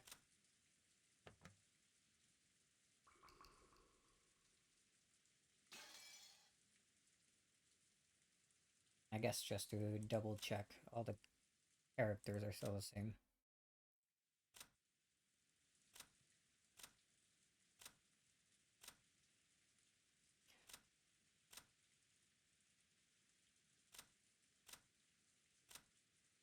Wonder why it wouldn't update Maria's thing with like the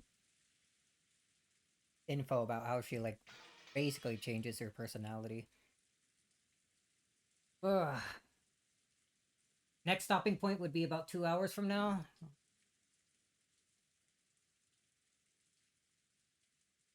Then yeah, a decent stopping point. We can go for a lot longer tomorrow, and then at maybe if nothing important goes on, we can also go ahead and stream on Saturday as well. Sunday for sure, I'm gonna take my usual break from streaming. So it won't be until like Friday again. Continue past that point.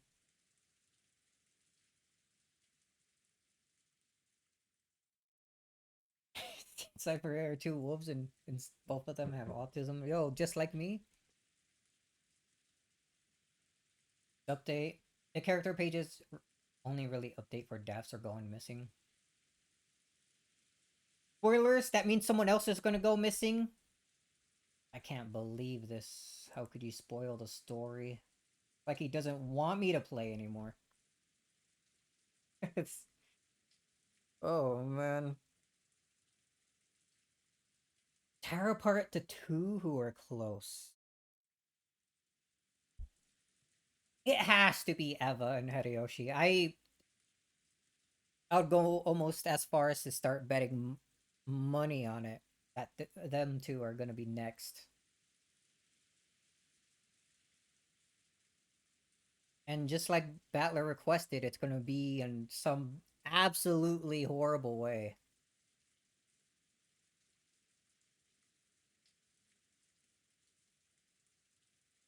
I included that because they did it for Kinzo, you clown. Yeah, but you basically also confirmed it that someone else is gonna go missing, and now when someone does, I'm like, oh yeah, SJM spoiled this part for me. I can't be surprised at it anymore. He's confirmed it. Oh fuck. What am I doing here? Alright, I'm gonna go ahead and go now. Gonna rest up, go get some lunch or something.